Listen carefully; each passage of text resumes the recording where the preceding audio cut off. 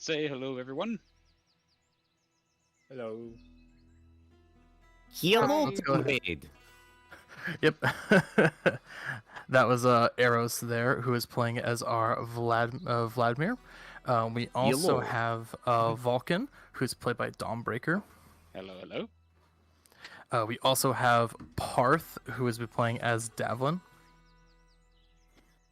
And then we also have Norelor, who is playing as Nenewza. Or backwards. Who's played it by? Yo. And then finally, we also do have Marshell, who Elias will be playing. Hello. Yep. And then just to kind of let everybody know, if you are looking for any sort of models and avatars as we have right here, then you can go ahead and check out on Twitter the only tapir that you know, also known as Opal.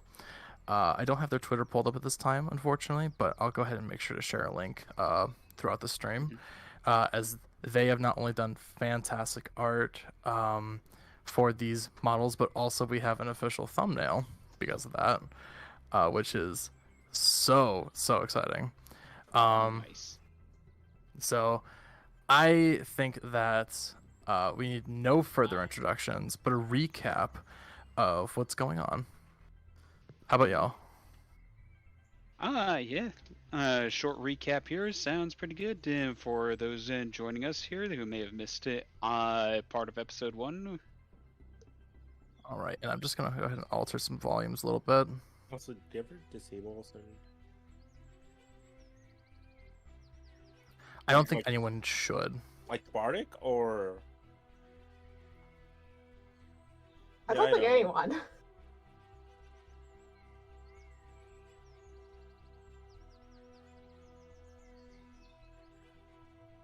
Given the first chance of inspiration. Oh gosh, I don't.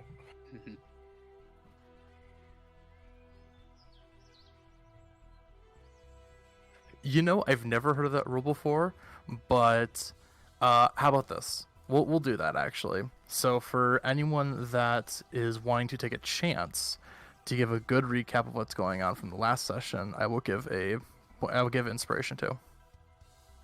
I'll choose to not do it. If I you don't- don't want to do it, you don't have to. I don't trust my memory yet. Well, Alright. I know well enough to give a recap, but if someone else is gonna do it, I'd let them go ahead and do it. Okay. Also, just Alright. adjusting volumes a little bit, so that way everyone's good.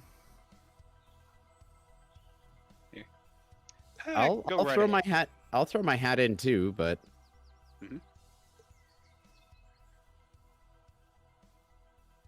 There. Alright.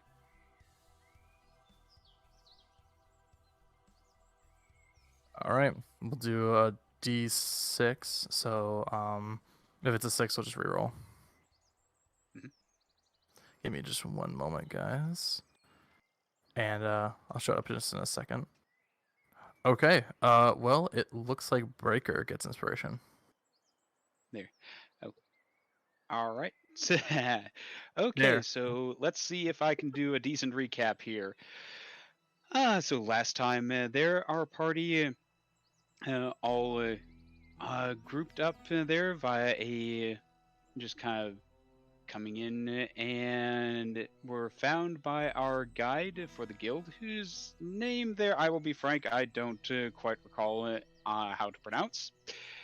And he found us via a little magical rune thing that we had gotten whenever we signed effectively the contract to apply for the guild.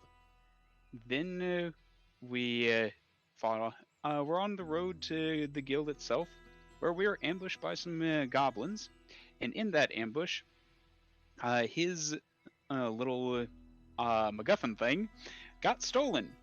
So now we gotta go and track that down. Fought some more goblins here, tried to sneak up on their little encampment before they could blow a warning horn, and were very close to succeeding through some good sneaking by by Vladimir, and uh, some rushdown jobs there from let's see, Paarth and Marshell and Norel, with a little bit of long range support from myself. But the horn was blown, and we have landed ourselves here. About to figure out just how bad that is going to be.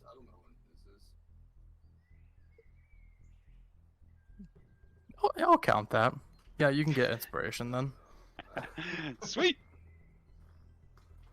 There. All right. So let's see. Where do I note that? There it is. Yeah. So either you do or you don't have it, and you can just basically give yourself advantage on one check. Sweet. Oh well, There, D20 test. Yes, I was able to find it. Thank you. It was one of those things. Where is that? Oh, there it is. Sounds good. And then I assume that audio is good for everybody, right? I noticed that in my own recording, for some reason my mic wasn't working, but I just fixed it. Beautiful. Yep. All right, Okay. yes, do let us know if there is any audio issues there, if anyone's particularly loud or particularly quiet, so we'll be more than happy to adjust that. Yeah, we may be experienced within the tabletop RPG, but we're not experienced within the recording, so... Also, Ace, I sent a message in the session chat. Send a message in the chat? Okay, Yeah. let me check that real quickly, and then we'll go ahead and get started. Like the group chat. Not the group chat, the Oh, the session chat. Got the it. voice chat.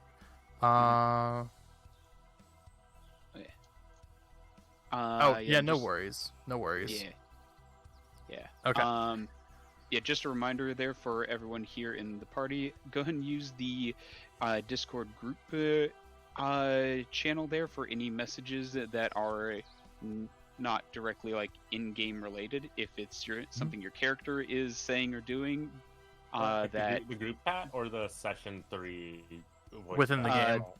game. so if it's something that is not directly like it's a question of mechanic or something like that, go ahead and use the Discord Twitch D&D series group chat. If it is something like your character does something or looks at something that would be everyone should know about there to include all of the viewers, use the in-game text chat. And yeah, we'll just go ahead and get started then. So yeah, pretty much last time that we had left off, this band of adventurers, or at least startup adventurers, was recruited by a man known as Aknon, a dragonborn like wizard, as to show from his appearance right here. Very, very good looking indeed. Look at that model. That's just so good. And he was basically recruiting brand new adventurers that were looking to gain some experience within the Guild of Trunarth, within the realm nearest to a pretty far distance away from Baldur's Gate. And as we were traveling to the small little town of Phandalin, for Aknon to give a small little delivery to, a ambush of goblins had occurred. And just as you thought that you were about to quell this goblin ambush, it does in fact look like there was a small little encampment nearby a mouth of a cave, where you tried to silence one of the goblins, or two of the goblins that were actually standing out at post.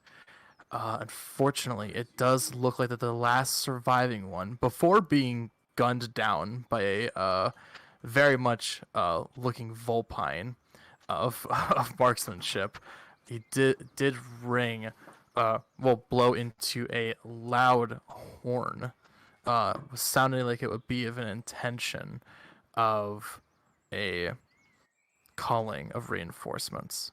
And as we stand at this point, the goblin is still kind of looking directly at you, Vlad, with fear, but also kind of like holding up a little scimitar that is there. upon the blowing of the horn, you, along with you, Paarth, you see Akon's. He just basically kind of like goes from like a bow ready position to like, oh dear God, as he like face palms a little bit, and you hear him call out, "Regroup quickly." As you two specifically see him start making his way back to the bridge. As I'm just gonna have him move a little bit right here. That boy floating. Oh, that's interesting. All the way over there? Okay. Yeah. So he's regrouping back over here. Yeah, our ice block is still... how do you ping again? Oh yeah, there's no ping tool, so our little ice block friend is here. Yes. Oh, yes. This particular one is in fact frozen. So I'm going to go ahead and just give him the color of a light blue to show that he is still indeed frozen. He's literally a goblin block. Yeah, a goblinsicle. Gobsicle. Or a poplin. I guess that's how you get I guess that's how you get a gobstopper. Okay. There it is. Good All one. right. So, how do y'all respond as Aknon goes to retreat a little bit? Whose action is it in the turn order? Because we're still in initiative. At this time, you're currently not in initiative. As it's kind of like a. Even though we have a goblin that's eyeing us. They're eyeing you, but they just like they're not really doing anything. So it's really up to free range for anyone at this moment. In that case, I would Eldritch Blast this goblin on my retreat. And I would, well, at the same time that Paarth would be doing that, I'd be pulling the trigger on my, Vladimir would be pulling the trigger on his revolver. You can't, you don't got it. Yeah, you dropped that in there. Oh yeah, that's right. Yeah, I left it with, yeah, To that's resist right. the urge to go kablami kablami, you... that's, yeah, you gave that's your gun right. away. That's right. That's you right. do like the little pointer thing from like the Spider-Man meme, and it's just like that's not a real gun. Oh, wait. Oh shit, that's right. Yes. So guidance is still on you, Renewza. Renewza is apparently maintaining it on me. Yes, that is correct. It is still active. What do I add to my roll? You're just if you do a skill check, it's a D4. Oh, guidance is for skills only? Yes. In that case, 1 second. I am going to roll a spell attack, which I add a 5 to. So 1 second. Okay. Go ahead and attempt to hit this goblin. Also, just to let you guys know, I am still snacking on some stuff. Oof. So Completely if you hear me snacking, it's because I have tiramisu cake in front of me. So, my Eldritch Blast flings over the tree and just strikes the wall behind the goblin. While you see me flapping to move, like to turn around and head away from him. Sounds good. Seeing this blast of Eldritch power, the goblin does basically cower a little bit, but still has his blade like really shaking out to the both of you. That's roughly how far I would get per moment. Let's see. Actually, hang on. I want to see something real quick. Oh, that might be a problem. Well, I can do that. I could try to do that or kill him outright, one of the two. I mean, a dead goblin is a good goblin most of the times. Mm-hmm. So with the blade drawn, Vladimir's gonna walk up to the goblin, knowing that, like, he'll have the blade ready to defend just in case he tries to swing, but he's not gonna get, like, right up onto him for him to try and get that swing in. Come on. Work with me here. Point your gun at him. Just remember, Yes. we're not in initiative, so goppies might start running out any moment. Yeah. If he does his opportunity attack. And at that point, Vladimir just looks down at him and goes, I'm going to... you know what? You've been too much of pain in the ass. You go sleep with gods. What? And he didn't. Oh, never mind. I thought that was his role. Oh, no, that was me. That was for something special. So at that point, Vladimir is just going to drop his blade right on top of the goblin's head. Oh, bullshit. So what's Campfire, that total? stop me. So for that would this be goblin was lucky for 3 attacks in a row now. 8 plus 6, that's 14. 14 to hit. Does That's it hit? close. Close but no cigar. As you see, as you go to drop it a little bit, he ducks just ever slightly as you go to drop it, and a bit of the wall is in the way that you didn't notice before. So it kind of, your machete just kind of takes off of it and just kind of catches it a little bit. Seeing that opportunity of just like, you do see that the goblin does attempt to attack you with a scimitar. Okay, I'm back. Sorry. No worries. We are just starting as this goblin is really hard to kill. Oh yeah. Yeah, apparently. So 11 on the die plus. That's a 15 go. Nope. AC 16 for me. Cool. He swings at you and also hits the wall. We're just banging on the walls here. Just a couple of minors. Don't mind them. Ting, ting, ting, ting, ting, ting. Also, since there's a little bit of that noise being made. Yes. Oh, okay. There we go. All right. Anyone else that's doing anything, or? Are we attacking the goblin still? Well. He missed the part about our friend calling out, telling us to regroup. By the way. Oh. Yes. So Aknon is saying that we would need to regroup at this point, as it be vital. He called all of us. He called all of us saying, "Hurry across the bridge, regroup." Yep. Indubitably. I'll just. Can I move freely, or do I have to move with my normal? We can move freely. Just consider everything happening in 6-second intervals. Okay, so I'll just move right here. Yeah. Well, I'm going to gain some high ground. Yep. Align myself. I'll go up this way like I was earlier. While everyone else is getting their actions in, mind if I go ahead and do another attack roll? Sure. You get one more a chance. Yeah, one more chance. And this time what Vladimir's actually going to try and do is just stab right at him. Like, particularly aiming for center mass. If he has enough time to do another action, I'm going to be flying over here then. And that'll be 16? Yeah, 16. That's pretty close. You got him. Nice. Roll for the damage. And that'll be this plus 4. Are you sure it's not the wizard? No, it's the baby. Oh, for fuck's sake. 5. Wait, do you guys know the wizard joke? So when they were phasing out the word mage to wizard, they just control left mage and replaced it all with wizard. So every single time it said damage, it was the wizard. Nice. That's a real thing. Yep. So as you go ahead and attempt to strike into this goblin, your machete goes clean through the abdomen, as you can hear breaking of the ribs as you've just gone clean through them like butter. As you whop him, and he goes, lucky shot. And you see him drop it immediately. Yeah.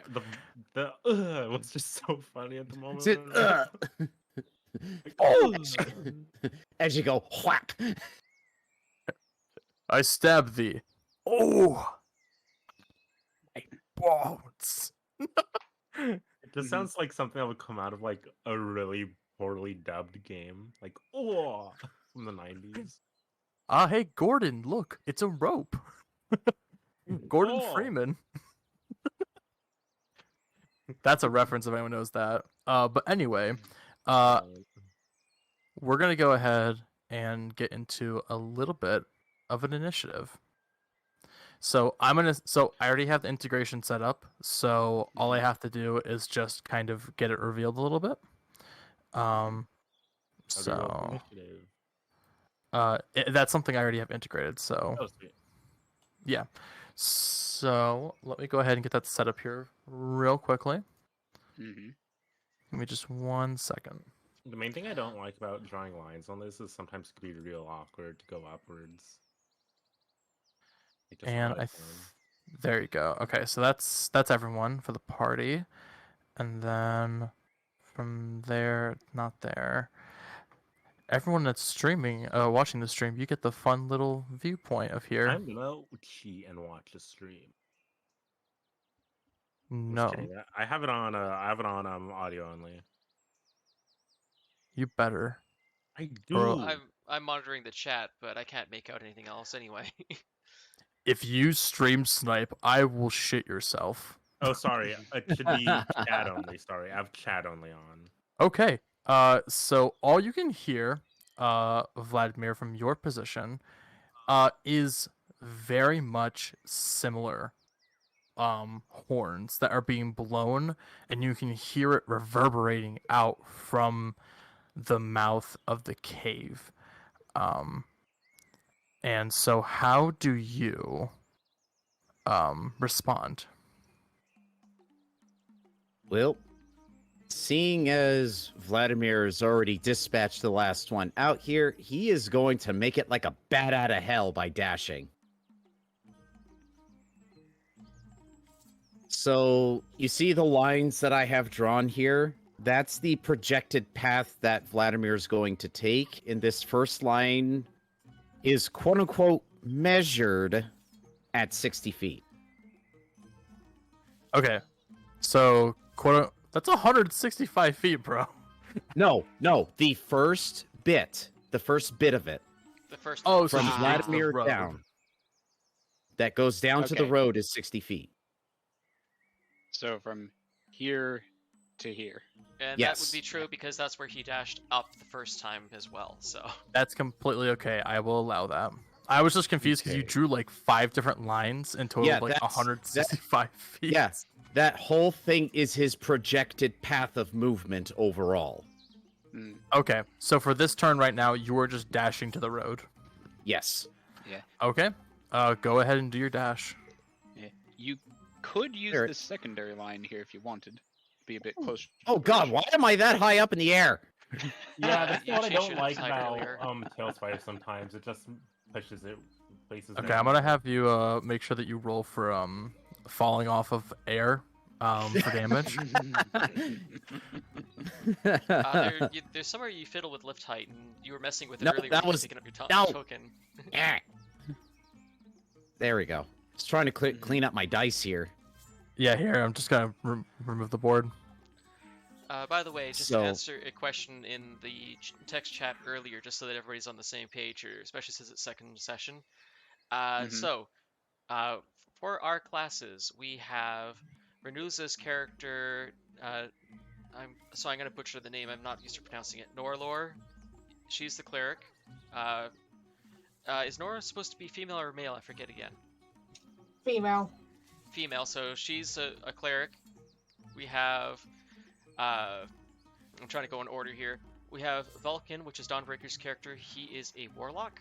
We have Mhm. Marshell, who is a sorcerer. Even though he looks like a wizardy type, he's actually a sorcerer. And that's the whole point. Yep. And we have Vladimir, who is a artificer, if I'm correct. Fighter. Fighter. Oh, Yep. fighter. My apologies. He's a type of fighter. And Paarth is an unusual one, which a lot of people don't know about. Is he is what is called a sidekick. More specifically, he is a spellcaster prodigy sidekick. A sidekick is like a half player. Sidekicks are weird because you can apply them to NPCs or you can play them as a player, but they count as a half player. Sounds good. And Vlad, is that all you're gonna do for your turn? I think that's literally all I can do is just dash out. The dash Sounds is good. his full action, so yeah. Yeah. Okay. Next it'll be Marshall. If to jump across this lake, because my normal movement can make it, would it be an acrobatics check to make it across? Because my jump cannot do it. My running long jump. So you're trying to do a long jump across the Well, my bridge? running long jump can't actually make it across, so I'm asking if it'd be an acrobatics or strength check to actually make it across. So His- standard jump rule is it is your strength score plus 5 or plus 5 feet for your jumping distance. So you wouldn't. So that's even with a running start. So you would not actually be able to make it. Because this is about like I'd say like 30 feet over probably. No, because my 20 question feet. is, because I can't make with a long jump, can I just make an acrobatics check as my action to make it across? No, I will. we I had won't. this I will discussion make. last game. We did have this question last game. He just couldn't make it. Yeah, we remember he was trying to find out if we could get across the bridge, and everybody fiddled around for over an hour. We worked out we could not make it across, even jumping across the bridge. Okay. Yes. So you can't make it across the bridge even if you do an acrobatics check. You will fall in the water. Right. But the water is not that deep. It's like 5 feet deep. Okay, then I'll just. Oh, I don't even need to swim here. I'll just go into the water and try to make it across. Oh, that'd be difficult terrain, wouldn't it? I rule it as difficult terrain at least until you get inside the cave. It's also flowing. Yeah, it's flowing. That's why it's difficult terrain. Okay, so that'd be 5, then half. I'll dash, and I believe that'll just get me across anyways, even if it's difficult terrain. Okay, so it'd be 5, and then it'd be 15. Oh no, yeah, 5. 15, 25, 35, 45, And that's with the dash. 50. You need 10 movement left. Are you sure just dashing across the bridge wouldn't be just as effective? No, I'd have to make multiple turns to get Yeah. across. I do want to let you know, Marshall, as you do enter the water, even though there is a flow that you're able to push past, it is freezing cold to the touch. Eesh. So like, there's nothing really going off of it, but as you get out, you're just shivering. Eesh. Oh gosh, that's not fun. And I don't believe I have anything for bonus action, so I think that is just my turn. Okay, Paarth, you are up. You are also wet from the waist down. Yeah.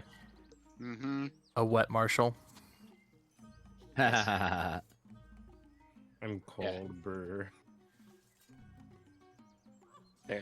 This, ladies and gentlemen, is known as the player did this because they could. Yeah. Yes, and also a reference to Baldur's Gate Night, which, if you want to check out, there's a clip of it. What's a Baldur's Gate? Paarth Anyway, Paarth sorry, Paarth. Paarth repositions slightly, and fires an Eldritch Blast at. Oh, actually that goblin got downed after all, didn't he? Yes, he did. Oh, in that case, I don't need to shoot him anymore. I forgot that you managed to actually get that killing blow. In that case, Paarth is going to flutter over here, land on this tree, and same trick as last time. The tree seems to get a foot taller as Paarth casts Minor Illusion over himself. Sounds good. All you see is the tree rocking back and forth with the top piece of the tree statically staying in place, which looks a little weird until the tree settles down. All right. Okay. And sorry, I ready an action to Eldritch Blast anything that I see exit. So Flourish. you already used your action for a Minor Illusion. Oh, right, I so- did. Never mind. Scratch Yep. So that. you cannot ready it. I forgot. We're in proper initiative now. Yes, that is correct. And so that is the end of your turn then? Yeah, that's end my turn. Go for it. Beautiful. Okay. So I'm just trying to get that clip up for anyone who wants to watch it. So next is Aknon's turn, and you see him basically head straight for the middle of the bridge. or basically at the right front end of the bridge, as you see him just kind of direct his attention that way into the mouth of the cave, as a little bit of what looks to be a spiral of blue and red flame kind of holds within his hand, as you see him hold an action for a spell. And that is his turn.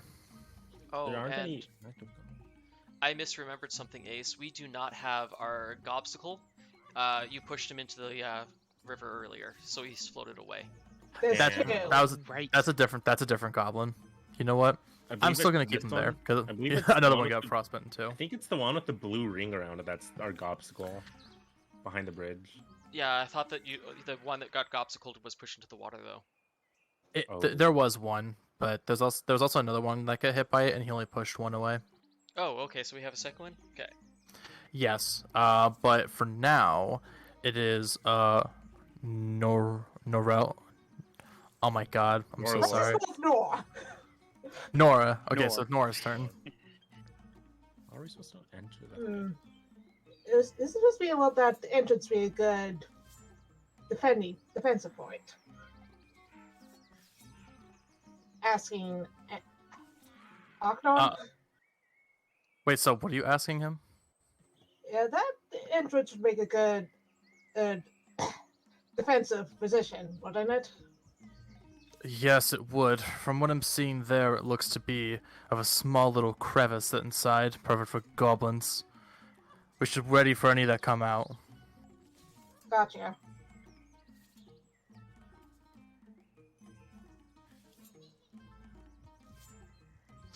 So, is there anything that you're gonna do, Nora? Then?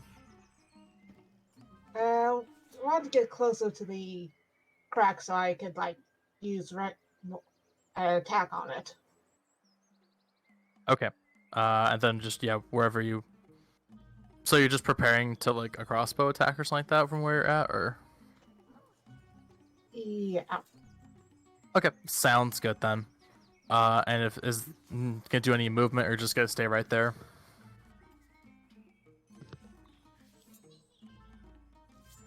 Okay. Well, if there isn't anything else, then there you go, perfect. Okay, so you move to there, and then you're holding an action with your crossbow. So when something pops out, then you'll take a shot at it. Correct. Got it. Perfect. Okay, so next up, it is Valkin's turn. All right. I've got my position here pretty well. I can reach to the mouth of the cave, so I'm going to ready a Eldritch Blast to greet any enemy that pops out. Sounds good. I'm gonna turn your character to the cave, just that way to Yeah. an ocean for that. I can't have my I character think- turn around. Yeah. Actually, we'll go ahead and move him forward by 1, which for some reason it's not allowing me to do. There Oh, we go. I had him selected. My apology. Ah, okay. I So I'll turned move him him around. forward by 1, just to get an extra couple feet. An extra 5 feet on my range. There we go. And with that is my turn. Okay, so from inside, so you don't really hear anything at this time, as you just kind of see, basically, you're just kind of waiting for a little bit. Hmm. 3, 4. Okay, so just. What's the But- sound from? I actually, if anyone is trying to listen intently, I can go ahead and give me a perception check based on hearing. I don't Okay. think I don't think Marshall would be that keen enough to listen. Yeah, listen for Oh. goblins. Oof. I don't hear Jack. For Ooh. perception, right? So +3. Yeah, perception that's Breaker, based on hearing. You botched that roll. Yeah, I really did. So for me, make that a 14. If this is a ability check, do you want to use guidance on it? I'm sorry, what was that question? Said Fall. Davwyn, you do have guidance, but do you want to add it to the roll, or? Oh yeah, you do have your +4 of your dice if you want to use that. Do I consume that? It's a one-time use, but then it's like you just kind of get it back later. I'd Yeah, rather someone has not to cast use it at guidance the on you moment then. again. I'll take my 14, because that's a pretty good roll. Isn't guidance also concentration? Guidance is concentration upon the user, but Dav is not the user of the spell. It is someone else. Oh. The reason I double roll, by the way, is I have keen senses. That's right. Okay, so just going down the list of who is just in the lobby, Aeros, what was your result? Wait, results of what? Perception check based on hearing. Oh, I did not roll that yet because I did not hear the cue to roll. Yeah. That would be that plus 9 total. Okay, so a 9, Renewza.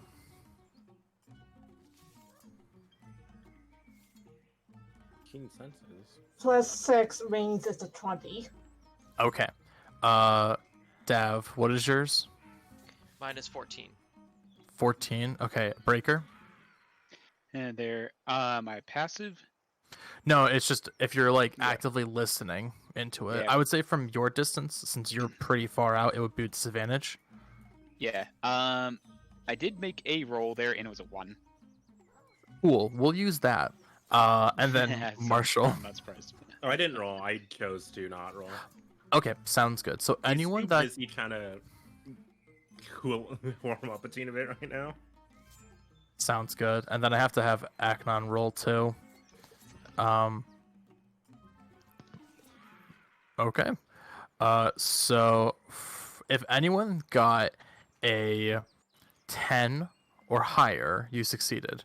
So to those of you who did succeed, you can hear light bits of a mix of cackling along with a unrecognizable growling that can be faintly heard coming in from the cave. And you can kind of get the little bit of noise of splashes of water as if like something is approaching out from the cave. But nothing approaches just yet, as we're just going to go ahead and go through one last one and then to see what everyone is doing, unless you just want to keep the same actions as you did the first turn. There. Yep. I will continue holding my Eldritch Blast. Okay. Paarth, you want to ready your attack then, correct? If you already have a ready to attack, you would just keep it if you wanted to still do that. Okay. So that's. Oh. Said, but Paarth didn't have one because he already used his action for the minor illusion earlier, correct?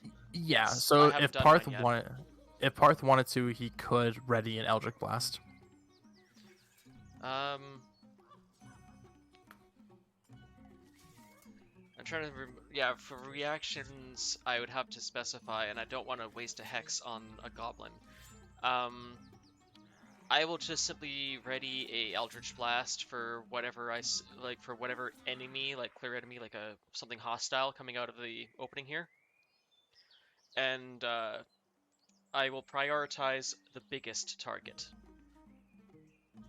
Okay, so size-wise, you'll prioritize the biggest target. Size-wise, yes. Sounds good. Marshall? Okay, oh, you didn't move it to my turn. I'm just like, it's just gonna go like quickly of just what everyone wants to do, and then we'll go into the next ones. Oh, I didn't prep anything either.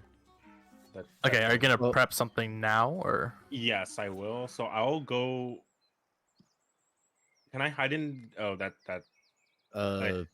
I'll just go right here and ready magic missile in case something tries to come out. Okay, so you're gonna prep magic missile. Yeah. Okay, make sure you use your spell slot for that. And then I know Vlad, I know that you're technically supposed to be up. I just wanted to see what everyone else is doing. But that's Yeah. only So- if it goes off, right? You have to specify the No, trigger. that's so for any prepared spell of like I'm going to hold my action to hold like a leveled spell. you've casted it. You're just waiting for a target to come by. So Oh, he's even holding an action. Sorry. yeah, so he's holding a magic missile. So therefore, whether or not you actually cast it upon somebody, you've technically casted it. There's just not going to be a target that's valid, so you have to use a spell slot. Okay. And then I think that should be my. I could Okay. move about 10 feet, but I don't need to, honestly. Yeah, that's my turn. Sorry. Okay. okay, So and then I'm what? so sorry, Vlad. what So sorry.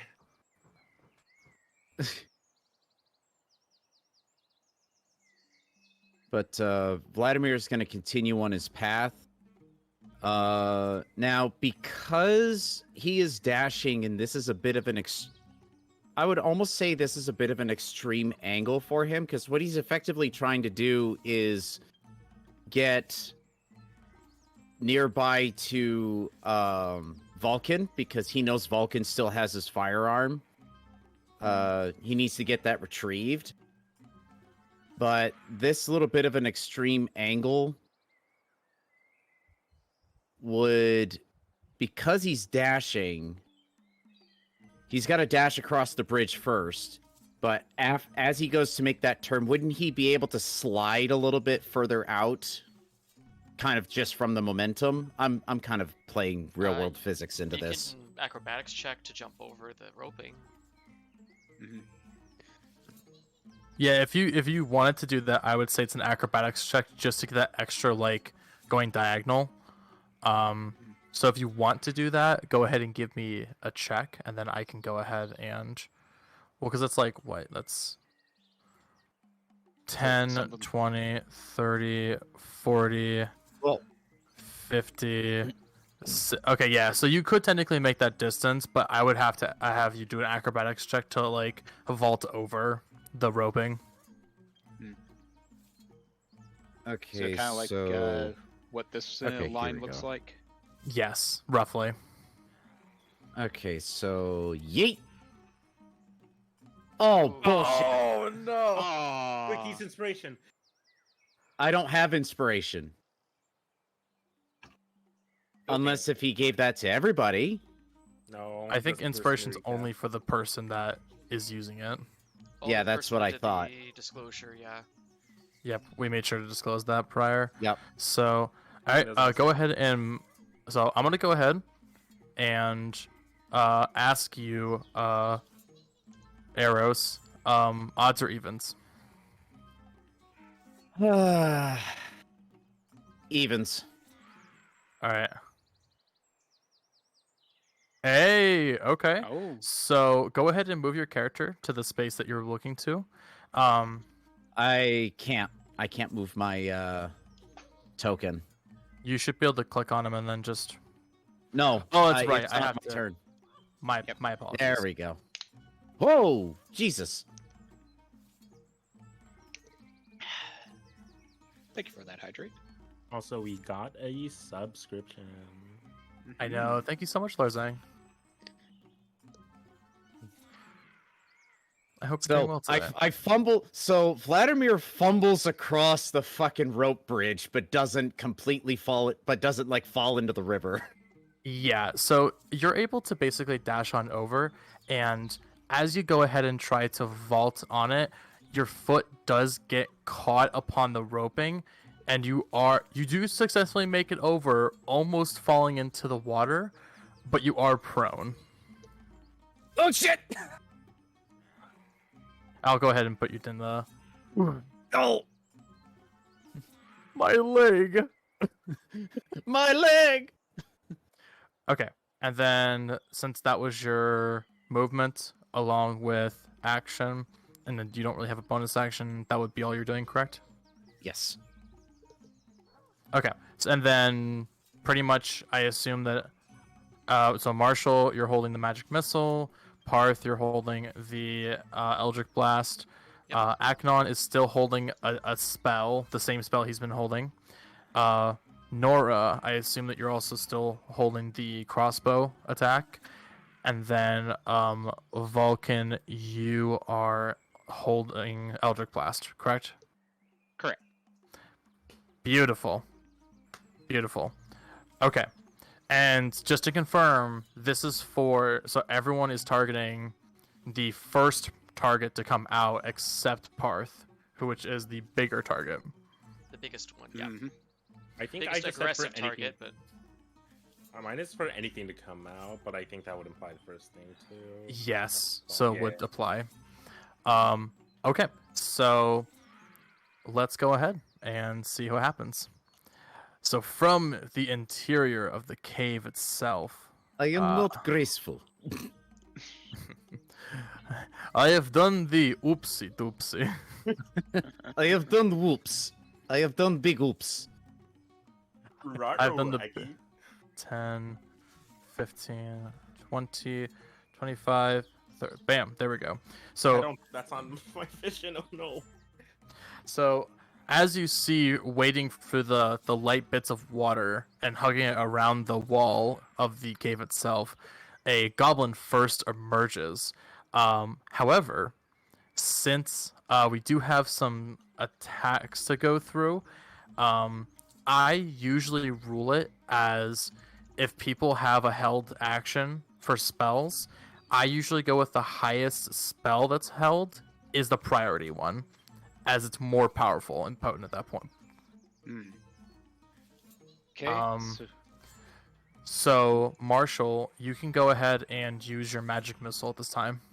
Okay, can I? Oh, I can't target it and do the magic missile animation. Oh no. Here I can do it for you.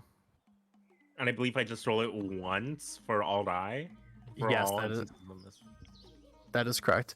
Yeah. Also, Larzine, thank you so much for that sub. I appreciate it. I couldn't reply to your message prior. I'm hitting it with all three, so that'll do 6 plus 9 damage total. Okay. Roll 2 plus 1. Sounds good. And I think that is actually just enough. Oh yeah, that was just enough. So, with these, them as like quills. Oh, quills. That's pretty cool. Nice. So it's 3 very much quills appear. You see them kind of like whisk and whoosh around a little bit as if like they're little anime missiles. As each of them hit one shoulder and the other one goes directly through the forehead, blasting the goblin back into the wall and dropping. And since that killed it, then everyone still has their other ones. You're welcome. Next. So we'll do... That is also my reaction, because that's how yes, that is your reaction. 10, 15, 20, 25, 30. So within the waters, another goblin emerges. And I believe that is definitely enough range for Aknon and also Nora. 120. Yeah. 100. So that's also I 120 have feet for you. Yeah, so that is within my range as well. Okay. Yeah, so anyone wants, so go ahead and use your reactions for that moment. Nora and also Valkin. Alright. Rolling mine here. Yep. Aknon will also go ahead and roll for an attack. Oh my word. Okay, I'll go ahead and use, wow. Okay. Oh, since both are being launched off here, I'll go and just save my inspiration there. Sounds I sure good. hope I'm dumping all these rotten rolls early in this game, because my word. Okay, and then Nora, what is your full result?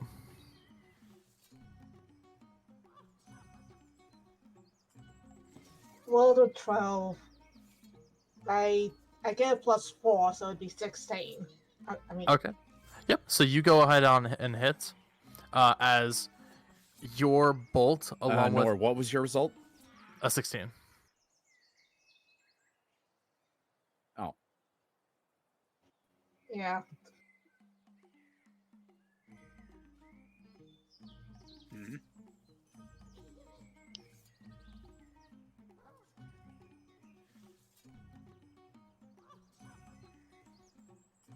Nice. Plus 2, so it's 10. Let's go. Ooh.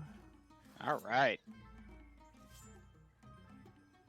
All right. So yeah, with a combo of what looks to be a white the mixing the combination of the flames, it turns out to be a white firebolt is shot at this goblin, striking it first and catching its clothes a little bit on fire, and with a finishing bolt directly to the throat, that goblin drops. Mm-hmm. And yeah, that's it for that. Next up, okay, I have to double check this one real quickly because of course I'm prepared.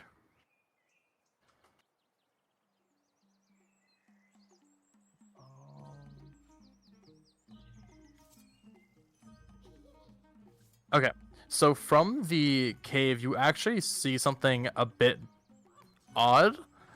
As 5, 10, 15, 20, 25, 30, what looks to be a wolf of sorts is like rushing out from the cave and just kind of wading through the water a little bit as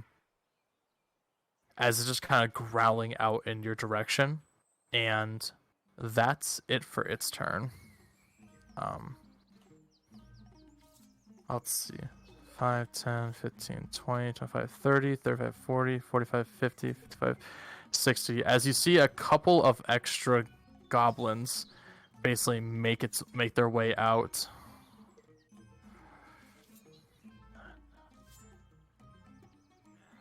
I'm just trying to make sure I get... As you see, like, basically 2 other goblins pretty much emerge. Mm-hmm. And that is it. So Vlad, it is now your turn, as you are on the ground. Wait. Now that their actions have completed, I have to automatically pick the biggest target. Oh, yes. If you still want to go ahead with that, then you can definitely do that. Obviously, I couldn't determine the biggest target until they finished their move. Now the biggest target is, I'm assuming, the wolf. That's from your interpretation, so yeah. Where are you at by chance? Oh, he's on the tree cute little just tree above topper. Over here. Oh, okay. I was Yeah, like, right I don't there. see you because I was like, You see, okay. my illusion is just that good. no, your character's not even shown. So, considering that the wolf, Oh. at least by mass, is the biggest, that would basically be what I would determine being the biggest. And if you're in agreement with that, Yes, I try to Eldritch Blast the wolfie. Go ahead and attack him. So that's only a 10 to hit. Okay, so your illusion does disappear because of that. Yep, because I shot through it. And as you go ahead and shoot from your maws, this chaotic energy, you do see that it actually just misses, hitting right above the wolf against the side of the river itself in the cave. Okay, that's my reaction. Cool. And then make sure that you reveal yourself. I never hid myself in the first place. I think you're clipping me out. I do not have there the we go. power to hide myself, so... Okay, All that's odd because you're not showing on my end. Ooh, weird. I see him. Check your cut box. Do you have the cut box turned on? I don't have it turned on right now. No, you're being focused to something, but like you're not like visible. You know. You literally can't see here. Everybody else sees me apparently. Yeah. I cannot. Oh, there we go. Okay, never mind. that was because I was showing a bit of the cave for the audience, and then it just wasn't showing you because you're above that. Yes, the cut box. Okay. Yep. My apology. I'm back. Okay. Welcome back. All right. And now it is Vlad's turn. Okay, so come on, give me. Wow, work with me here. There we go. Get up. So to get up and to get to this point, that will still count as the full normal action, right? Yeah, so since you have to basically get yourself up from the prone that uses half your movement, you'll have to dash to basically get close to right where you're pointing at. Okay, so get up and well, hang on. Just let me think, Breaker. Let me see. Doesn't look like any other archers are coming out, so I could just go right in front. The rest is just melee. Because the initial idea was to... Well, actually, no. Vladimir doesn't even know what's coming out. So for all he know, there could be more archers coming out. Mm-hmm. So, yeah. Then he's going to use his dash to get himself into behind some cover. Come on. Basically back over here. And he's going to take the opportunity to go... Vulcan gun! All right. Apparently, our mod launcher updated in the middle of stream. All right. Yeah, I will allow you to basically use a bonus action to basically retrieve your gun from him.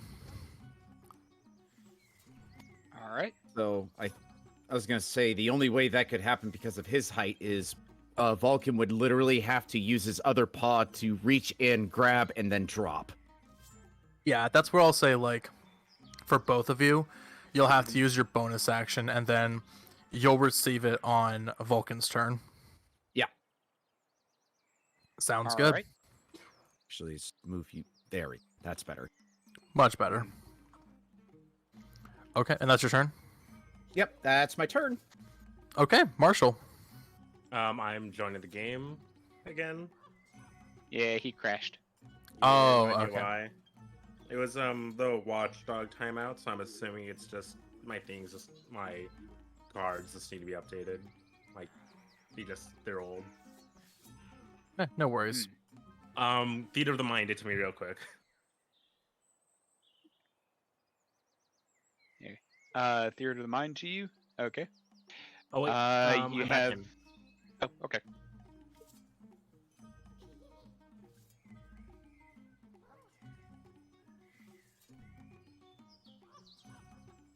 Waiting for the oh, okay. I don't know. Everything's loading back in for me. Okay, Fun. sounds good. Okay, so I can see a goblin right there. I'm just gonna Ray of Frost it. Okay, I will say from your position, since just trying to get like a good view of it. Oh, yeah, I'd say like you have a good like, cause it's like you're on the high ground, but there's the little ledge that's clipping there. So I would say that I you have just the high do not. ground now. Oh, that's what happened. What happened? What happened? Sorry, I was dealing with some tech issues on my end. We're good. Yep, and then if you want to go ahead and go with your Ray of Frost, then you can do that. Yeah.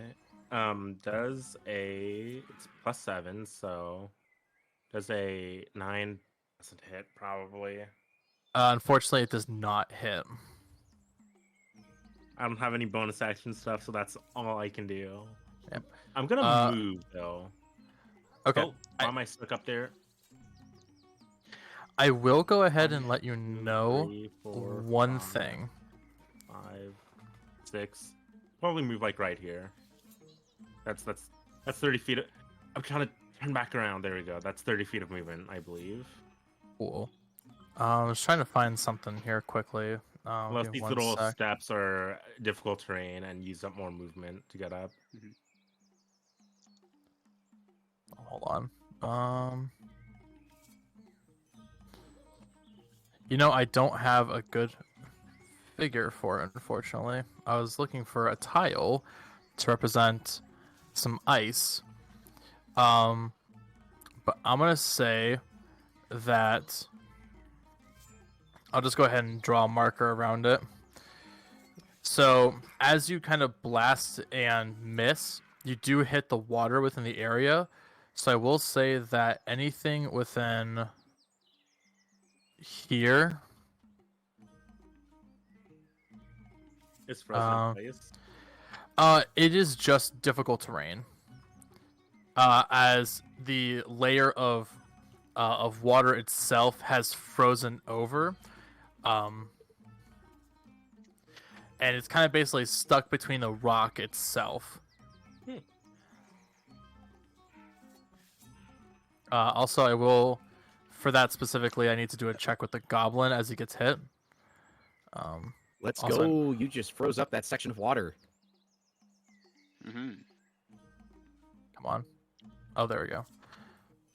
Also, I would like to mention, what's it called? My AC is 15 because Mage Armor is still active. Yeah, I remember that from your note. Okay, so in addition, since this goblin is wet, you hitting him with the Ray of Frost, in addition to the river itself kind of being stuck and connected to the wall, you do see him slip and break through a little bit of that ice. So the area is still a little bit of frozen over, and difficult terrain, but he is knocked prone because of that. Dang. Mm. I believe Icewind Dale has some things about how to deal with ice, but I'll do that later. Yeah, for right now, it's just that's how it's being ruled. Oh wow, that went way too far. Oops. Yeah, that's the main thing I dislike about Tailspire sometimes, because it's a 3D plane. It assumes where you're trying to go, and Yeah, it's no used worries. poorly. Well, anyway, is there anything else you're trying to do? No, that's all my action. That's all I can do. I don't have enough action economy yet. Okay, sounds good then. Well then, Paarth, it is your turn. Okay. Been considering a move for a while, but I'm not sure if it'll have any effect on the enemies or not. What you thinking?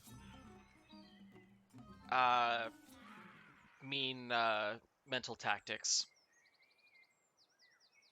I'll try it, and it'll probably fail, but it'll only waste one action, or one turn. Okay. Paarth flutters down a little closer, because he needs to be within range.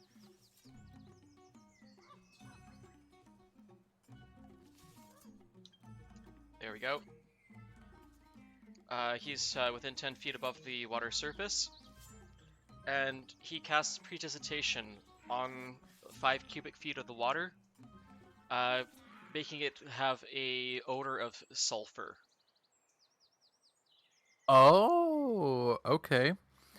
So, a little bit of the area, is that where like the goblin is exactly, or like what is that exact area are you? 5 feet here, but because the flow of the water is going to quickly travel that away, because you said the water's flowing upwards, right? No, it's going outwards from the cave. Oh, dang. I need to get closer then. 1 second. Let me see what my distance is if I try to fly from that treetop.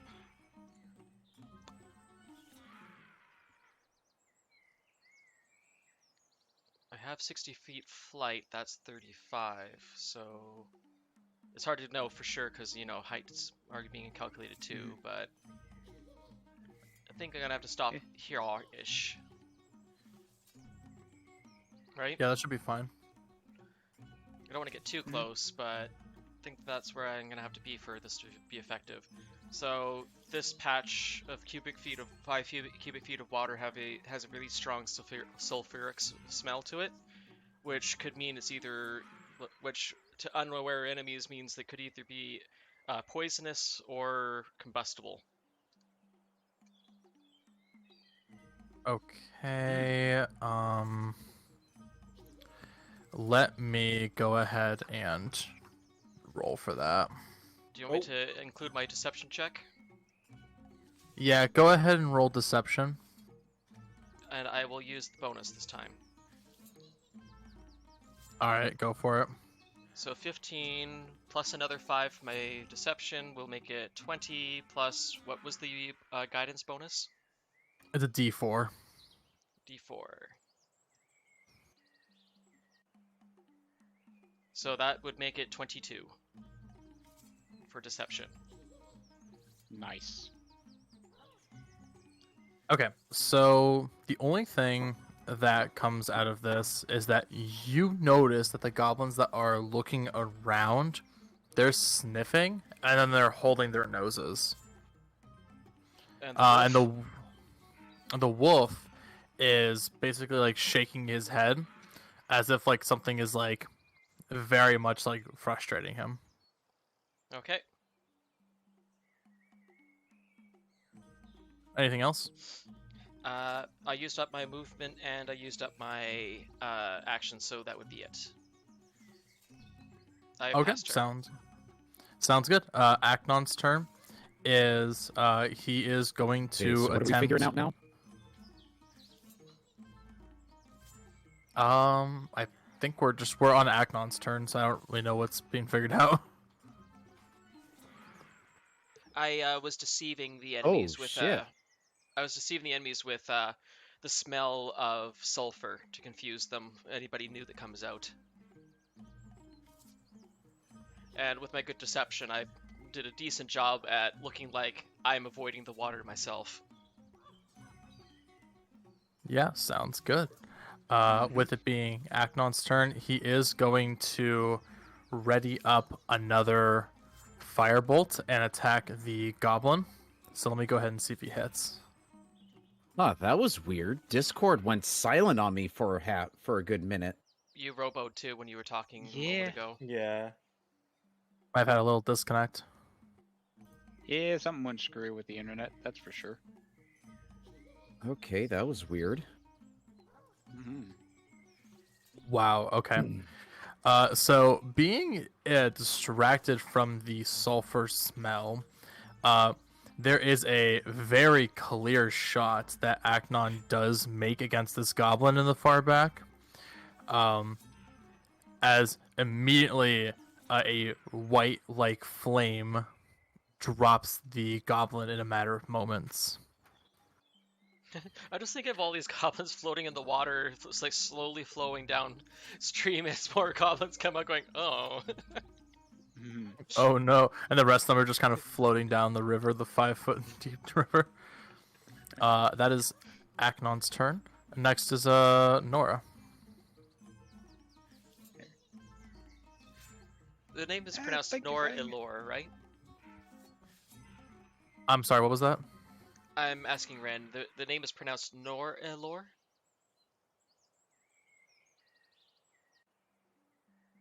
Renewza? Talking... Sorry, I was busy taking down notes. Oh, no worries. Okay. I personally interpret the name as Norelor, but it's whatever. Norelor. Okay. Norelor. Okay, I'll remember that. Yeah, just ignore Okay. the E then. Norelor. Yeah.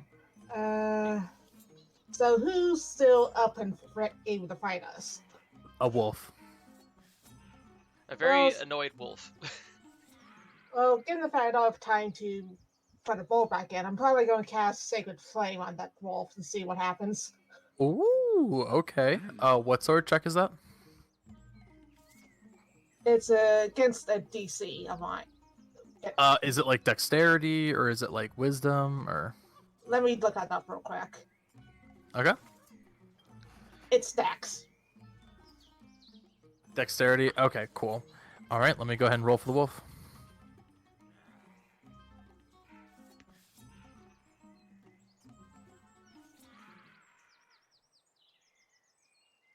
17.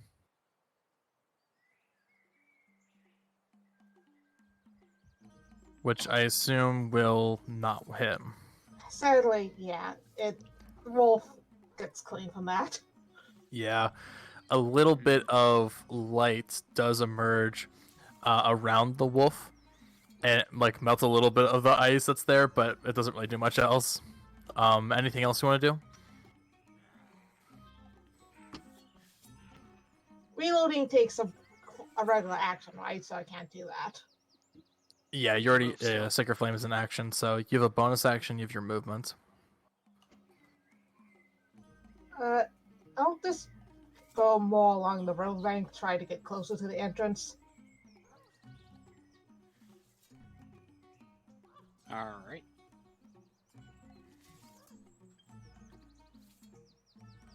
Okay, sounds good.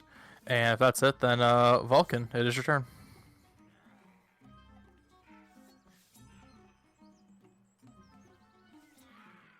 Breaker, you good? Is there anyone else who is, the wolf still Wolf. alive? The Wolf is wolf the only is one. still alive. Okay, well, yeah, he's much too agitated to try and, or looks much too agitated to try to calm or anything. So, yep. So Eldritch Blast. He's had 2 shots made at him, 1 hit, 1 didn't, and his nose is being filled with sulfur smell. He's not happy. Yeah, 16 plus 7. That's pretty close. Yeah, you can go ahead him. All right, so that is 1d10 here. That is quite a range, isn't it? Yep. Okay, so 2 damage plus No 5, bonus. 7. Oh no, Wait, you're is right. You have anyone agonizing talking blast, right don't now? you? All right. Well, by natural, it's 1d10 plus. Oh, let's see. It's 1d10 plus 7 here. There we go. Because that's my charisma modifier. So that would be 9 damage.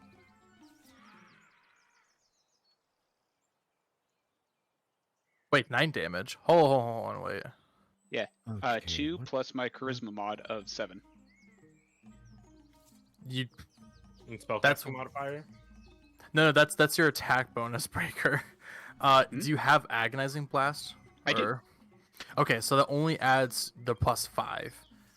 Because Oh, it only adds the that's- plus 5. yeah, because that +7 is your attack bonus. No. I have proficiency in charisma, which gives it a plus 2. So my. That's right? to attempt to hit. For damage, it's just the It's not just the modifier. Oh, I misinterpreted that. Agonizing Blast Yeah. is just your charisma modifier, plain. And this is why I dislike paper there and like roll 20, to be perfectly honest with y'all. It's Yeah, roll way 20. too many things to have to keep track of. Yeah, roll paper, 20, You it's don't have so much all space. Yeah, it's all there. It auto calculates. I like that. There. Mhm. So okay. There. So then So that's 7. 7 damage then. Also, I sent a thing in the group chat about ice. Okay. Sounds it'll be good used. then. Yeah, I saw about the ice thing. That's what I'm using right now, but I have a different thing. All right, So- and he's also pushed 10 feet away. Nice. So after a hefty hit from the shadows, he is now officially moved 10 feet back into the cave.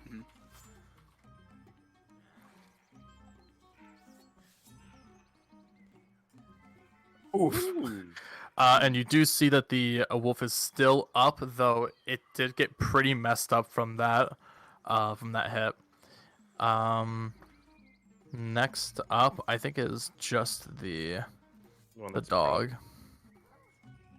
All the goblins are dead. Okay, what the hell is going on here? I don't know because you just went speed robo. Try Howard, disconnecting should I pause Aeros this and and reconnect to voice chat. At worst, Okay, now Where's- I can hear you. Now I can hear you guys, but I already tried completely shutting down Discord and restarting it. So I don't know what the fuck is going on here. did you change Wi-Fi? How can I Nice. do that on a PC? Oh, There could be He's something going on hardwired. with the internet connection somewhere. yeah. Did you change your internet connection? Hold on, there's a lot of people talking. Dav, what were you saying?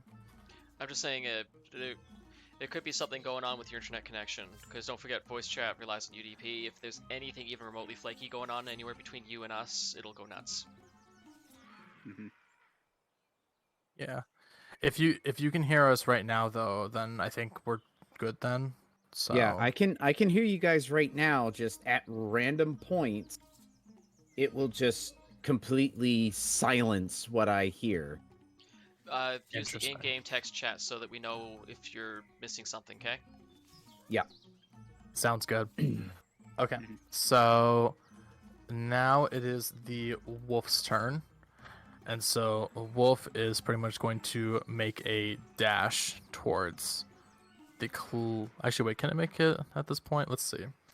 5, 15, 20, 25. Oh, yeah, it can make it up here. So... Even through the ice and the difficult terrain? It has to... Yeah, it has enough movement to hop on up. Okay. Because there's a special little pounce action. So it's going to first try and make sure to not slip. Which definitely succeeds. And then it is going to attempt to do a special pounce against Marshall. Owie. So what's your AC? Oh, 15? 15. That will hit, unfortunately. Ish. As you will be taking... Let's see, how much damage is it again? Let's see...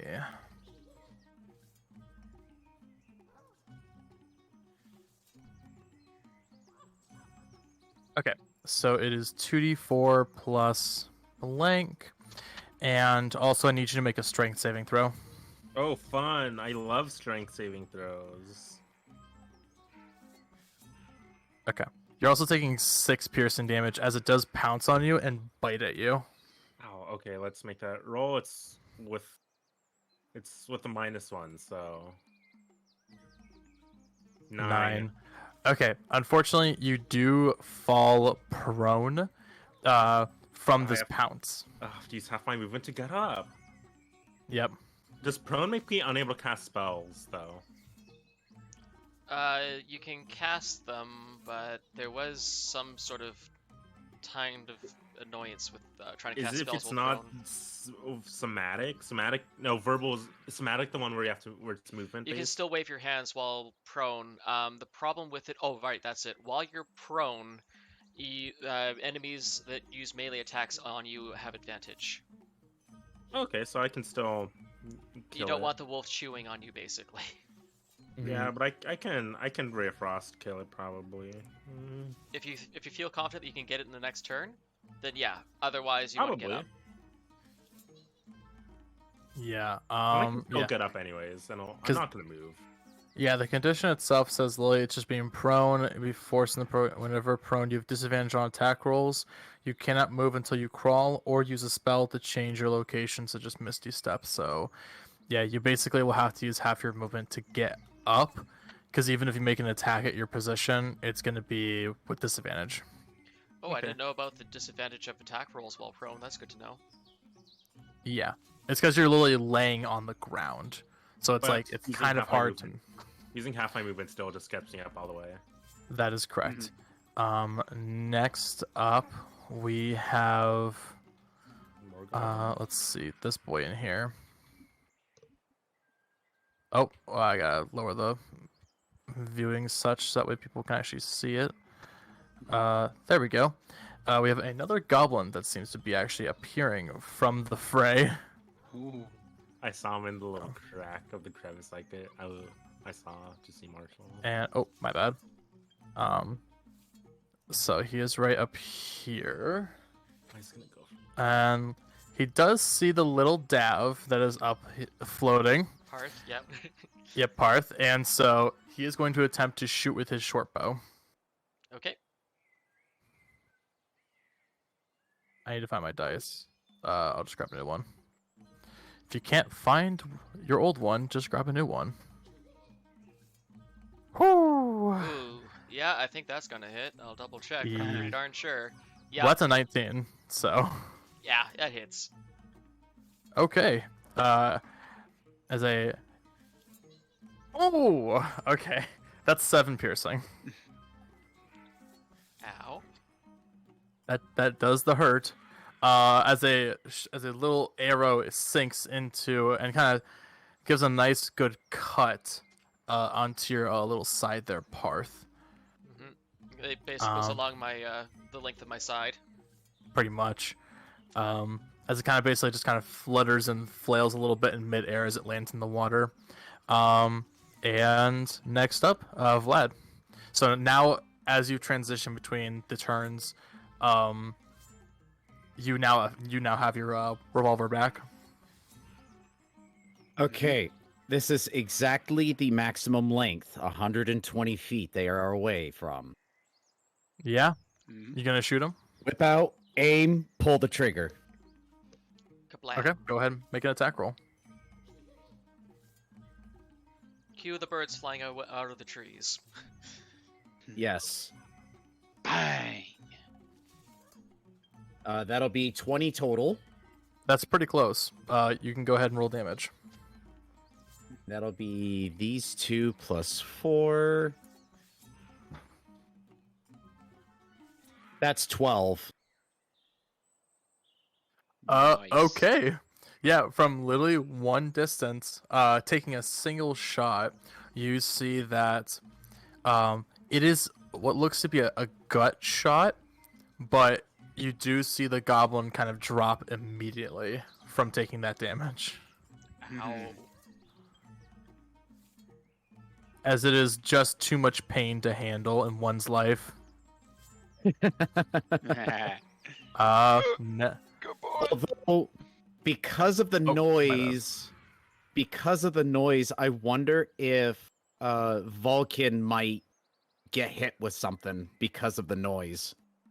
Why? He's Thankfully, used to shooting firearms. yeah, adjacency doesn't cause deafness. It's not a thundering effect. Oh, Yeah. okay. It's literally just you fire and that's it. If it was like you firing it next to someone's ear, I would probably have you roll a Constitution save then. Ah, It's partially the surprise factor, partially like extreme closeness thing. Yeah. yeah.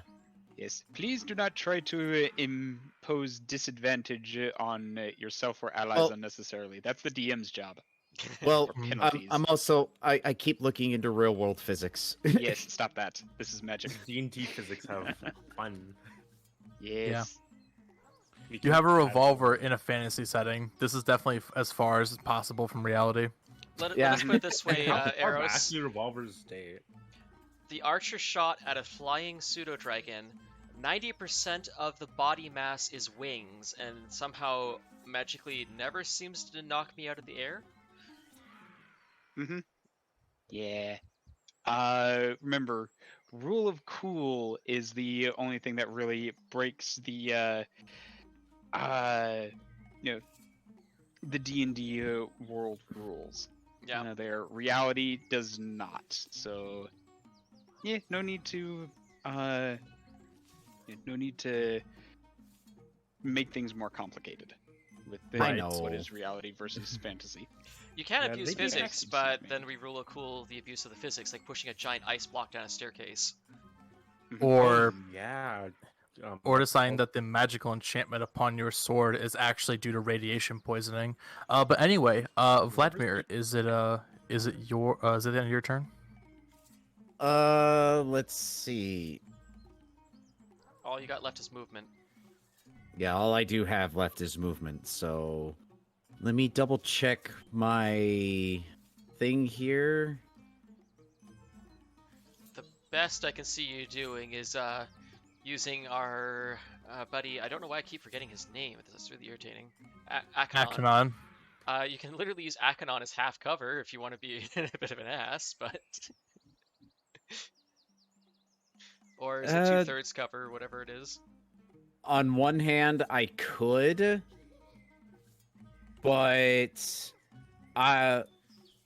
Vladimir also knows that if he tries to use another person as cover, they can easily just step out of the way. Yeah. It'll take at least a couple moves before you can use like the tree as partial cover. Okay, so he is going to dash the first bit of 60 feet. can't dash. Because... You cannot dash because you attacked. Oh no, oh yeah, that's right. Yep. Then that's right. You can casually stroll over. You just can't casually dash over. Okay, so then what's 30 feet from here? Right. You hit just the road. Yeah, just at the road. Okay. So What? Vladimir You- will start advancing forward. You'll be right on the road. There you go. Yeah, just about there. Yeah. hmm And that'll be my turn. Okay. Um. So, Marshall, it is now your turn. Oh, it's my turn. Okay. Yes. I will get up, use half my movement. I get up. I get up. How do I make myself unprone? I have to do it. Okay. I will cast. You know what? I'll cast magic missile on this dog. Are you sure you want to burn Okay. your slot for a half-dead dog? I mean, if it doesn't die, oh, it's half dead. I'll just Ray of Frost it then. Okay. Go ahead if you're gonna do Ray of Frost. Make a range attack with disadvantage. Oops, that's 6. That'll probably be the low one though. Yep. So that'll be a 13 to hit. Wait. I rolled You a get a plus separately on 7? accident. Yes. You get a plus 7 to hit. Yeah. Okay. Yeah, just hits. All right. And then 1d8. Nice. Roll the Only frost seven- damage. Only 6 AC on that dog? Then that is 7. No, it was 13 because you Oh, got plus that 7. That's a 7 cold damage on the doggy. Now with the thoughts of animal abuse in your mind, you hear the yelping of a dead dog as you freeze it like a statue. No. I ice it. How do I delete all my dice that I just did? Yeah. Right-click on any one of them. Oh. Done. See. That. Yep, and you have frozen this dog as a popsicle. And then I believe is this bump up difficult terrain? No, it's No, still it just says you're slow. going up a hill. Okay, so that's 15 feet movement. That's my turn. That's okay. Cool. All right, Paarth, your go. Yep, I was going to try to see if we can keep the dog as a pet, but not anymore. Nah, I got a grudge against this dog. It pounced on me. I cannot detect any enemies with my passive perception from here, right? No, you can detect enemies. They're just dead. Living enemies. That is correct. In that case, Paarth flutters over here, lands, and for the third time in a row now, you guys get to see him pull his illusion. Actually, it's not really worth an illusion because they'll look at Marshall anyways and attack. Paarth lands there and prepares an Eldritch Blast for, once again, the biggest thing he can see coming out of Hyrule. Okay, sounds good. It is The now. biggest aggressive thing coming out of there, I should say. None of our own friends. Okay, it is time. I gave the dog a painless death. Gonna cut the music for a moment. As it kind of hits this point, a fog seems to hit at this point, and what looks to be Oh, frick. the fuck. atmosphere around you changes color.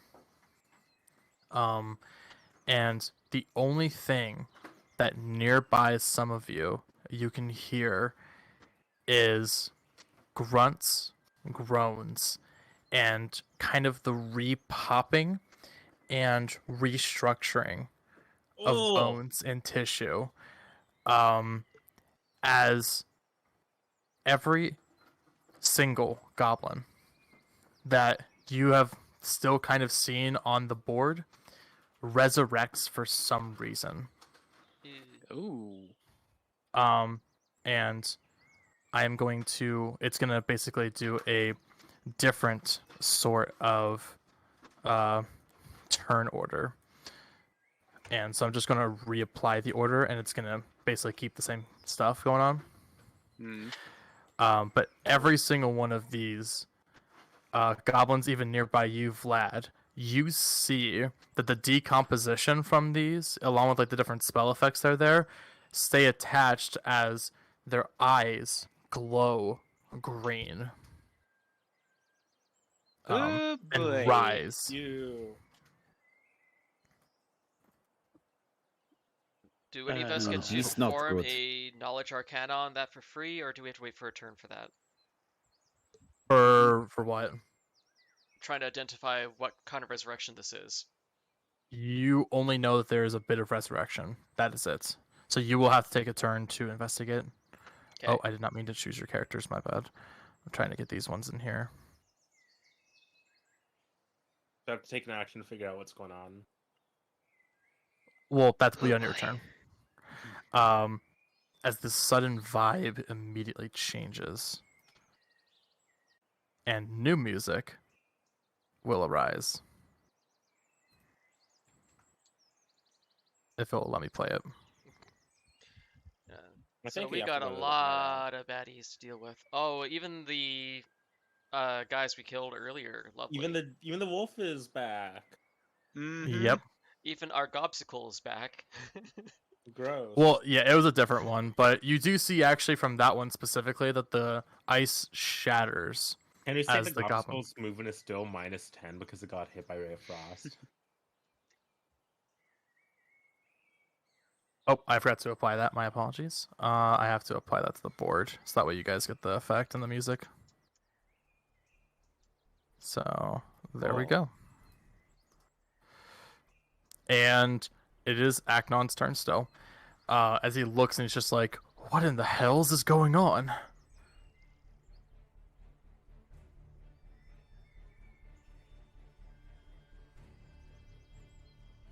And he immediately goes to assist you, Vlad, as within a matter of moments you see him cracking his knuckles and immediately goes to punch one of these goblins.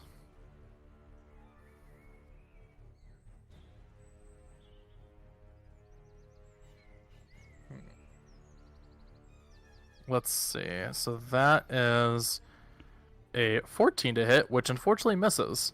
But upon his second attack, you will see him have a surging charge of electricity run up his arms as he will cast Shocking Grasp, which will indeed hit. Having 2d8s of lightning damage. And so the one with the... Wow! Holy crap. Okay. Minimum roll. Wow. Ah. Yikes. So he takes 2 damage, and then the one that is blue right here cannot take reactions. As even from the small little electric charge that is sent into this goblin of Vlad, you get like this disgusting smell of rotting flesh, which has enhanced the fact that this is a goblin, making it just utterly grotesque. I need you to make a Constitution saving throw. Cool.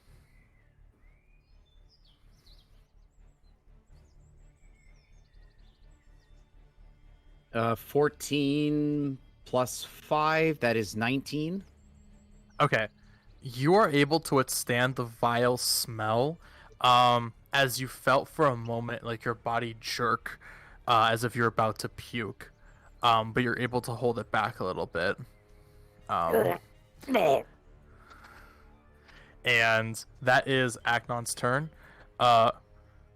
Norelor, correct? Norelor. I think I got Correct. it. Norelor, yeah. Yes, Norelor. All right, it is now your turn. So you see from the waters as this ice kind of fades away and kind of crackles and breaks a little bit, these goblins resurrect.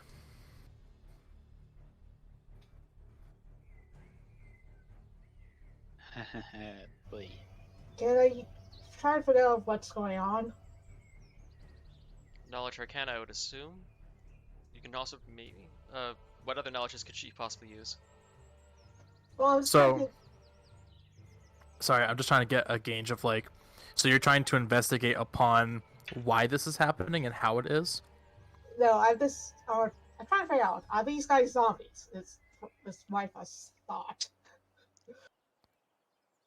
Well, you can act Okay. that out for sure. Yeah, it's just if you want to try to identify what effect is actually being used, it can give us advantages of knowing, like, is there a way to cancel it, for example. Well, my Arcana check isn't that good. Religion? Religion, I'm good at, yes. If you were going to, since this is a certain spell effect, you can check with a. I'll say it's a bonus action to check it, and you'll use a Arcana check. Okay, I'll do a bonus Arcana check then. Okay, go ahead and roll.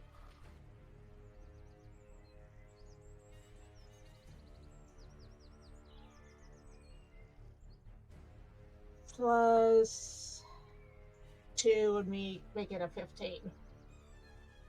Wow, you just make it. Okay. So, Nice. what's very interesting is that as you kind of like hold grasp to your holy symbol that you have, you are able to kind of peer with a only split second of revelation. As the eyes of these goblins become very clear, you're able to kind of peer through as the eyes draw a connection to what looks to be their heart. And for a split moment, you see a familiar symbol. And I am going to message that symbol out to you. It's not like an image, but it's just a description of it. And It's the Ankh symbol.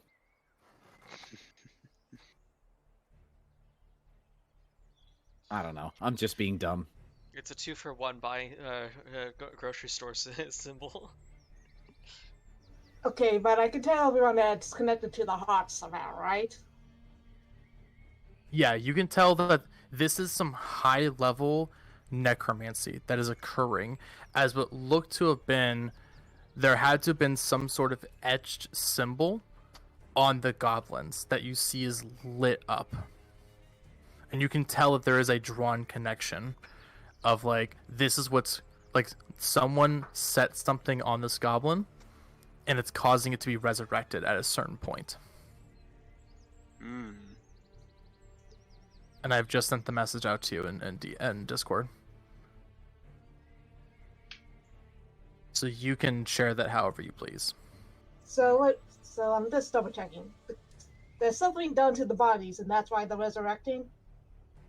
So you can tell that it's etched in a way as if like someone is in like it's like a glyphing ward of sort, but it's like not the exact spell, you know.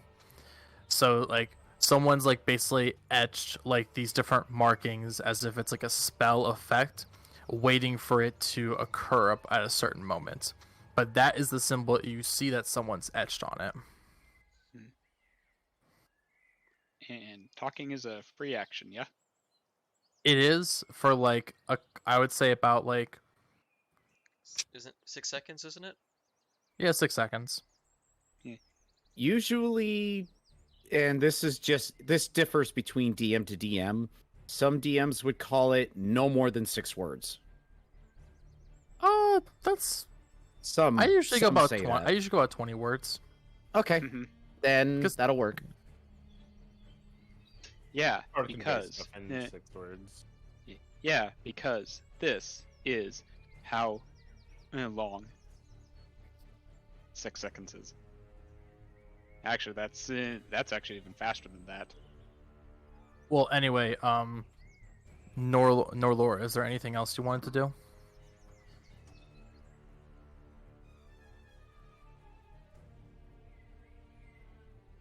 Renewza?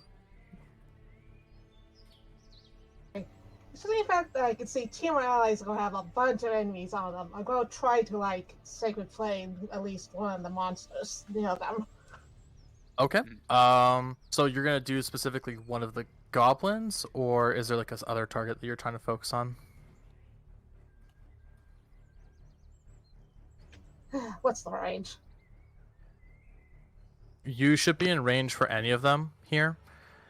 I just want Uh, to know which one specifically you're targeting. Okay, I'll be searching finding the wolf again, as I see that as perhaps the biggest immediate danger to the two on the other side of the river. Okay, so you're choosing the wolf then. Okay. All right. Yeah. Go ahead and. Oh, I have to do a dex save. That's right. Aw. Let's see. 17. Ooh, Dang it, it misses again. Yes, it does. To be prone. Whoever has the AoE up, can you remove that? Thank you. And is there anything else you want to do, Norelor?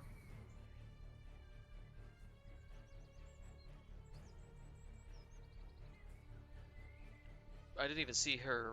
Oh, there's her roll. Never mind. Okay. I'll be Well- heading closer to the team now. Okay. Sounds good then.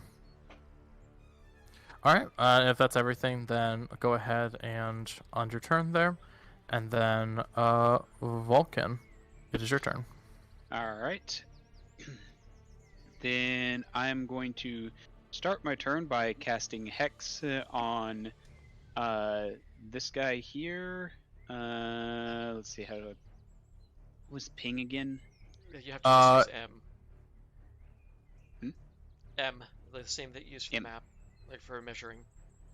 Okay. Yeah, I'll cast Hex on him to begin with. I thought we had an actual ping for some reason. All right. I'll mark him as yellow. Alright, and then I'm going to move into this position here. And then use Burning Hands on all three of these guys. Oh, okay. Wait, so is it the 15-foot cone? Correct. So 15 feet there. There we go. If I need to actually move one more to get this third guy in, it is within my movement. Let's just double check. So you're going from right here. Mm-hmm. 15. And then it goes in a cone, so do like this, because it's like a 90-degree cone. So yeah, I but believe so, yeah. yeah, so that will hit. Alright. And then they need to make a dexterity saving throw. Yeah, it is Dex save. Okay, so I'll go ahead and roll it for 3, and then I'll clear the board after this. Go ahead and roll for your damage. All right. So that is. All right, here 3d6 1. Oh, wait a minute. Actually, hold on. You Hey. can't actually cast Burning Hands. Wait, what? So since you've used a leveled spell such as Hex, you have to use a cantrip as your next one. Oh. Yeah, bonus action spells are like that. Oh, I hate that rule. I mean, that's how bonus action spells work. That's No. stupid. I have a bonus action and a spell action. I absolutely hate that rule. It's so trash for spellcasters. Well, here's the thing though, is that it prevents 2 fireballs from being shot off. Yeah, but That's the rules. I Sorry. mean, Fireball isn't even the I- most powerful spell you should worry about. It's just like I mean, an iconic okay, spell. okay. I'm going to say this now. I get it. It's the rule. I'm not going to argue for explicitly changing it, but I am going to complain furiously that that is the rule in the first place. Wizards was idiots for making it that way because I no, believe the you should lore not be reason. able to do that. I believe Alright, the lore reason alright. why you can't. I'll post it Yep. in the chat. Anyway, so you still can cast a cantrip though. Mm-hmm. Fine. Eldritch Blast on the guy I just hexed. Ugh, I hate you, wizards. Okay. Go ahead and roll to hit. And that makes for 19. That's pretty close. Yeah. Go ahead and roll your damage. All right. So a D8 plus a D10. Oh no, D6 plus D10. My apologies. There we go. All right. D8 plus D10, and here we are with 11 plus 5 for 15. Wait, Or that was 16, a 16. That was a D8 and a D6. It's a D10 and a D6. It's on the board. I can see it. Mhm. It just got confusing. Oh. I missed my words. Oops. Okay, never mind. No, It you're looked good. like a D8 from my angle. So, Yeah. oh my god, yeah, you one shot this thing. So, as you go ahead and shoot it, with the combining of the shadows spearing into it, you see that upon death, the goblin, I'll go ahead and do that. The goblin literally fizzles, as if it's like basically like turning into ash in a matter of seconds. The remaining gear that it had basically turns to ash in an instant as well. Okay. And All right. I'm just gonna clear the board. All right, and then that was your bonus action, and then you're gonna move. There. Let me see here. Nope. I'm gonna stay right where I am. Cool. In Overwatch position. Next up, it is Goblin from over here. Sorry, over where? Right next to the cave entrance. Okay, thank you. Right here. Hello. Hello. And something that is a scary sight to see, Marshall and also Paarth, is that these goblin, like, it quickly jerks its head to look at you, with its head tilted so much as if it looked like someone broke its neck, like as if it did it itself, and quickly scurries over to you on all fours. Yeah, so they're being like neat puppets. Yeah, 15, 20, 25, and then it climbs up the wall furiously next to Marshall. Ugh. And it goes ahead and attempts to stab at you with its 2 daggers. Please be low, please be low, please be low. Okay, so for the first attack. Marshall's currently at full health, right? That hits. Okay, so first attack hits. I'm gonna go ahead and just see if well, actually, I'm gonna do the damage first. I'm at almost. I'm just a bit below 3/4 health. Okay, Marshall, I do need you to go ahead and make a Constitution saving throw. Okay, what's my con save? That's my con save. Oh, okay, that's good. It's +6. 13. You do succeed. So you take 5 piercing damage. Ow. And as you are stabbed, the area of which you are stabbed, there is a surge of what feels like dark energy that tries to rush into you, but quickly leaves your body as he goes for a secondary attack, which will hit, and I need you to make another Constitution saving throw. Actually, yeah, let it go through. Yeah, fine. Oh, did you have a response, sir? No, I'm not going to use my response yet. I'm saving it for critical. Sounds good. Alice wanted to scratch again. Oh, we Oh, just it's lost game. Elias again? Mm-hmm. Okay, give him a minute to get back. Sounds good. Yep. Well, this is a bit of a kerfuffle. Mm-hmm. Don't know what's going on with his. It may be something that he just needs to do a little bit of maintenance on his computer. Probably. Unfortunately, he's got a lot of stuff installed on his machine. Oh, makes sense. So it's probably just crashing because of that. It could be any kind of cross interference, yeah. Mm-hmm. Well, no worries though. Just for the audience check, if you are enjoying this, which I hope you are, and you want to go ahead and socialize about it and talk about it, you can join the Discord. Yep, and we are watching the text chat too. Sounds good. And I just posted a link for that, so if you guys want to hop on in there and get a little link, then you can do that. Open Armadman. Welcome back. No idea why my computer's fucking up. So what you missed is it landed a second hit. What was its roll? 4 was damage. the total score? Total score was 16 plus whatever bonus Okay, it yeah, gets. 16 would have auto hit already. It was, 4 it was one damage. higher than last time, so. I'll have 5 HP left. Ugh. Okay, and I will need you to Oh, make another okay. Constitution save. So you didn't describe to me very clearly.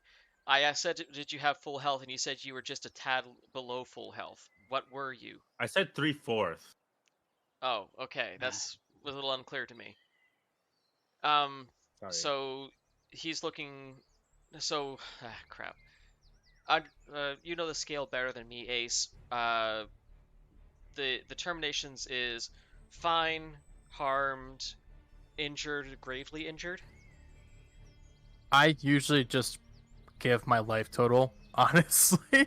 I usually do I'm doing pretty good if I'm like about like anywhere between like a fourth.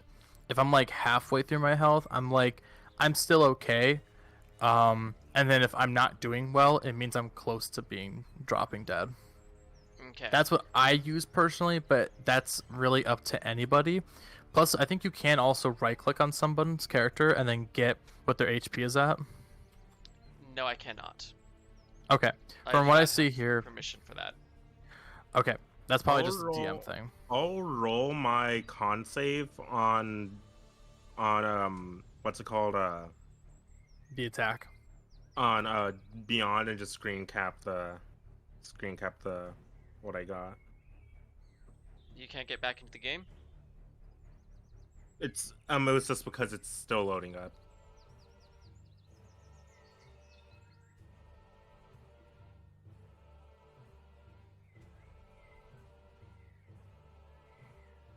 I was gonna say we could wait until you get back in. I mean, it just goes faster this way. I posted in the group chat.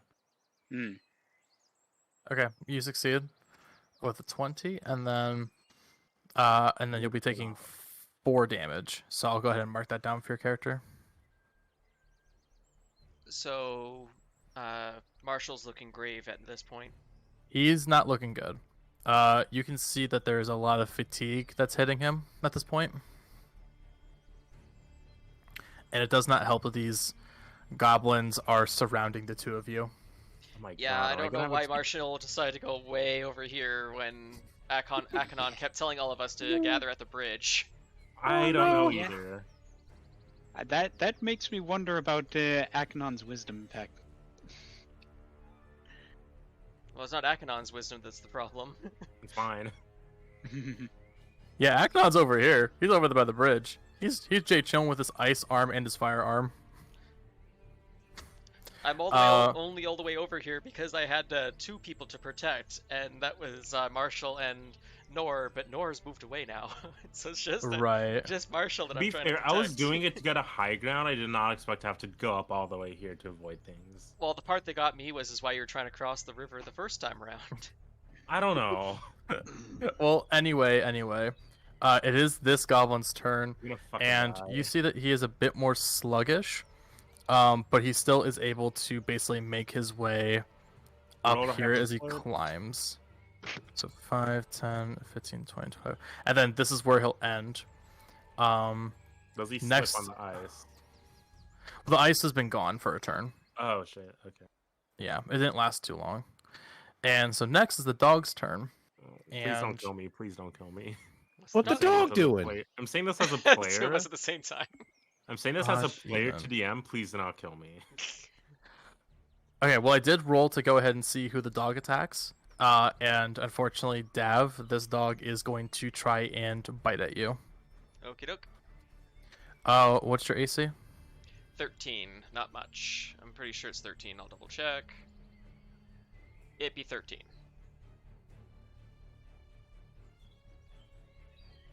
Well, the bite does fail, as you were able to flutter around this dog. Okay. So, congrats.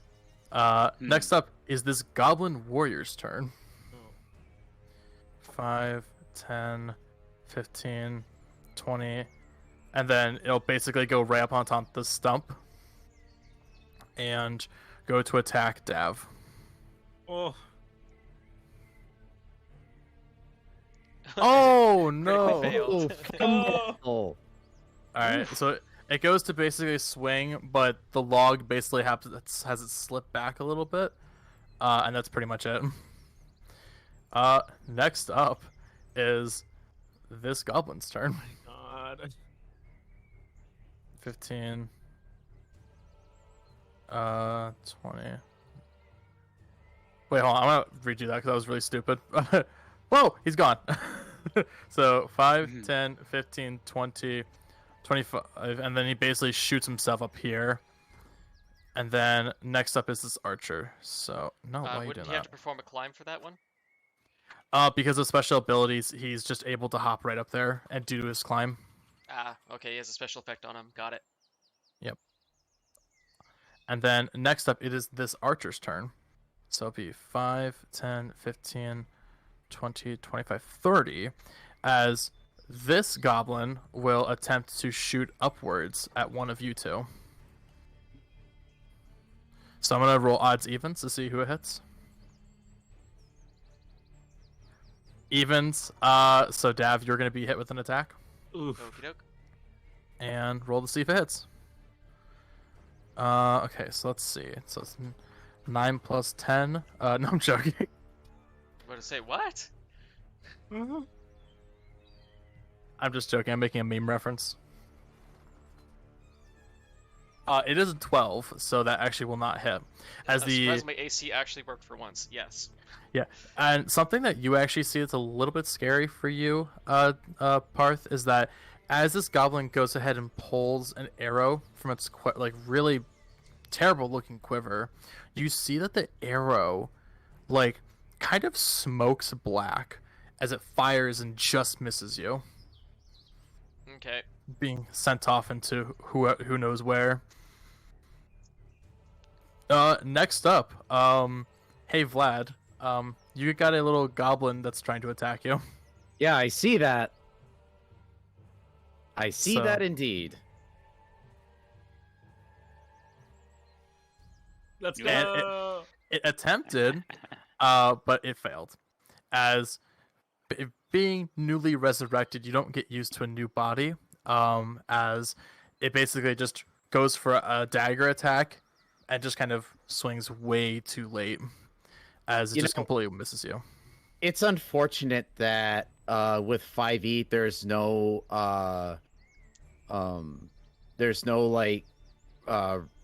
what's the phrase I'm looking for? Opportunity for crit misses. Like opportunity attacks against crit misses. Oh yeah. Yeah, it's just a mess. You know, I don't really do Yeah. anything for nat ones for it, for like attacks at least specifically. Just because the thing is too is that if it happens to the NPC, it happens to the player. Yeah. Because it'd be kind of weird if you do an at one and then the goblin can't attack you because you messed up pretty bad. Hmm. No, I get you. Yeah. It's just an observation. That's all.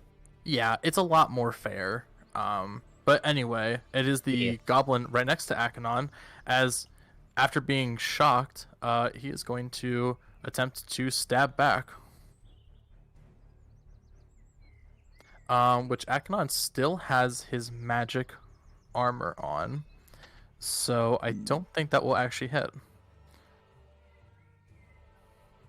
So it's added by his intelligence. So yep, it does not beat his AC of 17. As he's able to basically dance around the goblin a little bit to make sure that the blade does not touch him. And that is his turn. Next up, we have a goblin over here. So we got 5, 10, 15, 20, 25, 30. As Norelor, a undead zombie like goblin is going to attempt to stab you.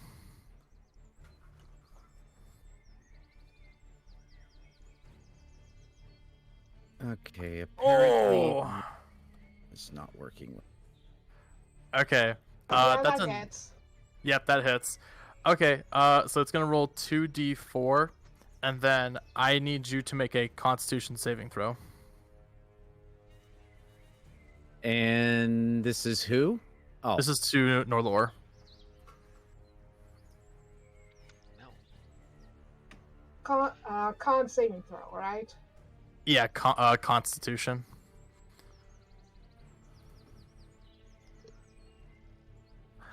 Oh no! Oof. Oh no!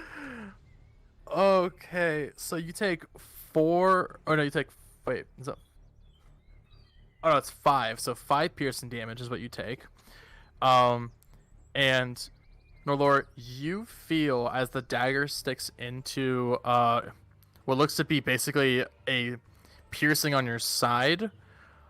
You feel this immense sense of lethargy as you feel yourself being drained of energy, of like stamina. And as you feel that, and the dagger pulls away, for the next round, any sort of healing effects, you cannot recover health until the beginning of this goblin's turn.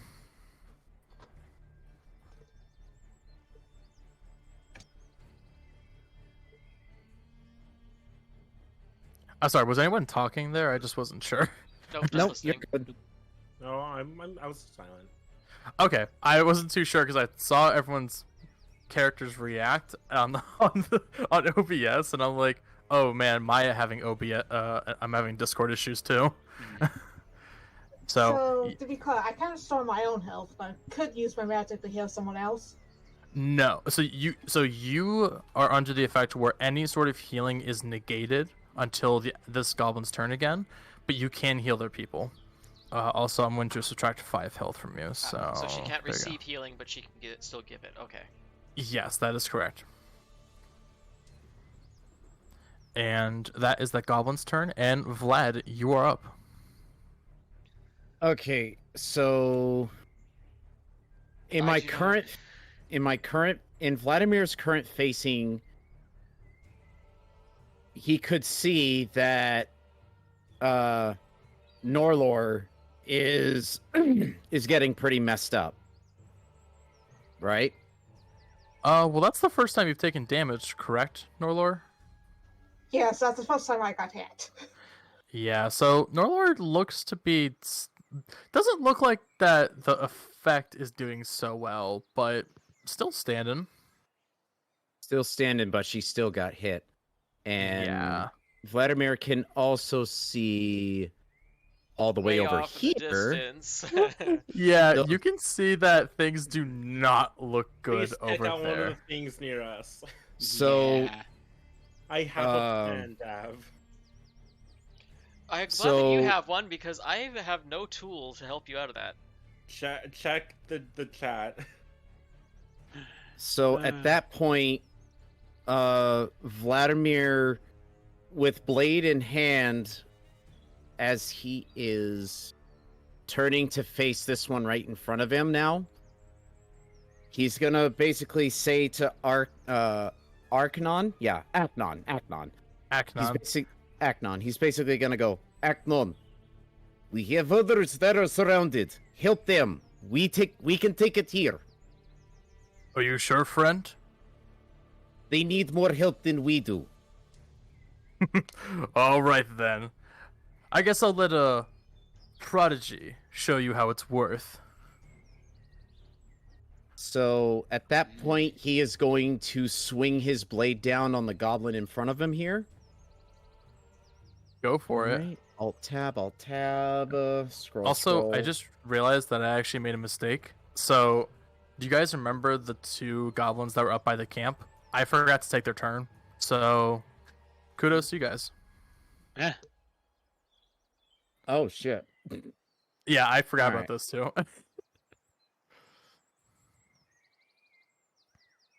All right, that is 17 plus 6. That is 23. That's pretty close. And then 1d6. 4 plus 4, that is 8. Okay. So the one that's right in front of you, Stab? Yep. So you go ahead and sink your machete deep into the chest of this goblin, but you feel that there is a lot more resistance than the last time you faced this guy, as you see that he looks like he's about to like drop, but he just kind of cocks his head towards you as this machete is still stuck within this goblin. Even from the wound that you see, there is that glowing green that's bleeding out, almost as if the magic is infused within the blood. Oh no. So what would it take? What would it take to perform a strength check to pull the blade up? Not out, but up. You can, like, I mean, it's not stuck in him. You can just pull it up. No, I mean, like, when I say pull it up, I mean while the blade is still in him, yank straight up to almost cleave him in half from the entry point. AK, What would that take? try an additional attack, because you wouldn't be able to. Well, I know, but I'm just using this as future reference. I would say that's probably not going to be a thing possible, because I'm not really sure exactly what you're looking for. So it's like you have it in him, but then you're trying to pull it, like, because did you cleave down on him, correct? Oh yeah, I did cleave down on him. All right. Yeah, yeah. that's where my confusion's at. Like, you Okay, cleaved never mind. down. Phrasing's bad. Phrasing's bad. No worries. So at that point, seeing the blood. Actually, you know what? I'm gonna do a little bit of a flavor roll of a. Well, no, probably not. That probably won't work. I'm looking to see if I wanted to do a roll where he sees the head getting cocked to the point where he takes it as a challenge, and use action surge to try and finish this fucker off. Oh, okay. Yeah, go for it. I was just trying to see what role that would be implemented as. Well, if you're using action surge to deal more damage on an attack, you would just do another attack roll. Because action surge just gets you one action back. Actually, it would be considered wisdom/will.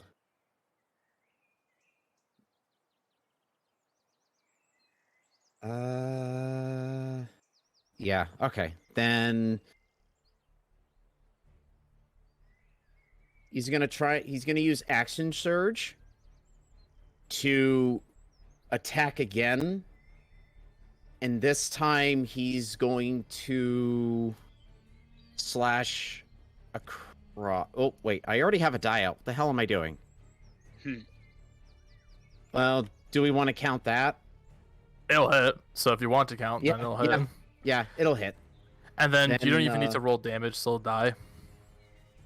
Okay, so at that point, Vladimir pulls back his blade, swings it horizontally to cleave its head off. Okay, so as you go ahead and you pull out and you go for the up strike, a very similar effect occurs from the target that Valkin had attacked, where upon immediate death, the green that is emanating from this target fades, and the entire body just disintegrates into ash as it flutters in the wind.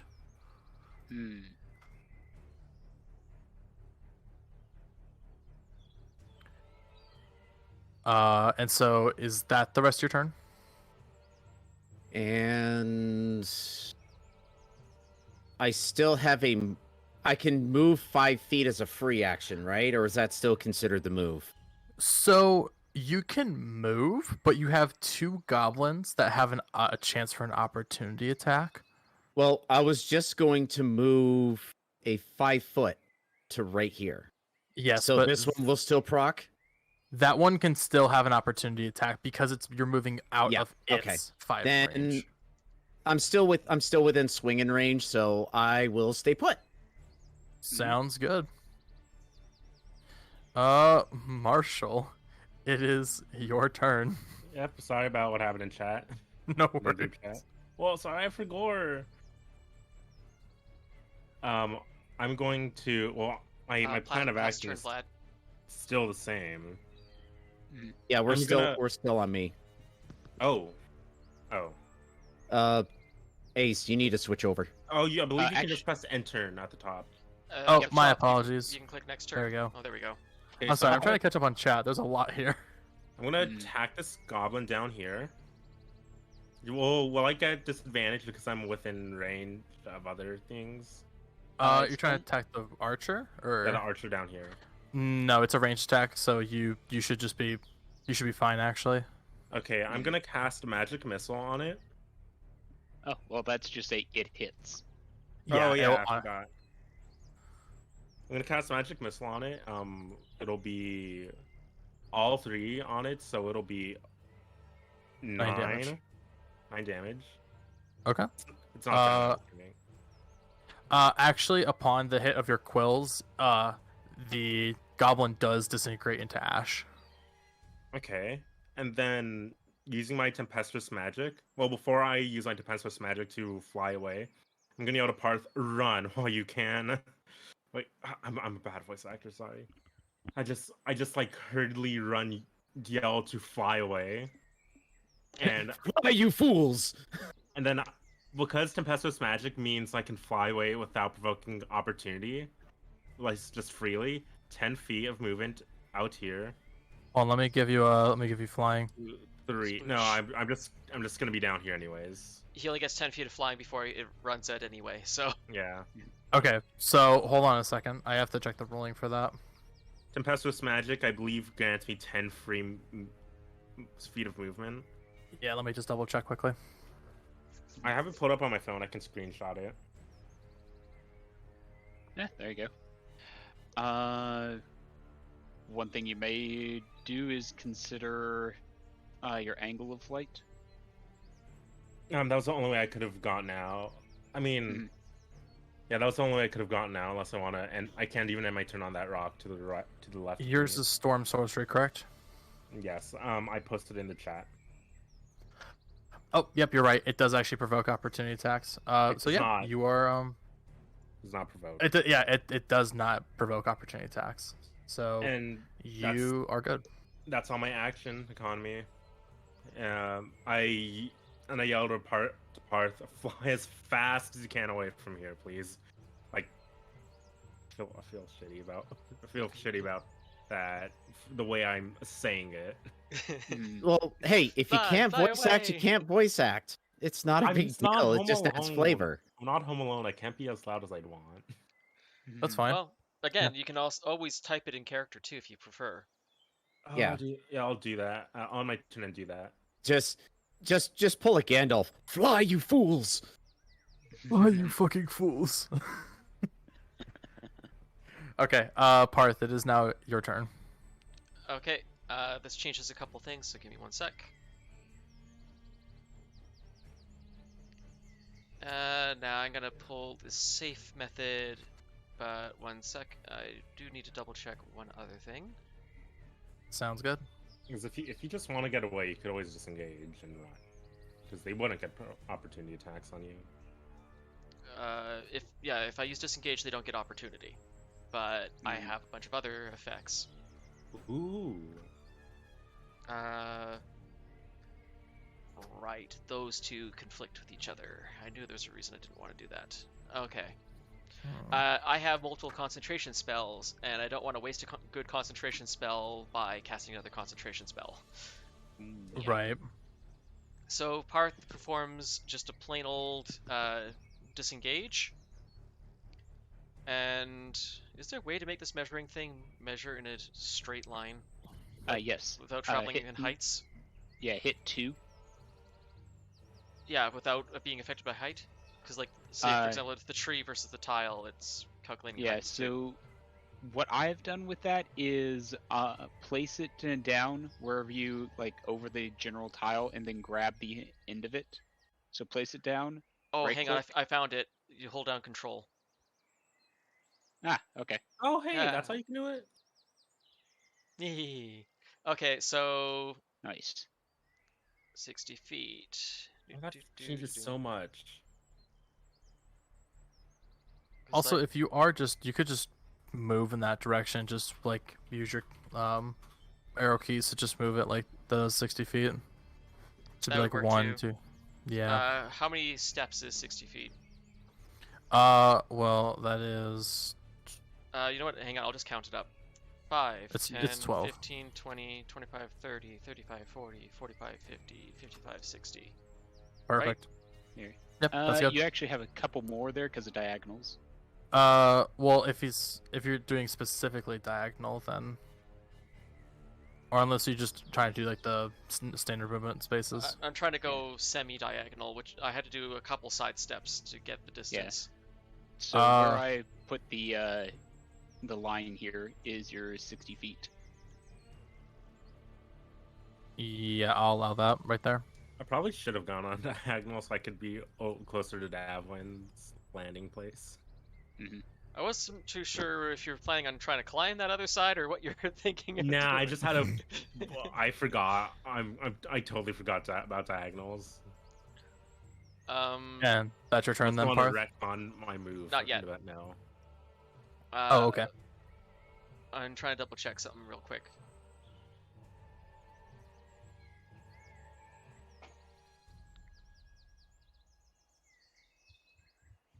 Blast. Plan B. One sec. I'm resetting myself.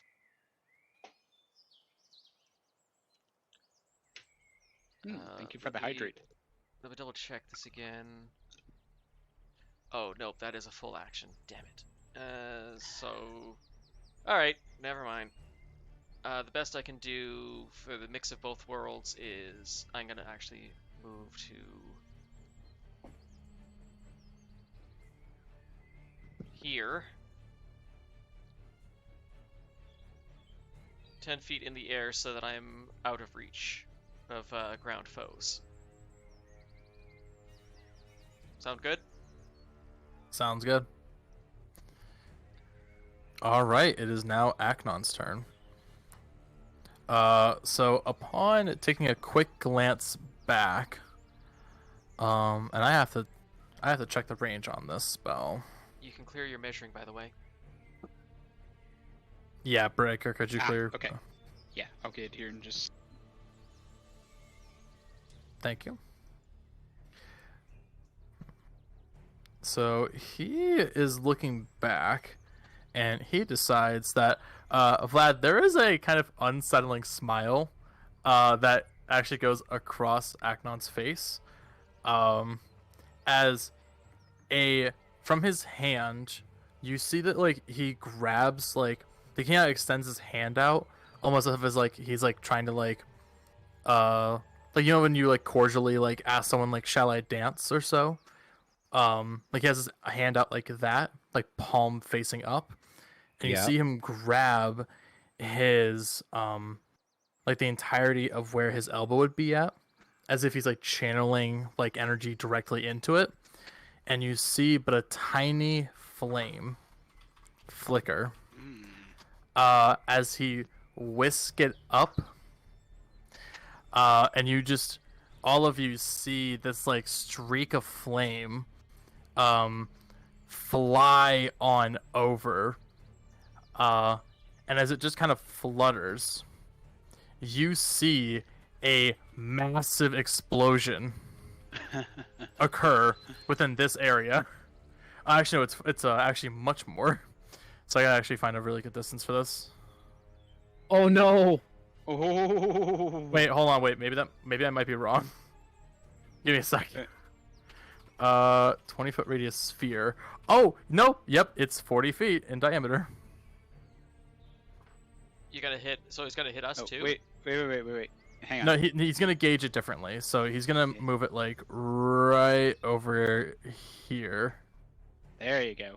So you're out of range. I was about to say that's kind of freaky there. Yeah, I didn't realize. Like when you realize that there's this small area and a fireball hits this area, it is hilarious. Oh, I'm just barely out of fireball range.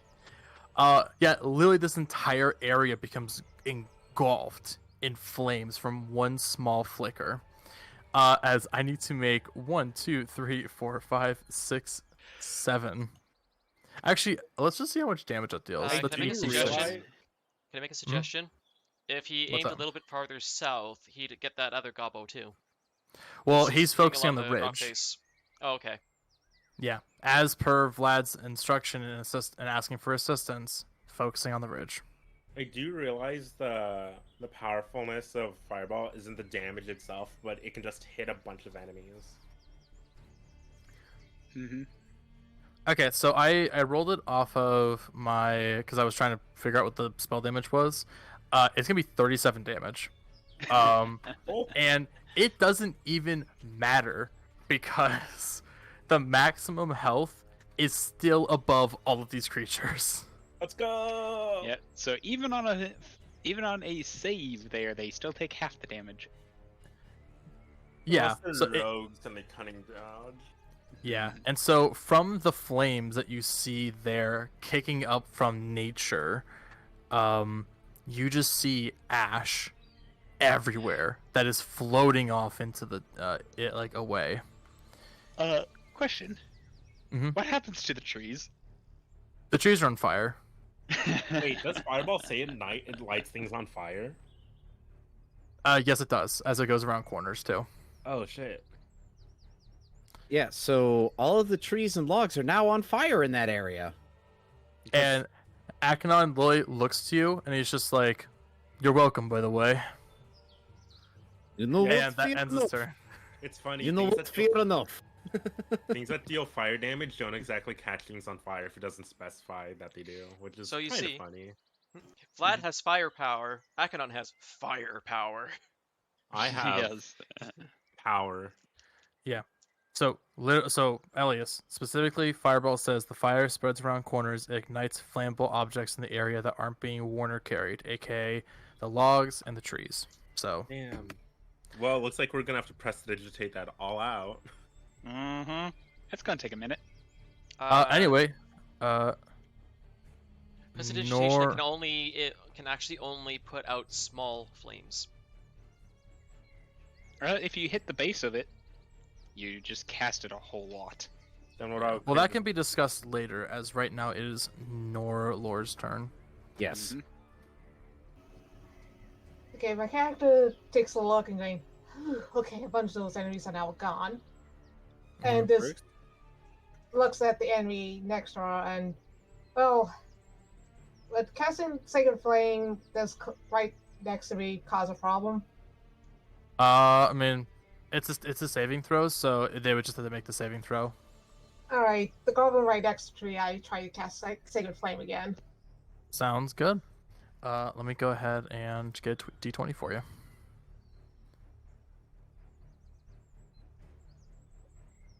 Fails, unfortunately. Mm. Anything else you want to do?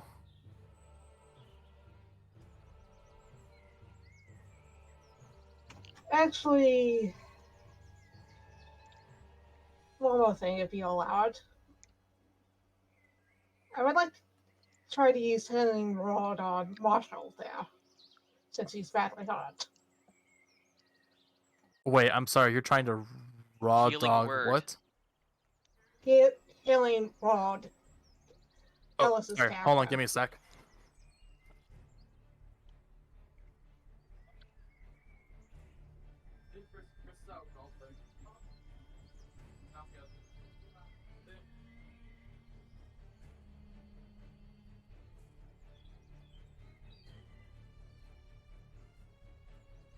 Okay, sorry about that. We had a guest over.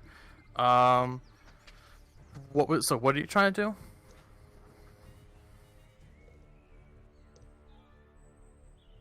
Renewza? Hello? Renewza? Ah. Healing word. Okay, so who are you on Marshall? Okay, let's see. Range of healing word. I'm so scared that when anybody's audio glitches, I'm scared my PC just crashed. Mm-hmm. If it crashes let's- again, am I allowed to just not play for the day? I'm too scared. Oh yeah, Renewza, yeah, you can definitely do that. You're just within range, and it's a bonus action.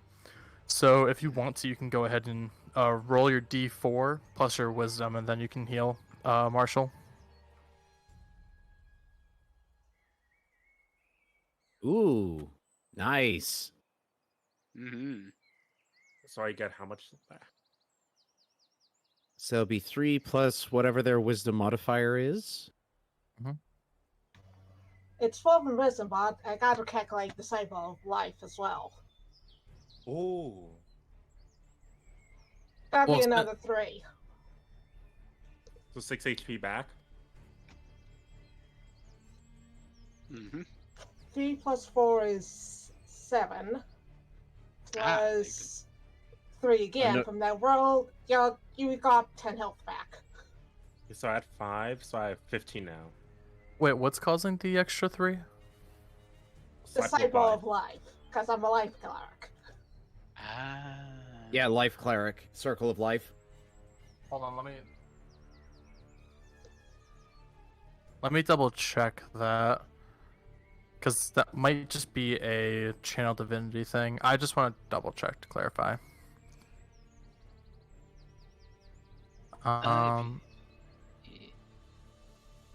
If you have a screenshot there to save him a little time. I can get it pulled up right now. Mhm. Oh, come on, freaking. I wrote the cycle of life into the character sheet, so if you can access that. Yeah, I'm getting it pulled up right now. Give me one moment. Oh, yep, it is Disciple of Life. Yep, so whenever you cast a spell of first level or higher to restore HP to a creature, they will gain additional 2 plus the spell's level. So, yep, you are correct. It is an additional 3. So you recover 10 HP. My apologies. All right. Look at that, So, Marshall. You feeling better already? Oh boy. I Get them feel good like heals. I could not be fallen by a single arrow unless it crits. Nice. Mhm. And then I assume that if you don't want to move because that goblin might stab you again, so that would be the end of your turn then, Renewza? Correct. Sounds good. Valkin, you are up. From your high top. Yep. Okay, well, because I killed my enemy the last turn there, Hex is going to go on to,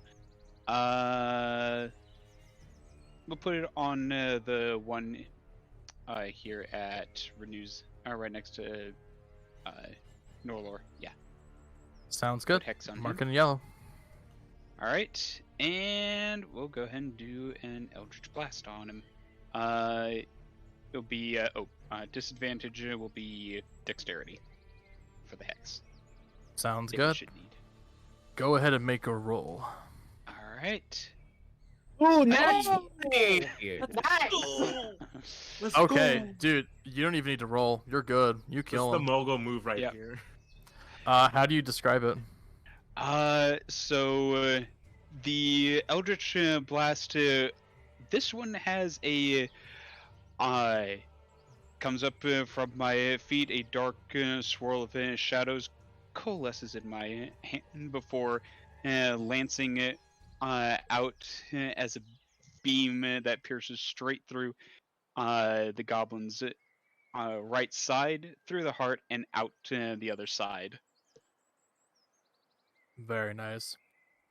And upon that impact, yet again, another goblin succumbs to vanishing in the night. Mhm. All right. And is that your turn? That is my turn. Yes. Sounds good. Okay. Next up is this goblin that is facing down Vlad and also Aknon. Which he will attempt to attack. He'll attack Vlad. Mm.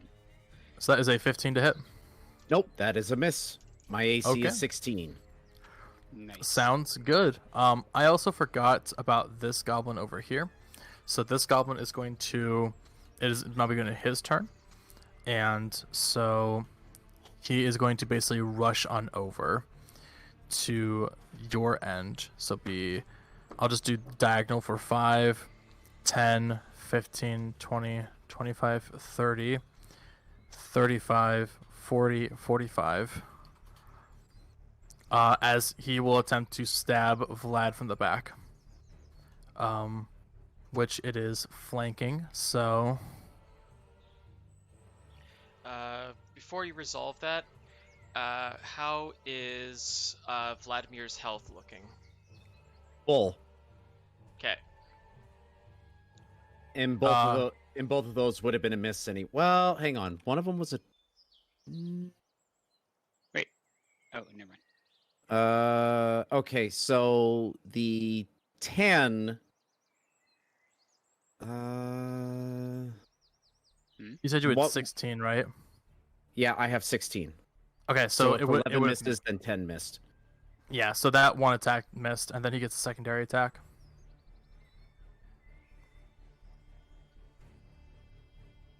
Nat 20. Oh. All Well, right. so much for full health. Yep, and we set the ruling for any critical damage is that you deal the maximum of the dice, right? I turned for double check. I don't know because my home game. Oh, it was does just that, it was so- just double dice. That's right. My bad. Yeah, It was just okay. I'm gonna ignore that one. Just dropping it. So it is double dice. So 4d4, and then Vlad, I will have you make a Constitution saving throw. Because it was hard for me to tell because my home game for now it's max plus roll until we get strong enough where double dice outdoes that. How did you manage to get a die trapped in just that way? I don't know. I'm gonna re-roll Guys, that because we discovered perpetual energy. Yo, let's go. Uh-huh.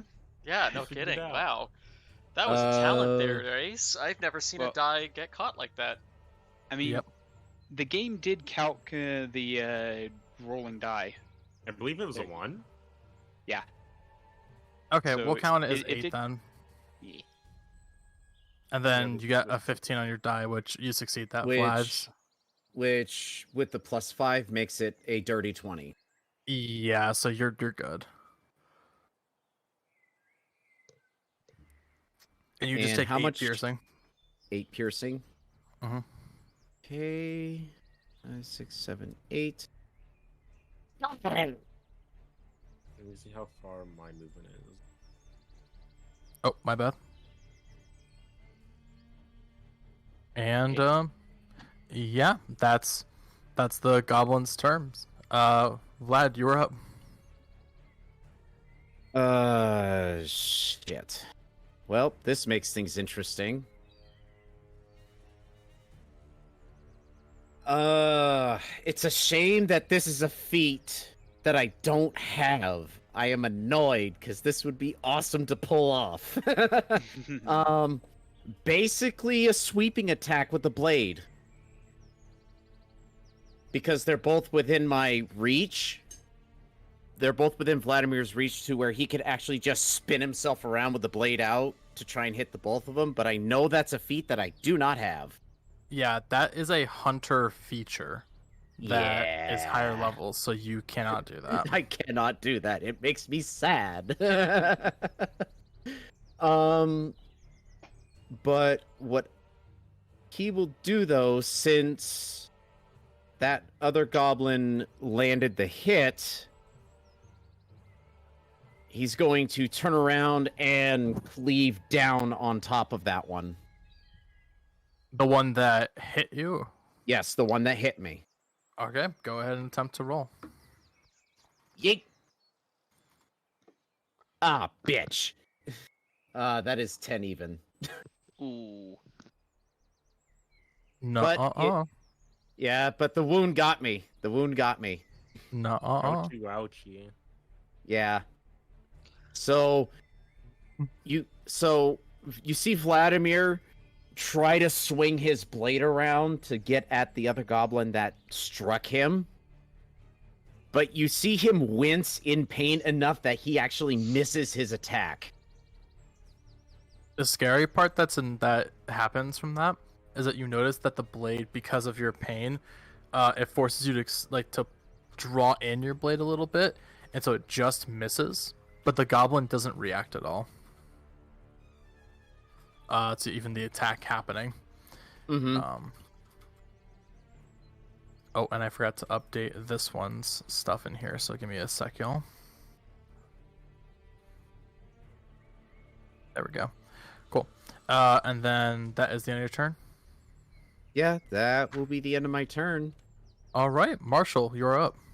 Okay, so as a bonus action, I will convert my 2 sorcery points into a spell slot. Okay. And then I'm gonna dash action my way all the way to, like, I believe I measured it out, but just in case. This is difficult terrain, right? Yes. No, it is not. Water's not difficult terrain? This If is you're it's within if 5 feet, so it's not difficult terrain.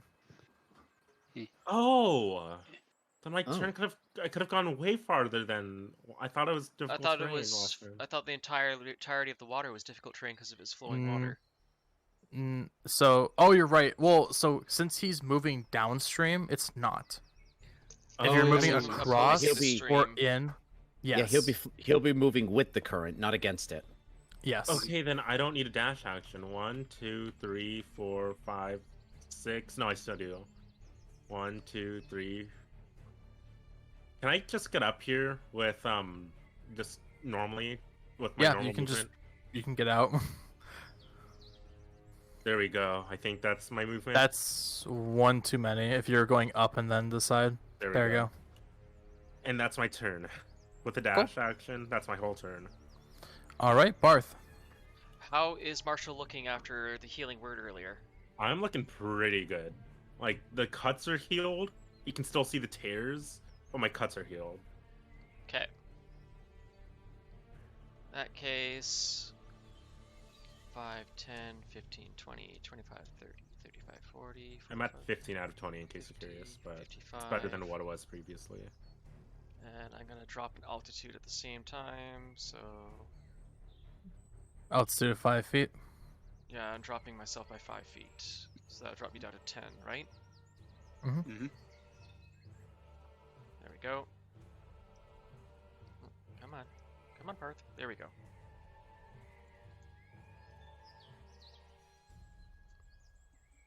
So that Gobbo's already surrounded by both Vlad and Nor.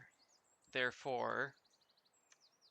One sec, the game's stuck thinking my control key is held down. There we go. Therefore, I should be able to have advantage on the attack against him, right? Because this goblin is flanked. That is correct. Okay, I just drop a good old-fashioned Eldritch Blast on his head. So that is a +5 to my roll. Go for it.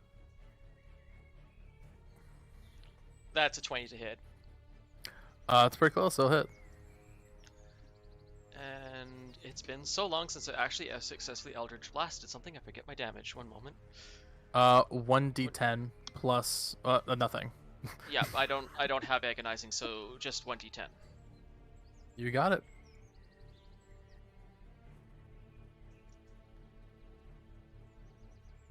Hitting it with the dice makes it stronger. So 6 damage. Yes. Okay, so 7 damage. No, I'm just joking. So as you strike at it with your blast, you do see that it kind of messes with it a little bit, but you see that it just kind of looks and just kind of looks around to see where the blast was actually hit. And it looks up at you, and then just kind of stares. With its glowing green eyes. Yes. Also, Paarth is scracking the whole time he's flying through the air, sounding quite pissed. Ooh. Oh, I was thinking more like the. I'm not a goblin. Oh, breaker. Yes.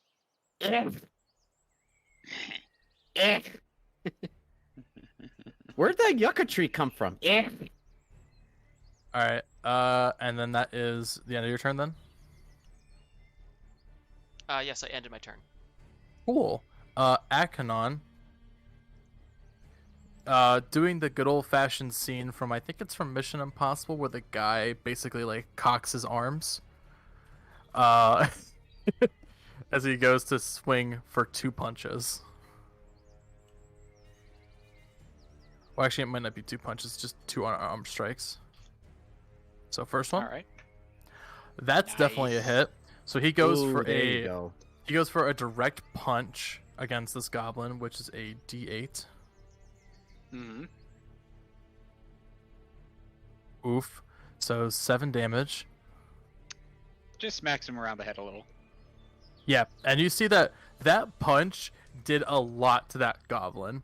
Like its jaw broke off from it as it kind of like slightly like winces, like as he goes basically to knee it right in the face.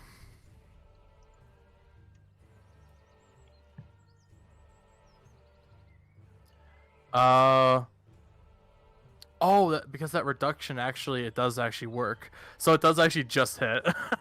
Mm-hmm. And with a final blow, you see that Akanon is able to grab onto this undead zombie's face and then jam his knee right into it, and the skull shatters.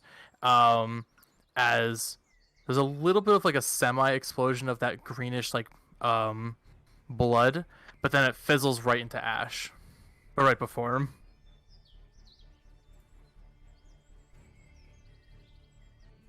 And from that position, he does go ahead to back and kind of surround from this angle in preparation of to see what this goblin's going to do, just to make sure he's surrounded. And Norelor, it is your call.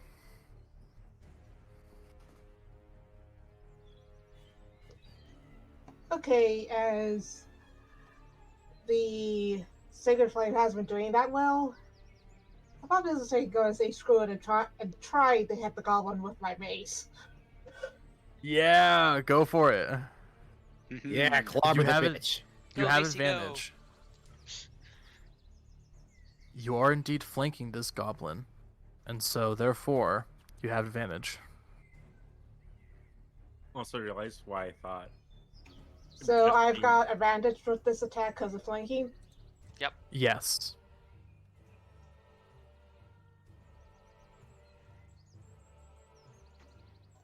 Okay, 13 plus 3 would be 16.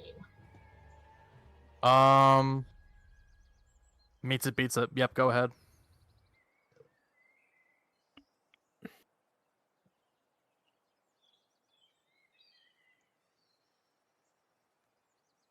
Roll your damage.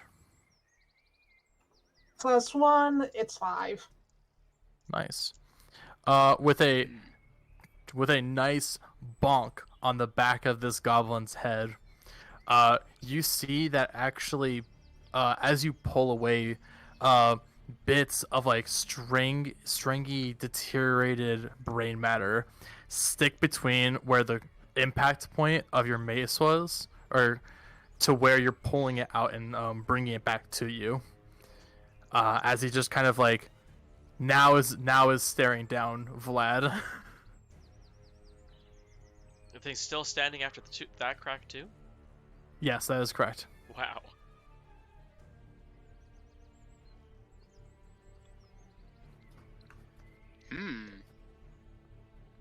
Got a tough one here.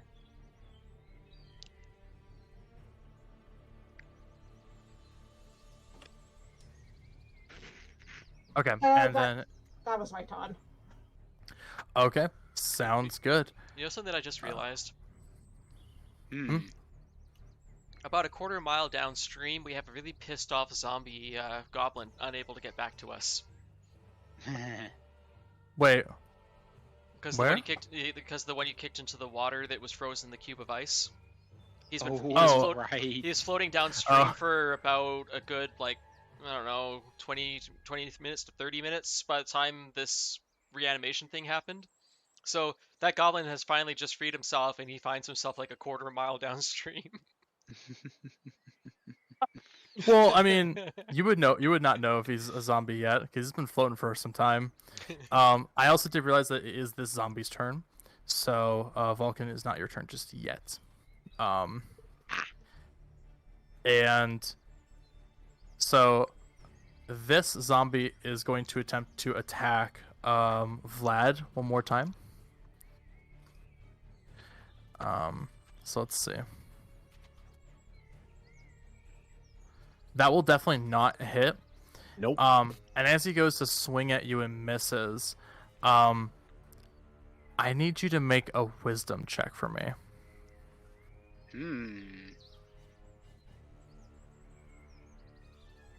That will be 10 even. Oh, okay. Unfortunately, you do fail. All right, let me get your character sheet out. Well, if I'm rolling on the right table, which I believe I am, because yeah, you said wisdom, right? That is correct. It is a wisdom. Yep. Then I was rolling on the right thing. Yep. Okay. Yep. So the DC for that was 13, and within a matter of moments, you feel as if everything is just kind of being taken from you. Control of from your fingers to even blinking.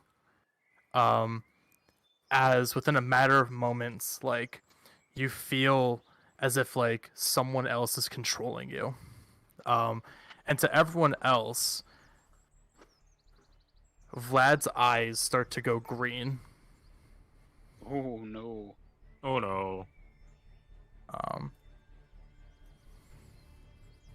Which is, yes, a very big scary. So, Vlad, unfortunately, you are under the... So, you personally are under my control. Ah, shit. And I have to go ahead and roll to see how many turns that is. So all these other guys were just preventing us from healing with that dark energy, but this one had a control-y effect on it. So yeah, each of them have some unique properties towards them. So archers had different ones, and then standard goblins have different ones, but this one in particular had a very unique ability.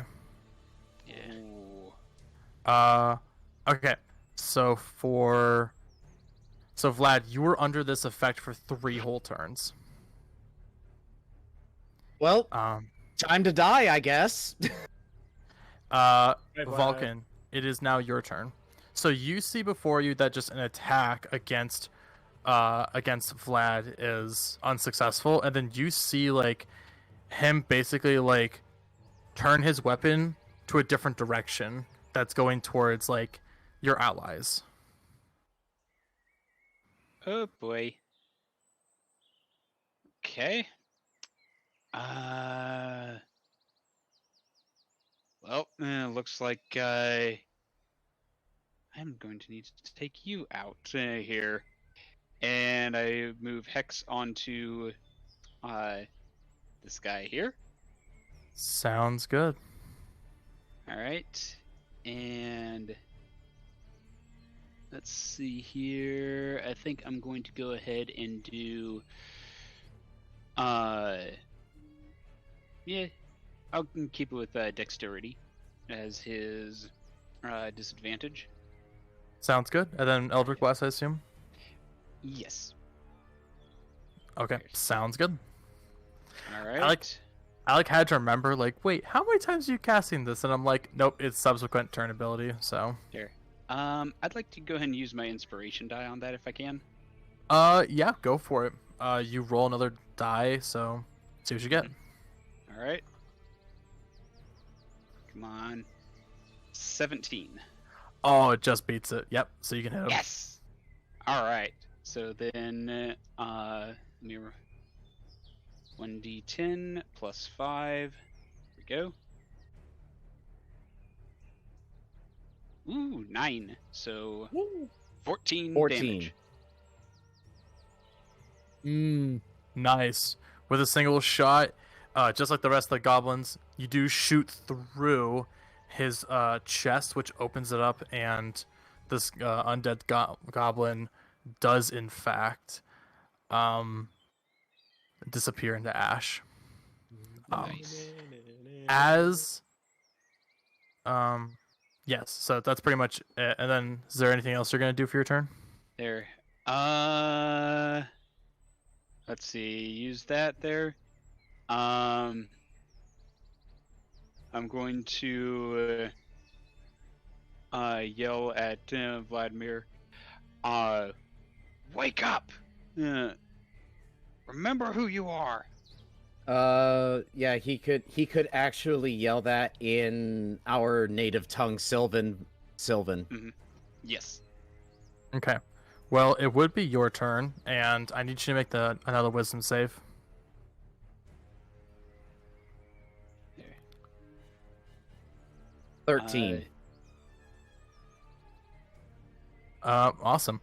So, as you go ahead and are able to effectively hear these Sylvan words that are familiar to you, one phrase can be heard as you are able to push past this control and gain control of yourself. It's one phrase simply within your mind that is said.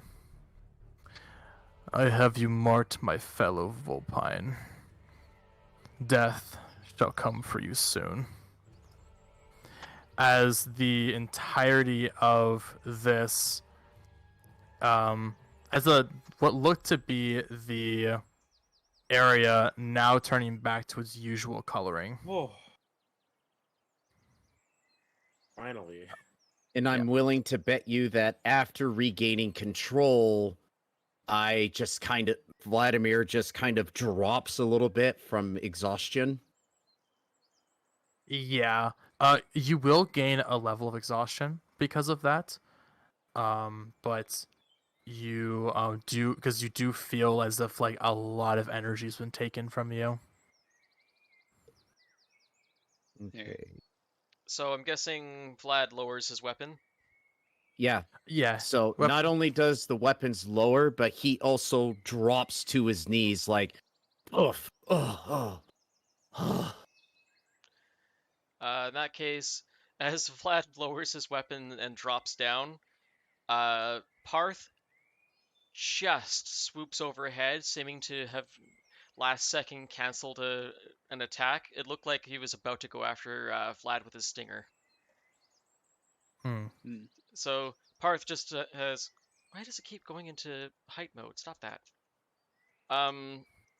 Paarth just like swoops right overhead, like seeming to have changed his mind last second to not try to hit him with the stinger, because that stinger was lowered in the stinging position. Yeah, Arcnon will actually approach you and just basically check on you. Like, you okay, friend? You seem to have been confused there for a moment. No, not confused. I had lost control. Whatever that goblin had took over.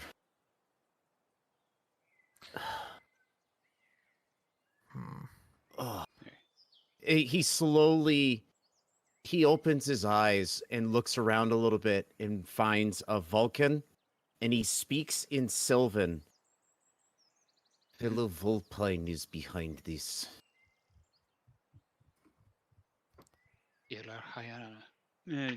No, you.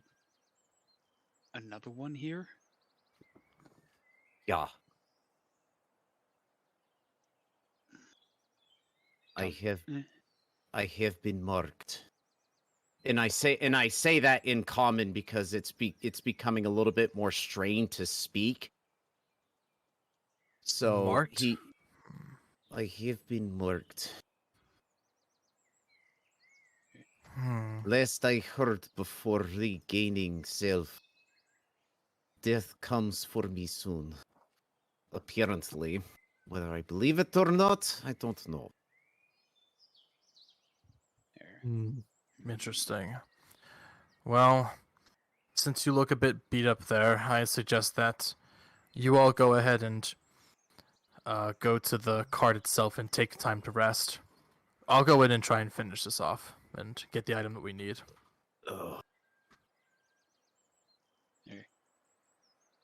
I whistle to the donkey there to bring the cart forward.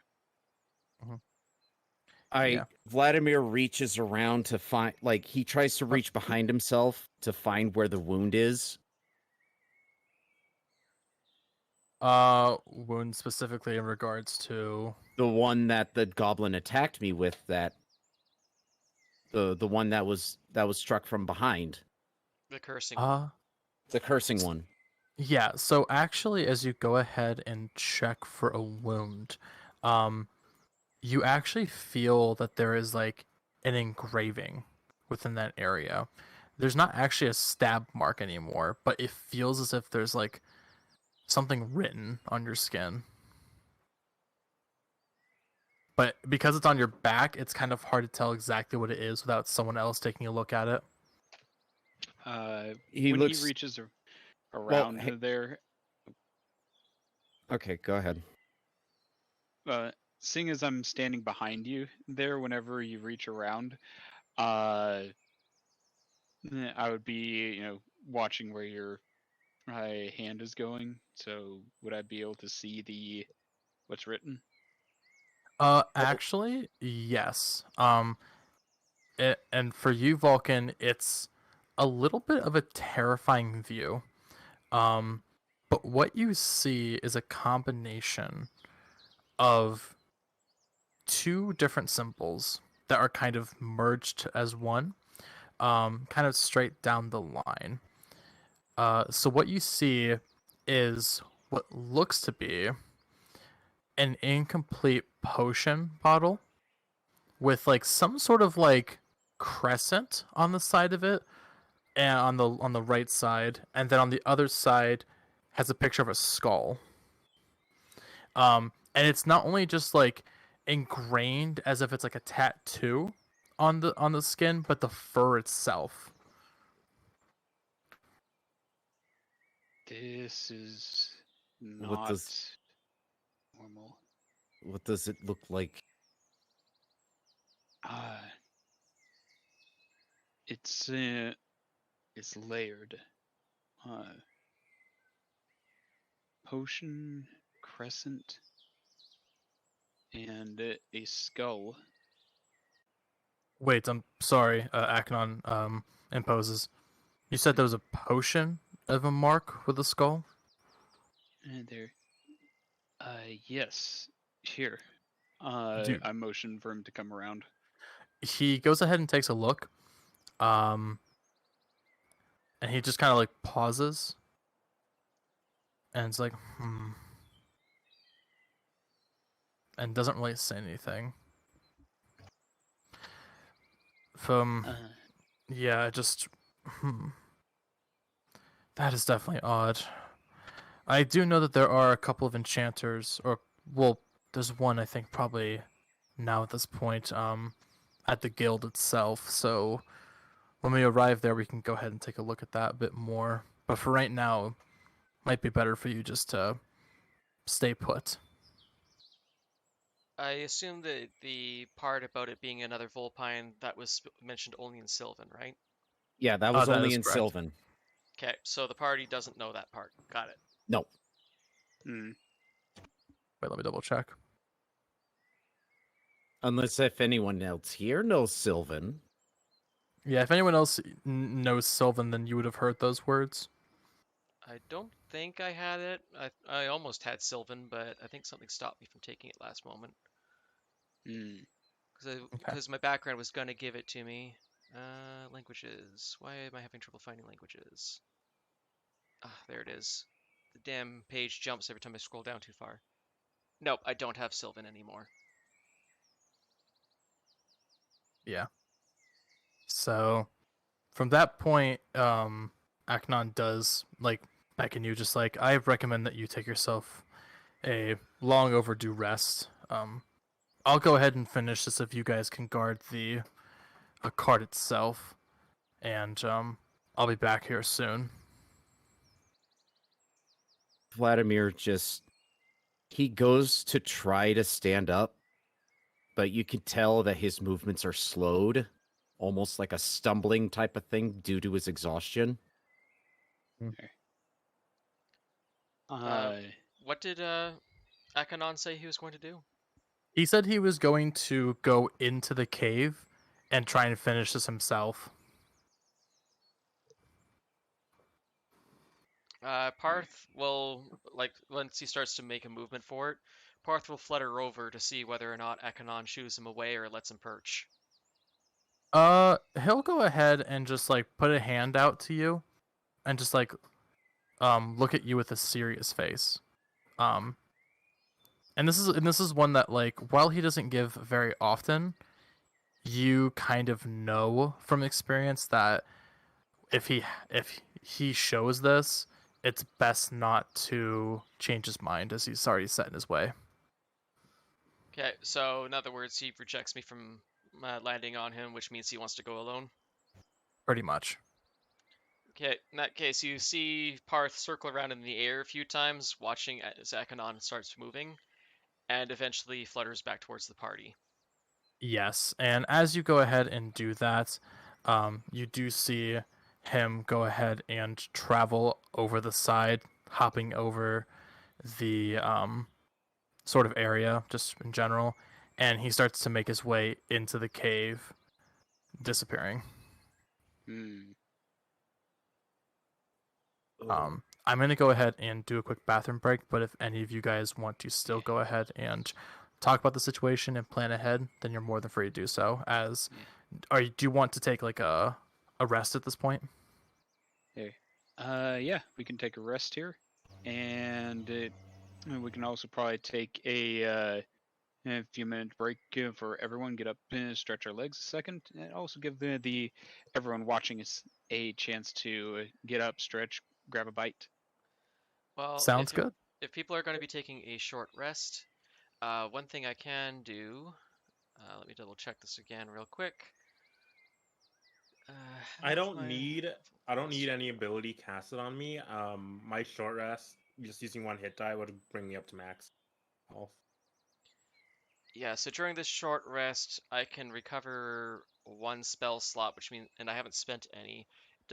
Does any of the party members look hurt? Yes. Cloud suddenly does. Well, the question is whether or not you want to try and do a long rest or a short rest. That's for you guys to decide. I'm personally fine with a short rest. There. You have a decent amount of spell slots back. Yeah, short rest works for me. But then again, warlock and able to recover mostly everything on short rest. Though with exhaustion there, we may consider a long rest for Vlad. Ooh. Yeah, that's the biggest thing, because you can't recover exhaustion on a short rest. It has to be a long rest. Mm-hmm. Long rest is 8 hours? Yes. Mm-hmm. How long will the short rest be normally? It's usually about like an hour or so at most. Okay, let me ask that again. How long will this short rest be, in your opinion? 1 hour. Okay. Doesn't hurt to ask if this is different from if it's more than an hour. Well, the other question is how long is it going to take for Akanon to get back as part of the thing? So, like, if we just sat around waiting for him, would he actually be gone for 8 hours? I highly doubt it. That's for you to decide. So while we actually go ahead and go for this decision, I'm gonna go ahead and cut to a break for everyone that's on stream, since I have to kind of go to the bathroom pretty badly. Okay. But if I will have words on stream set up, so if you guys want to go ahead and play from that end, I will have it set up, and we will be right back. All right, and everyone will be back here in about 5 minutes. I'm going to put on words on stream here as well, and we'll see you back here in a moment. And Aaron, thank you so much for that follow and the subscription. So Thank are we you. thinking of a long rest or a short rest? Again, we can go for a long rest, and then if we get interrupted, it becomes a short rest. That's true. Yeah, let's start off with the assumption of doing a long rest, and then we'll go from there. Because if we're Okay. waiting for Akanon, it's not like we can do much else anyway. Okay, so either way, my HP is at max. Yeah, And I'll and the take a question picture of here my is spell slot. whether or not this is a short or a long. If Vladimir is hurt, I can save him a hit die by trying to heal him. Well, I've already expended a hit die once before, but I think I got those back from the level up, so Exhaustion. But The and point yeah. is I get back my spell slot no matter what. So Yeah. Exhaustion in 5e is way worse. It's so bad. It gives you it disadvantages attack rolls more before role playing. Because like yeah, it makes sense. If you're attacking and you're exhausted, you're probably not gonna hit, but gives you disadvantage on every single skill you do too. I will eventually. I need to Yep. double check exhaustion. okay. Which I will oh, be right back personally. I got to use the restroom. just to give me a rough numeric value, how badly is Vlad hurt? I am A D8 worth or more? yes. In that case, while Vlad is probably sitting on the ground leaning against the cart, Yep. you see Paarth crawl along, kind of look at him very carefully and cautiously, seeming to be still debating whether or not he needs to be tranquilized or not. But seeing that he's in a passive nature, you feel Paarth briefly nudge the back of your head, and you get recovered by. It's a D8. Just double checking. Yeah, 1d8 plus my charisma. That's the part I forgot.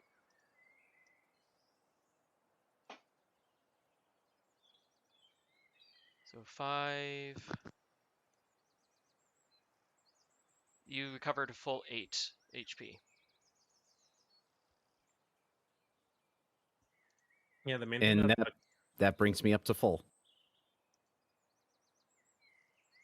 And feeling that, Vladimir slowly looks up with this exhausted expression across his muzzle and just kind of carefully reaches up his paw, which is empty, and he tries to reach back to try and pat Paarth on the head as like a thank you. Quick pause there. I Yeah. think Ace muted us. I Yeah. don't know. Oh, I guess with So- the word game thingy. Yeah. yeah, I think So if Yeah. you're RPing for the sake of everyone on there, no one can hear. yeah. Do you want to wait then and Yeah, we can say wait. all of it when we get back? Yeah. Yeah. Okay, then let's just reserve it and let's all take that quick break. Oh, Yeah. I believe 1D&D is making exhaustion -1 to all ability checks, which I'd say -2 is like a good middle ground of affecting enough to ruin a roll, but not enough to make it so bad, like disadvantage. Because disadvantage on any ability check, that sucks so much. You'd be surprised how really many of my attacks hit or miss by just simply 1 point, and I mean almost every single roll. Yeah, like -2. At least if you roll 1 above the save, the DC, if it's -2, you're no longer safe. You fail that, and it's less like, dang it, I wish I rolled higher. Dang it, why'd I have to get disadvantage? It's just, dang, well, it's -2. What can you do?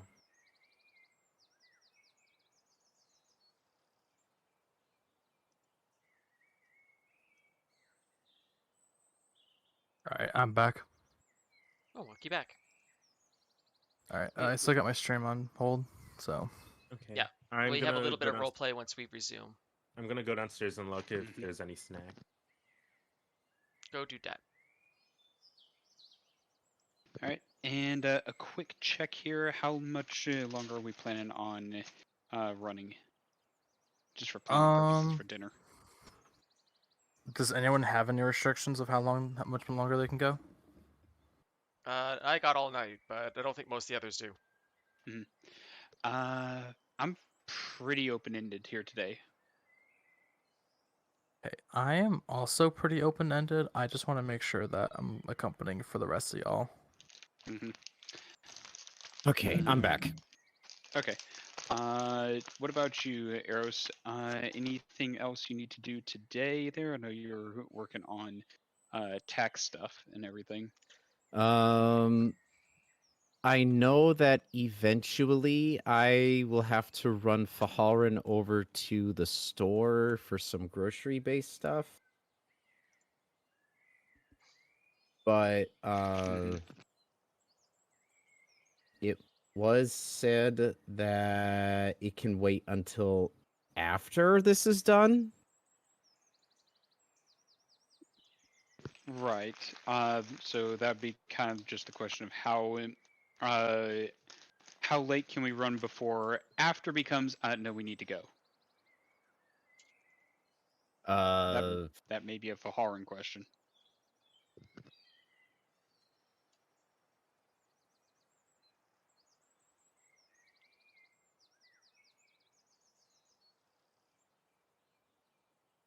Okay, because I would kind of need to know because there's a bit more stuff going on that's gonna happen, but let me check real quick. Okay, sounds good. As for thingies, yeah, we agreed on long rest unless either Akanon or something else interrupts us, in which case it will turn it into a short rest. Sounds good. By the way, the trees are still on fire. Yeah. They are. So thankfully they're this is a sparsely wooded road, so the flames don't spread too easily. But that's still a fair amount of fire sitting in front of us, and ashes every once in a while blowing in our faces. So technically, it is a dense thicket, but because of the models and everything, you can't really put characters inside of the trees and then still move them. So it is considered to be like a dense thicket and everything. But so the fire is easily spreading from tree to tree then. from what you're seeing, it just looks like the single tree is still on fire. But is it a moist part of the season? a little bit. So we have some smoldering trees, but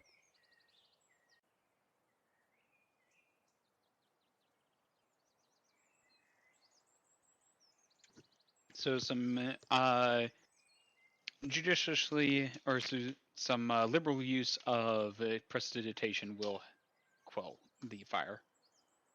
I would say it would take a lot of time, and you probably wouldn't be able to do that until after your long rest, since it is a bit more of it's definitely a bit more time consuming since you are focusing on your spell constantly. Sorry, which spell is somebody focusing on? Prestidigitation to basically just quell fires. Oh, I was trying to explain that earlier. Prestidigitation being a cantrip, it's enough to put out a small campfire. They explicitly mentioned this. But if the flames are bigger than that, so even a bonfire is too much for prestidigitation to put out. It's not a fire spell. It's not designed to handle that tier of effectiveness. Exactly. Let me shift your focus on that a little. Instead of trying to quell the entirety of the fire, let's say that a small campfire is considered, say, maybe 5 by 5 or 10 by 10. There, DM's definition, and then okay, I'm going to snuff out this 5 by 5 set of branches here, and You then can I'm do going to do it that. again on here, and I'm going to do it again on here, and here, and here, and here, and over time you will quell the fire because I fire got ya. cannot spread that rapidly. But Okay. again, the thing is yes, although you can quell it like that, just like using the cleaning effect of the spell, remember, you're quelling the flames, you're not quelling the heat, which means the nearby flames can I can Ray respread, of and Frost. it takes a while before you can cast the spell again. You can't just go cast, cast, cast, cast, cast. It's cast, wait a few moments, cast, wait a few moments. Also, You can biggest have thing. 3. Well, here's the biggest thing. It Mhm. specifically says you instantly light or snuff out a candle, torch, or a small campfire. It is a Mhm. whole tree that's on fire, so Yeah. it's bigger than a campfire. Yeah, I'm not quelling the entire tree at once. I'm quelling an area equal to the amount of a campfire. It's no lar. Wait, so Can I just Ray of Frost the You- tree and get rid of the heat component to make the I- fire go out? I would still say that it's way too big to snuff out, because it's Like I said, I'm not completely trying to snuff removing. out the whole thing. I'm just snuffing out bits and pieces at a time. Like He's trying to a apply the branch. effect, where you can use prestidigitation to clean a 5-foot space, and then you can clean another 5-foot space, and then clean another 5-foot space repeatedly. Yeah, like you can He's clean trying it to off your apply that body. for the quelling fire part. Yeah, Oh, okay. Well, yeah. that's the case then yeah, you can definitely do that. Mhm. You'd have to go up to the tree though and do it because it's only within 10 feet, but you could technically do it. The hard part is as you're quelling, it doesn't remove the heat element, which means it doesn't take very much for the heat of the nearby flames to start the fire up again, which means it's a really hard process. You're basically putting out the flames by throwing a single cup of water at a time instead of being able to throw a bucket, right? I have Ray of Frost. I can help. Mhm.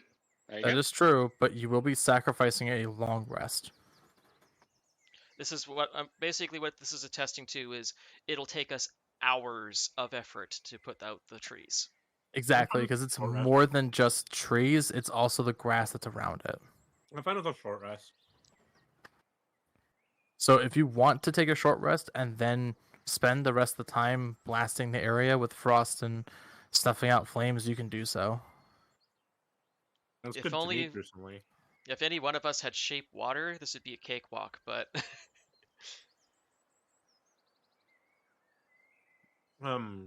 Running on how fast it spreads, Norelor could ready, create, and destroy water or meditate to prepare it and switch out a spell. But that would take the full Right. 8 hours. I mean, it's the way. What if they just like spend a couple minutes of a short rest to switch out a spell? For swapping spells, it has to be a long rest. Really? Yes. Uh-huh. Okay, I have That's returned. that's my ultimatum. Is that Okay. it's if you are trying to use prestidigitation and Ray of Frost, you can have enough time to rest for a short rest, but then you have to use the remainder of the time for your long rest to quell the fire. That's my final say. Okay, so Okay. yeah, I'm looking at it. It doesn't say you can just do it just for praying. It's within while also doing long rest. Yeah. yeah, and don't forget I am still hurt. For damage, I've got 17 out of 24, so I'm hurt by I'm hurt by 7 points. So like for me the long rest would have a small advantage. Like yeah, I can just again burn a single slot, but I won't get that slot back until a long rest now. I can only do that trick of recovering one slot on a short rest once per day. I'm gonna grab some more peanuts. I'm gonna be right back. Okay, well, I just gotta let you know that I'm running words on stream one last time, and then we're hopping back in. No, it'll be fast. Don't worry. Okay. Don't worry, So there's a roleplay between Vlad and I as soon as we get back on air anyway. Yeah. sounds good. So final decision. How is everyone There. spending this time? Since Long rest and less interrupted. That's what we all agreed on earlier. yeah, and then I will take it as a short rest here because I'm doing pretty good, and prestidigitate the fire down. I'm gonna help with Ray of Frost. I'll help Ray of Frost the fire. So then, Get rid of the Marshall, hero. you're also taking a short rest then. Yeah, so I'm out short rest with one die would get me up to max HP. Okay, so I'm gonna put your characters over in that area, and then I'll go ahead and describe it out to everybody, Okay. and then everyone else. Oh,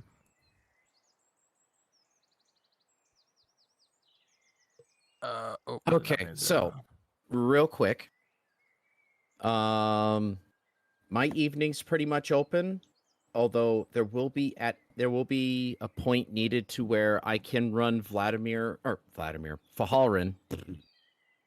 over to the store, help him get what he needs, and comes back, which will be about 15-20 minutes. So, and the latest we're looking at was about 9 or 10, which is well, there's probably gonna be a little bit of a small point here, that we can go because like we're already 3 hours and 30 minutes in. Yeah. So if it's gonna take you about 15 or so minutes, it's probably not gonna be until like another break. Yeah, that's what I Um, mean. So that's why I okay. said at some point before like 9 or 10 our time, which is another 4.5-5 hours. We probably won't be going for another. We'll probably only be going for another hour and a half, honestly. Okay. And if at very much least it's like an hour, because there's just gonna be something else that pops on up, but nothing too crazy. Okay. All right, then. I just have this Let's, words on stream running quickly, so then I'm gonna go ahead and finish that up then.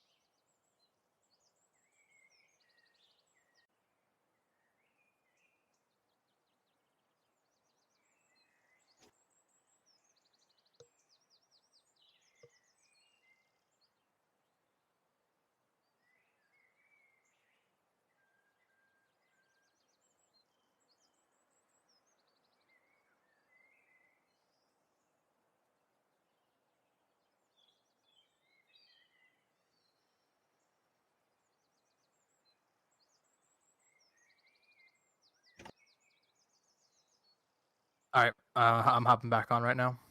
Yep. All right. Okay, let's see what we got. Oh dang! Oh wait, last call, everyone, last hit. What happened? All right. We're hopping back on in.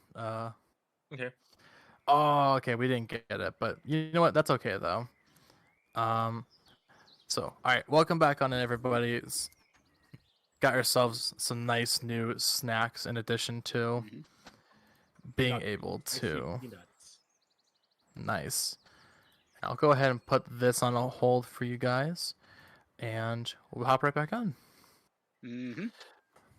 Okay, so from the final decision that has been made, after this initial combat, Aknon has decided to go ahead into the mouth of this cave and attempt to retrieve his lost item, that which he believes these goblins have stolen from him. Party, being in a split decision, has decided to make a long rest.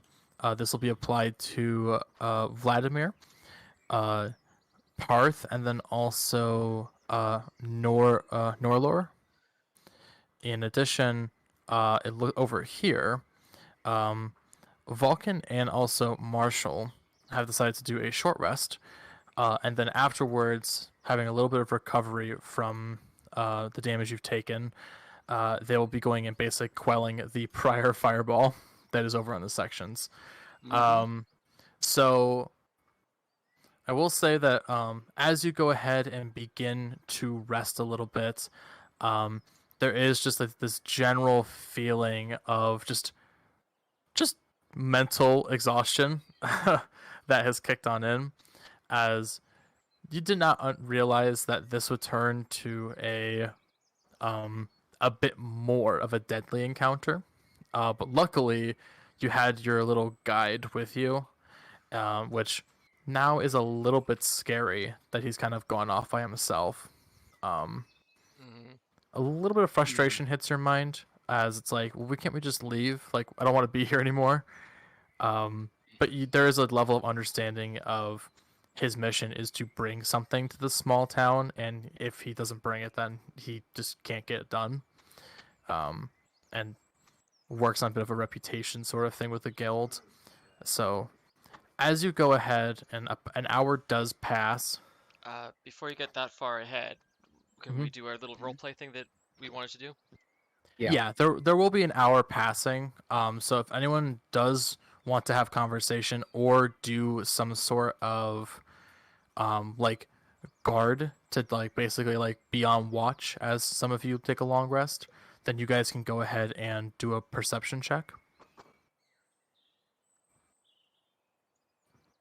So After okay, Davwyn, my go ahead. short rest, but before the rest even starts, after circling around in the air for a while, watching as Arcanon moves until he's out of sight, Paarth eventually lands on the wagon where the mule and, more importantly, where Vlad is sitting down on the ground leaning back against the cart.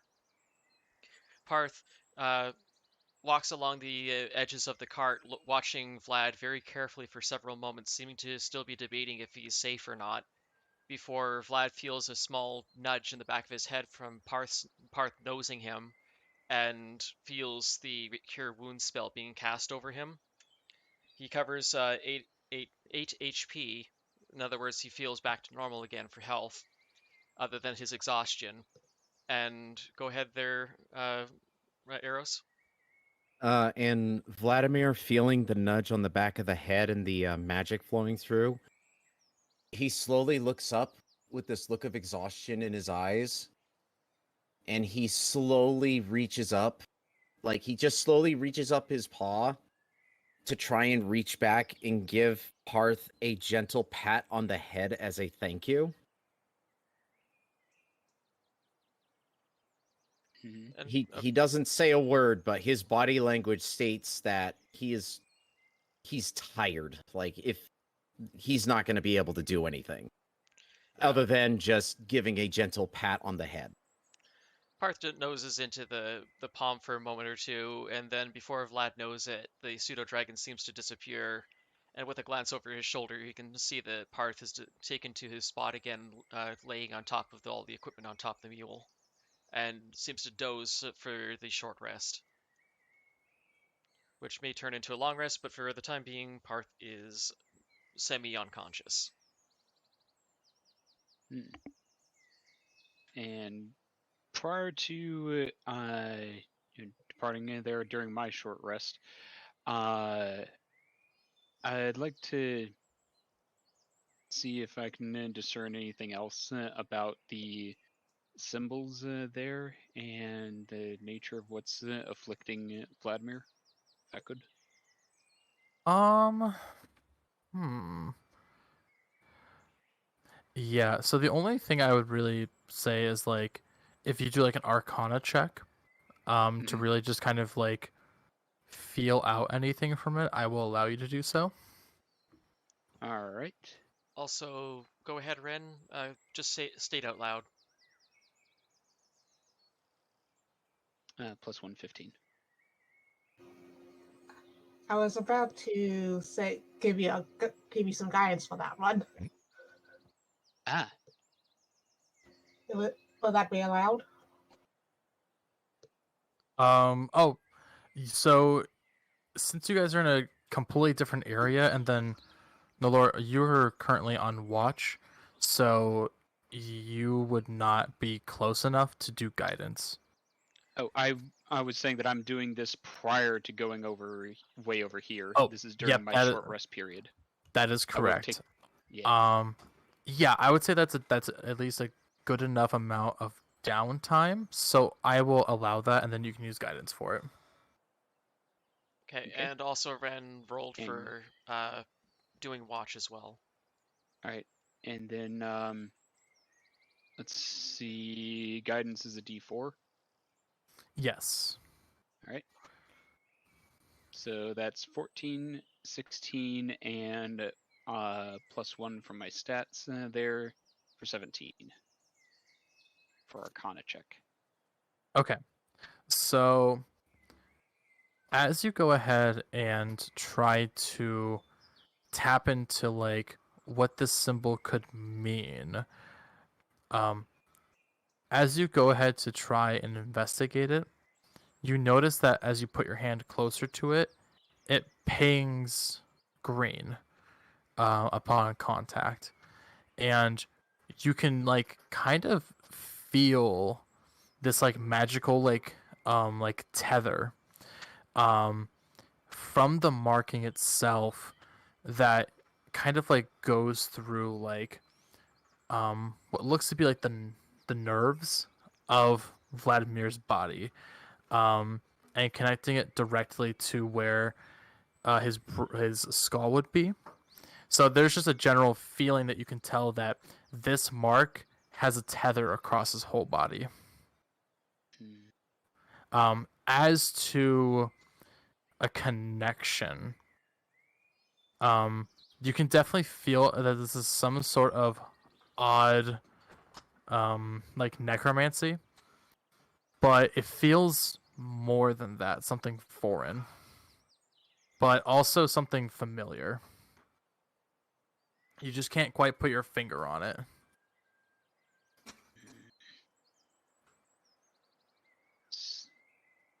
This is.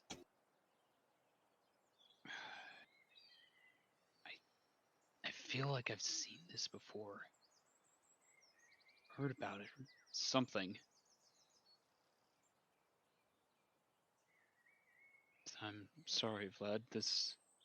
Whatever it is reaching deep. Going to have. Nah. It feels almost curse-like. Vladimir's already asleep from the exhaustion.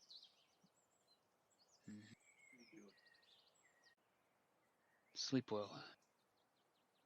Hopefully we can find someone who can aid you when we get to the guild.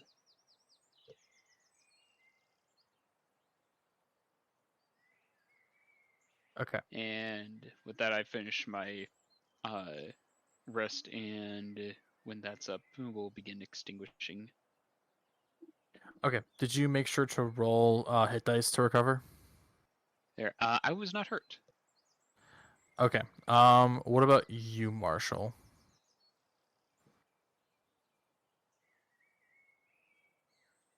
Elias, are you there? Oh, he had to make a restroom run. Okay. Sounds good then. Well, if that is the case, then I will go ahead and say that yep, so you two will basically just now officially go on over there and then work on extinguishing those flames. So with that, that's within the first hour. Norel, you do. Should I roll a hit die? So Norelor, you pretty much are going through some watch at this time. So, and since you'll be getting the benefit of a long rest from this, unless it's interrupted, you won't be able to roll. You wouldn't be able to roll anything since you'll just be fully recovered. So you, as time passes, you see that another hour hits throughout the day, as another one passes, and Akon is still not to be found, as it does get to being a bit darker. So it gets a little bit worrisome. I'd Yeah, like is there to a- keep an ear out for anything from the cave. As the second hour passes, you can tell Paarth has gone from the semi-nonchalant curled up on top of the donkey to he's moved over to the donkey's neck and is flat out resting his head angled to look at the doorway of the cave, starting to look impatient himself at this point. Yeah. Yeah, unfortunately, hours do pass. And after about 2 hours of just doing that small work, because the flame did extend a lot more than you two thought, you finally finish up, and are able to make your way back over to the your little encampment on the way to the road. Mhm. With unfortunately no Acnon to be found after 3 hours of rest. Any changes that you would like to make? Vladimir's still asleep. Okay. Nope, no changes for me. I can't, to my knowledge, as a warlock, I can't redo spells or anything like that from a short or long rest. I just get my spell slots back. Yeah, it looks like Nora's still on guard, and Paarth is still technically resting, even though he's just like laying across the donkey's neck. Okay. So I will say though that you'll just go ahead and continue. Nor, you do need to make sure that at this point, since you've been going for about 3 hours of watching, if you're going to get the benefit of a long rest, you will need to make sure that you start to sleep. So if anyone wants to go ahead and take a second shift, then you're more than free to do so. Mhm. Oh, Breaker will. Okay. So yeah. So for that, Breaker, I will need you to go ahead and give me a perception check. Okay.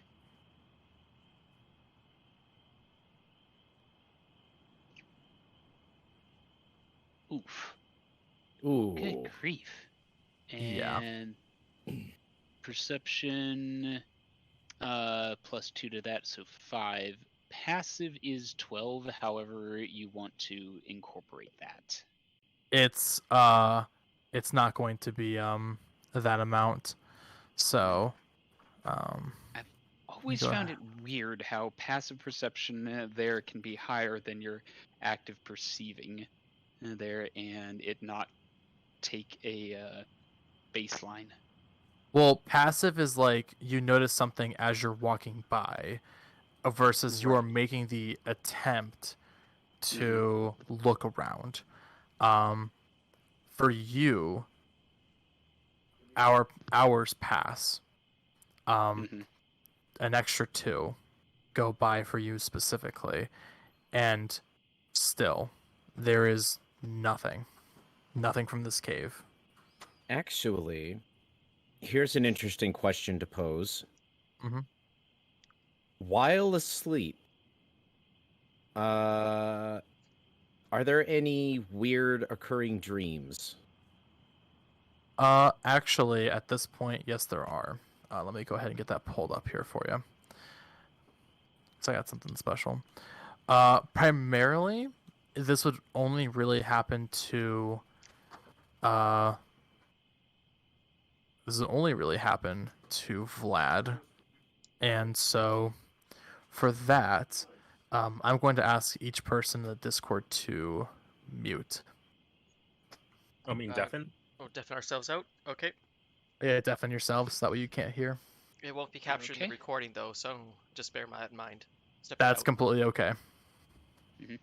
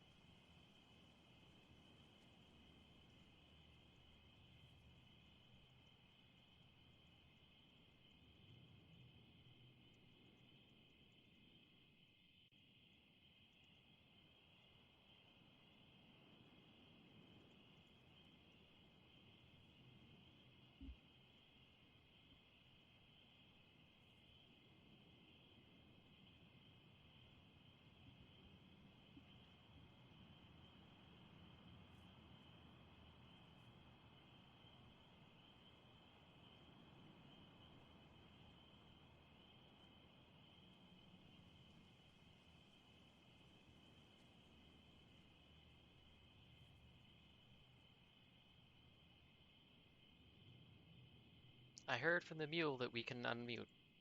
Me too. Yes. There. Yep. You're A good. little Yeah. birdie told me. I guess it's the mute tool. No. From everyone's perspective that is at the cart right now, those that are not asleep, primarily it would be you, Breaker, as you're on watch. Mhm. You do see the cart shake a little bit, as there's a bit of gasping from Vladimir. Well, don't forget I'm sleeping on the cart too myself. Yeah. I do go to check on him. As you come around the corner, you see Vladimir just frantically patting himself down on the chest. There. And he stops for a moment about right at when his paw reaches about where his heart is, and you see him twinge. There. And Vladimir. and at that point you see him slowly pull out what looks like what is a used casing. And you see him staring puzzily at it. And you see him stare down at his chest, looking very confused. Back to the spent casing. Pulls out his revolver, opens the cylinder, and notices that one of his rounds went missing. Looks back at the case and realizes, how the fuck did that happen? What is it? There. What's wrong? I just had a nightmare. Yes? Hooded figure. Black. 2 scimitars. Dark blade. With a bow strapped to his shoulder. Yes. At this point, Paarth's eyes have opened and his head cranes around to look at the two vulpines. He looked just like me. Just like you? As if it was illusion, but couldn't be illusion because scar was different, ear was nicked. And his firearm, it had an eldritch look about it. Said he had a firearm.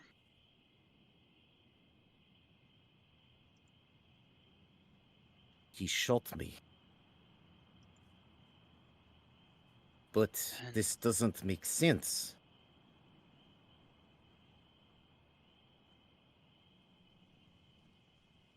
But it was a dream. Of course it doesn't make sense. He also spoke as well. Yes?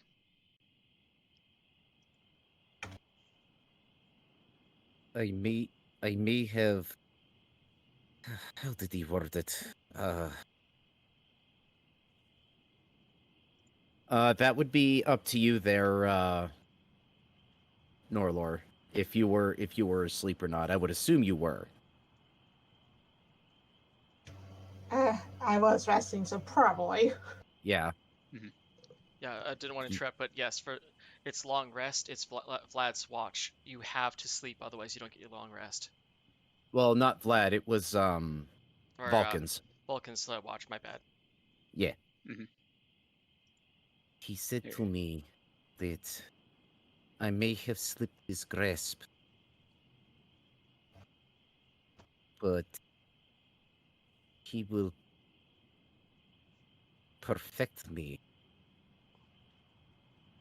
Do not like his verbiage. I don't either, my friend. Your mark. I examined it while you slept, and And? it reaches deep. I could feel tendrils of magic reaching along your spine. and down all the way. They faded into the back of your head. I don't know if they truly faded or just went beyond my sensing into your skull. So what does that mean? I am no spellcaster. It means that you are marked. Some kind of curse. I do not know how badly it is. I am not adept enough for that. We need to get you to the guild or a church of some sort, somewhere that someone may have the ability to remove curses. I do not know how much farther it is to the guild. Just that it is likely along this road. I do not want to wake our little friend as of yet, but it is soon that everyone should be able to finish recovering. I've seen signs of them beginning to stir. How bad are you? We need to leave now. Where is Otherwell? Is do he not back? know. The cave has been silent ever since he went in. Almost 8 hours ago. For how you behaved in your sleep, I do not know if we should linger here any longer than we must. We can go into town, find it, and send back aid. If they have been able to take out warriors such as him, I am good, but my training was good, but not that good. We did well here, but I do not like our chances if we just throw it in there on our own.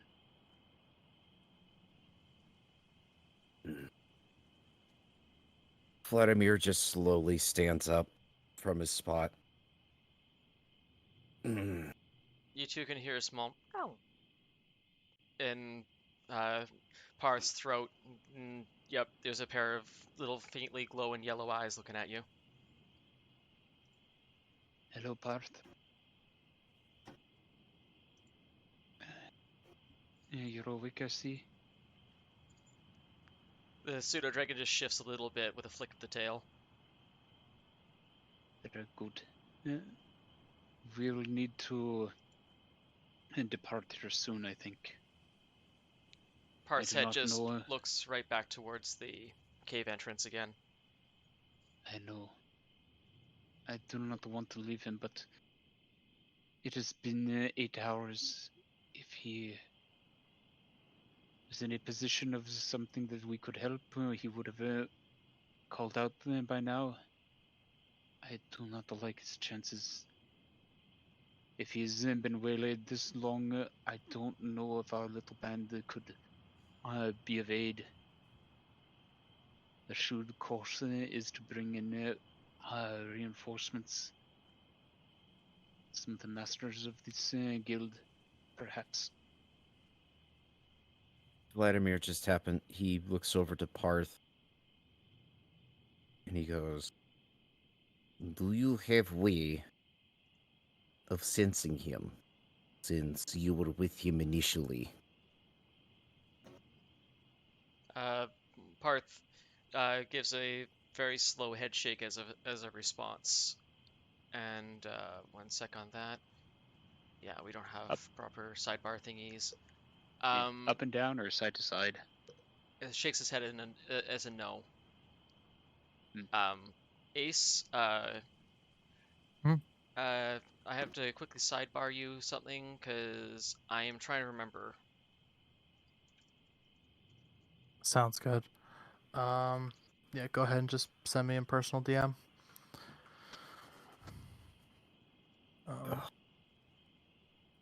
Okay.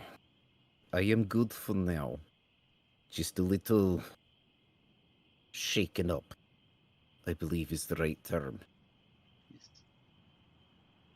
Let me look at your wound again. Which one? The mark.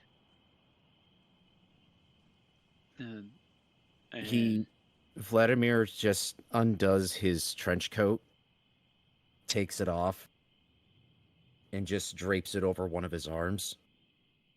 And you see him move his hand up to the same spot where he found the casing.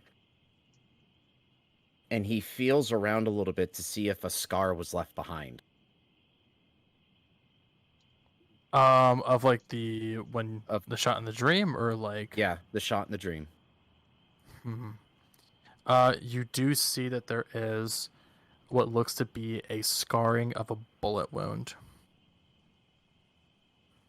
That wasn't there before.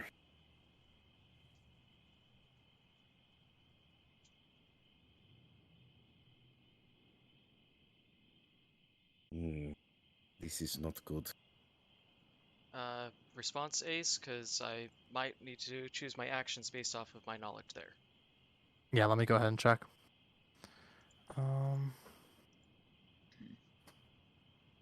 It's two-way, so you can go ahead and give a call in if you want.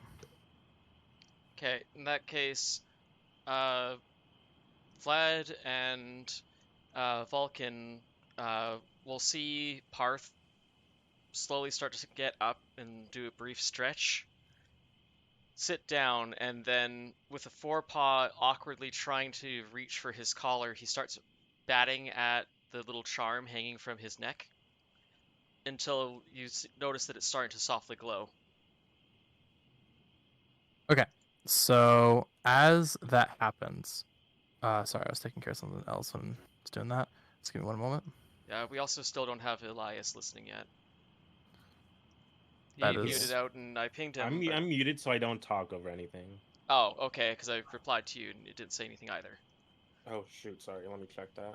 Yeah, can we all agree, game or Twitch, unless it's a sidebar thing that's been mentioned that we're sidebarring, because I can't watch the game, Twitch, our DM group channel, the Discord server, and everything else. It's getting overwhelming. Just 2 places, please. it should have always been just one location. So we'll talk about that afterwards, though. So, but yeah. So as you go ahead and are attempting to contact the guild itself, there is a bit of a delay when it comes down to someone being in contact with you. But in the end, you do reach a familiar voice. And it's a bit more of a higher tone, someone in a big term of being tired, you can tell. But it is someone familiar. It's like, hello, who is this? Just to double check, this is allowed so the party can hear? Or is this Mind Stone, or is this Ascending Stone?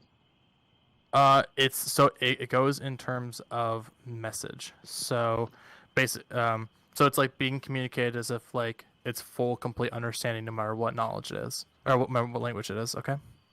Understood, but again, broadcast or individual. It's just to you, but it doesn't really matter because you can choose if you want to display that or not, or say if you want or not, since it's active talking. Okay, because I can't speak, so I don't know if I can let the party hear or not. Is my point I'm asking. They can hear it. Okay. Okay. So they hear those words. Paarth makes a small scrack noise, and through the messaging stone, Paarth gives a few glimmering mental images of Akanon gesturing at the group to stay put and showing him walking into the cave. Clearly, the images were that of daylight.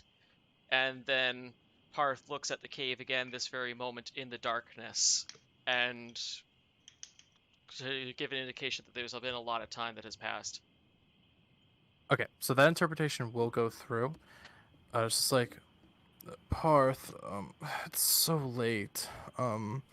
So what, you're saying Akanon went into a cave and couldn't return?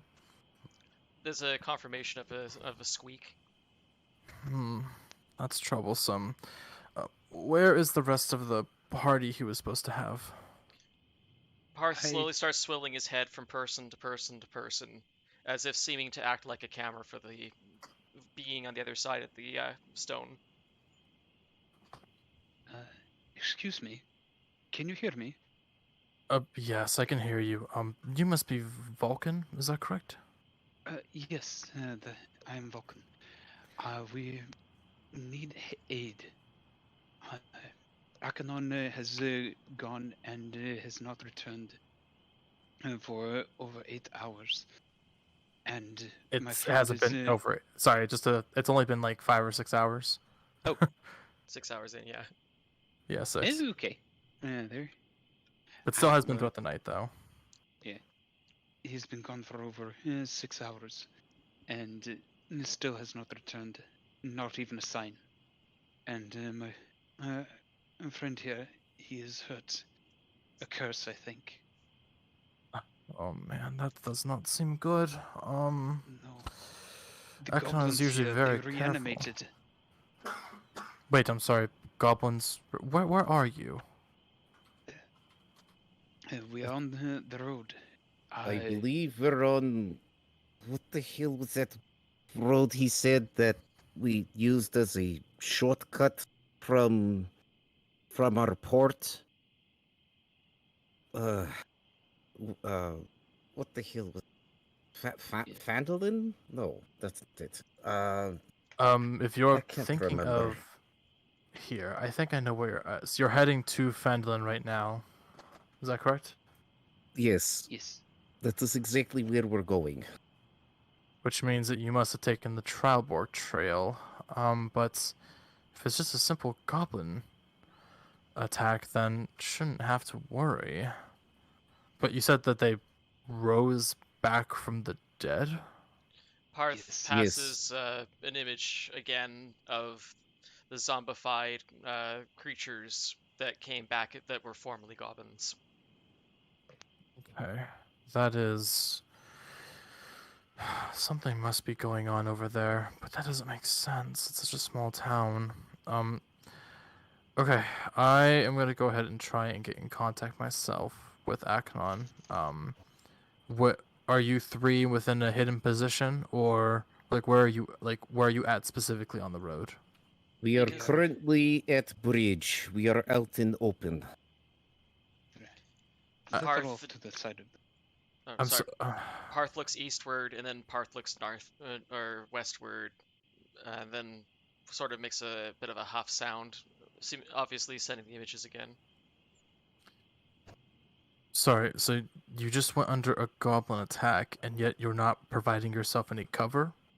You're not hiding? You're just in the middle of the open, near the cave where they came out of? Yes, we've been on watch here, and we have a good line of sight from our current position. If we went into the thickets there, we would likely not be able to see out very well, and not be able to monitor the cave.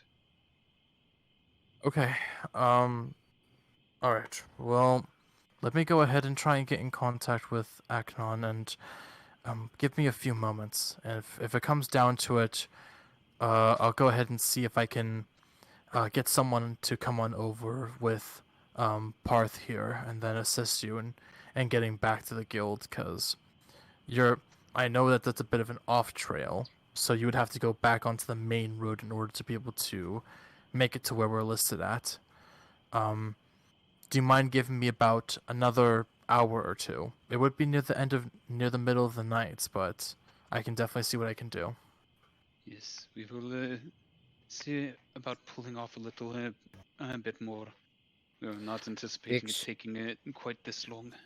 Actually, one more thing. Yes? Vladimir looks over to Paarth, and he just kind of Vladimir just kind of slowly turns his back towards Paarth and goes, "Paarth, could you show him Mork?" As he points as he points at it with his claw. Maybe this would give you better indication.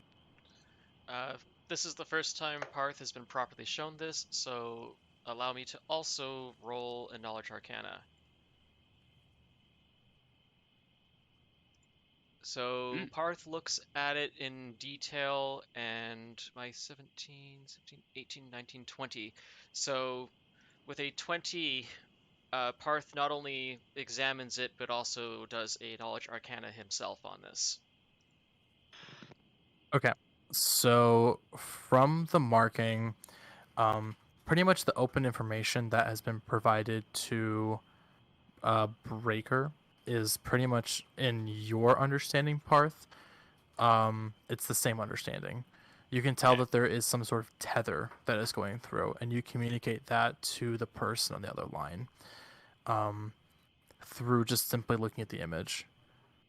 Yeah, Like, so I is... deliver over not only the sigil, but I also deliver the threads of magic that I can see connecting everything. Ooh, that is definitely a big mark. And you're positive that this wasn't here a while ago? No, Certain. this was just done earlier today, just before I fell asleep. Although I did lose control for a brief moment. Yes, And while I was witnessed- asleep... Oh, go ahead. I witnessed him take that hit, and then subsequently I be affected by this. Well, I don't know what might have happened there, but that mark looks to have been there for years. Usually a new sort of curse mark would at least have some sort of crackling around it. But we can definitely go ahead and take a look at that once we get someone on over to the guild. Unfortunately, with the way that we have it set, there really isn't a way for the whole party to go with Paarth. I will have to go ahead and take him for a moment to try and find someone, but I'm not going to do that until I'm able to get someone to go over there for you. It's in the middle of the night, and I don't know who's around at this point. But like I said, if you can hold out for the next 2 hours, I'll try and get in contact with you as soon as I can. Okay? Yes, please. Upon hearing the fact that he was saying that the curse mark was one that looked as if it should have been years old at this point, and it's just a matter of hours, a little bit more urgency comes into my voice, and due to the texts I've read about them, given a warlock. Please, hurry. If that is the case, what you say about the mark. We need to get it looked at and removed as soon as possible. Sounds good then. I will be in contact with you then. And you can feel a part that the line gets disconnected. Yeah, and simultaneously, Paarth's collar stops glowing. Okay. Paarth seems to be rather casual about the effect of this collar, and just simply lays down again, making it seem that this isn't the first time Paarth has had to activate it. Right. That is a handy trick. You have there, little friend. Paarth just makes a little sound, looking up at the other two, seeming to be a passive little chirps kind of sound that gives the indication that at least Paarth doesn't seem to be too terribly concerned, but then his eyes do go right back to the cave again, staring the same way a pet would to a lost owner.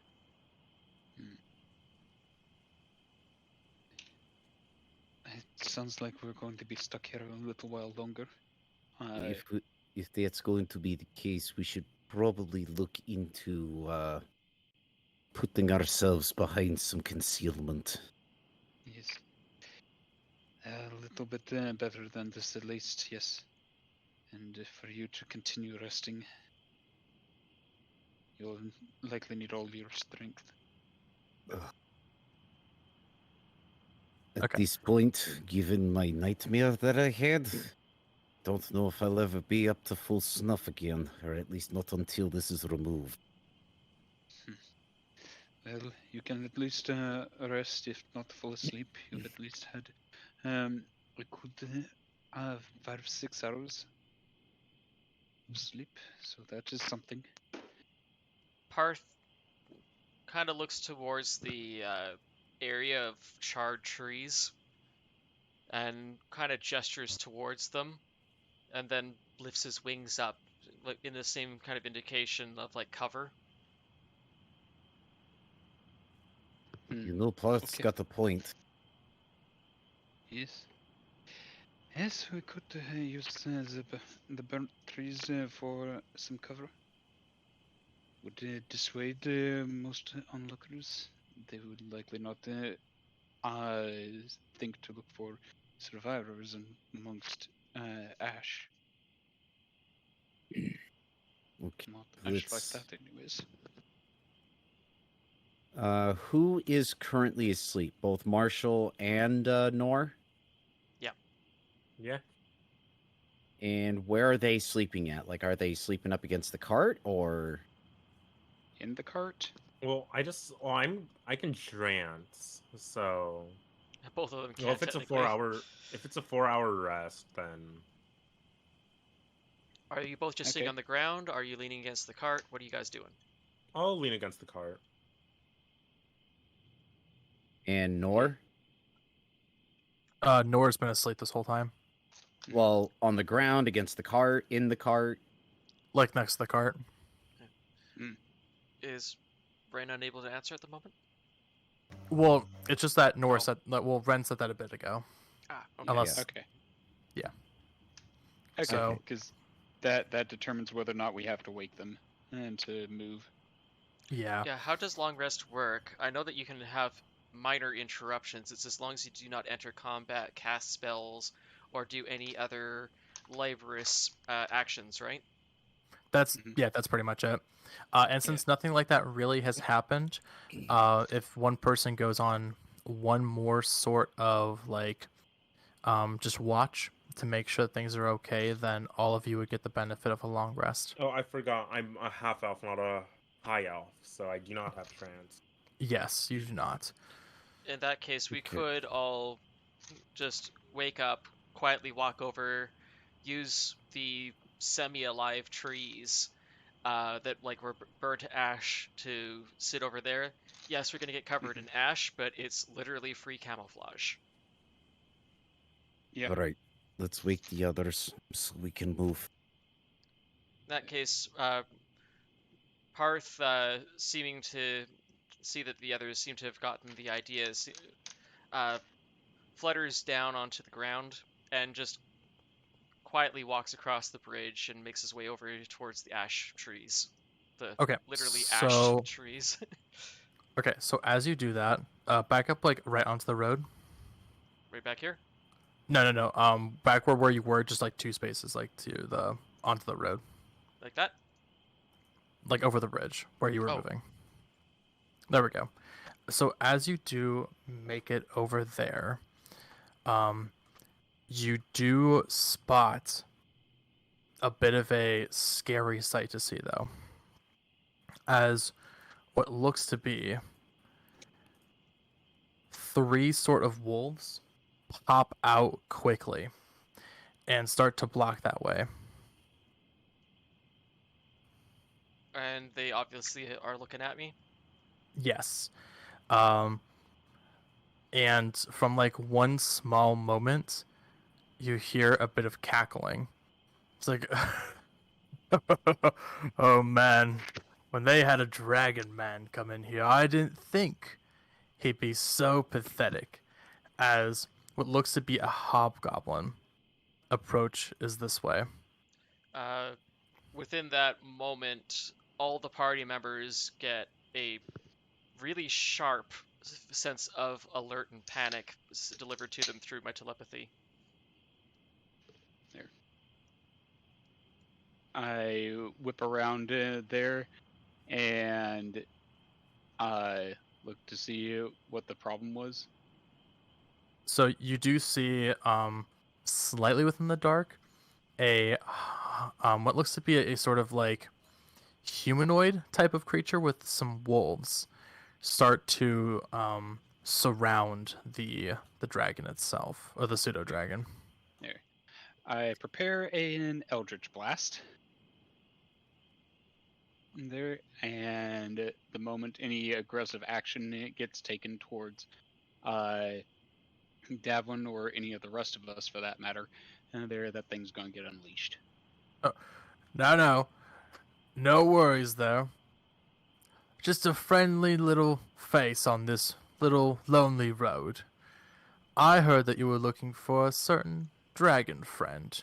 Is that correct? There. We might well be. Well, I just wanted to let you know that he is within safe hands, and that there's no need to worry. But, since I've been taking good care of him, you might as well cough up your belongings for, like, payment, and I'll give him right back to you. Yeah. Let's see that he's even alive and whole first. So as you please. And he gives a little bit of a whistle, just a short one, and he gestures you towards the river, going towards into the cave, and you do see that that what looks to be Arcnon's body is basically just kind of tossed out from the cave, and basically like just struggling to get up a little bit. And we couldn't see this from the cart? Like earlier? No. It's a lot more visible because like there's a bit of a gesture going on with it. Yeah, he pointing it out. Yes.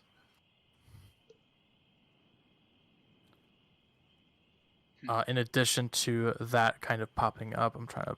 Is Arcanon moving? He is slightly moving.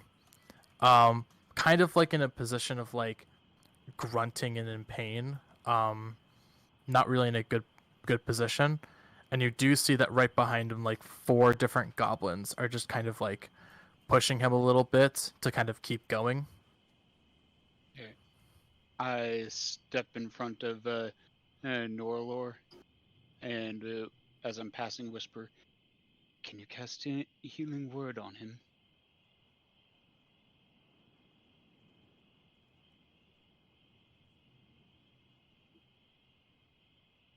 Feel free to speak up there, Ren, so that we can hear you.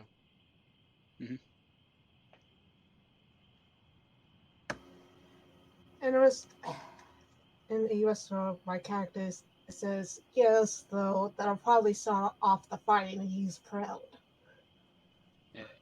We may not have a choice in that, but if you can perhaps do it subtly behind my back, that may give us a chance. If we I have nothing else. By the way, this also does mean that we only achieved a short rest. How does short rest work? I roll my hit die? Well, hold on, give me a sec. You may not have to do that. It's like, well then, I cut my end of the bargain. Look how nice he is. All able to just stand and be fine. Now then, your possessions. Yeah. We really don't have much of anything, but if you would like to come across the bridge and collect things. From what I see, you're more than a capable amount of few fellows. You've got staffs, shields, you've even got a nice mule there with a cart. I wonder what beauty is in there. Not to mention your dragon friend is a great catch too. Been having so much fun together. And who knows, maybe the little pseudo can be with him. There. I'd like to see if Paarth's telepathy is open, and It's then one use way, him. unfortunately. Mm, Paarth can speak to you, but you can't speak to him through it. understood.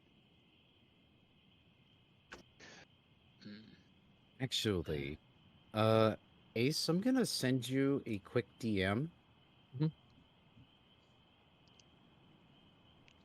Paarth does seem to be standing there in careful consideration because his head is craning back and forth, looking between the cart, Akanon, and the wolves, seeming to be trying to work this out in his little mind as quickly as he can.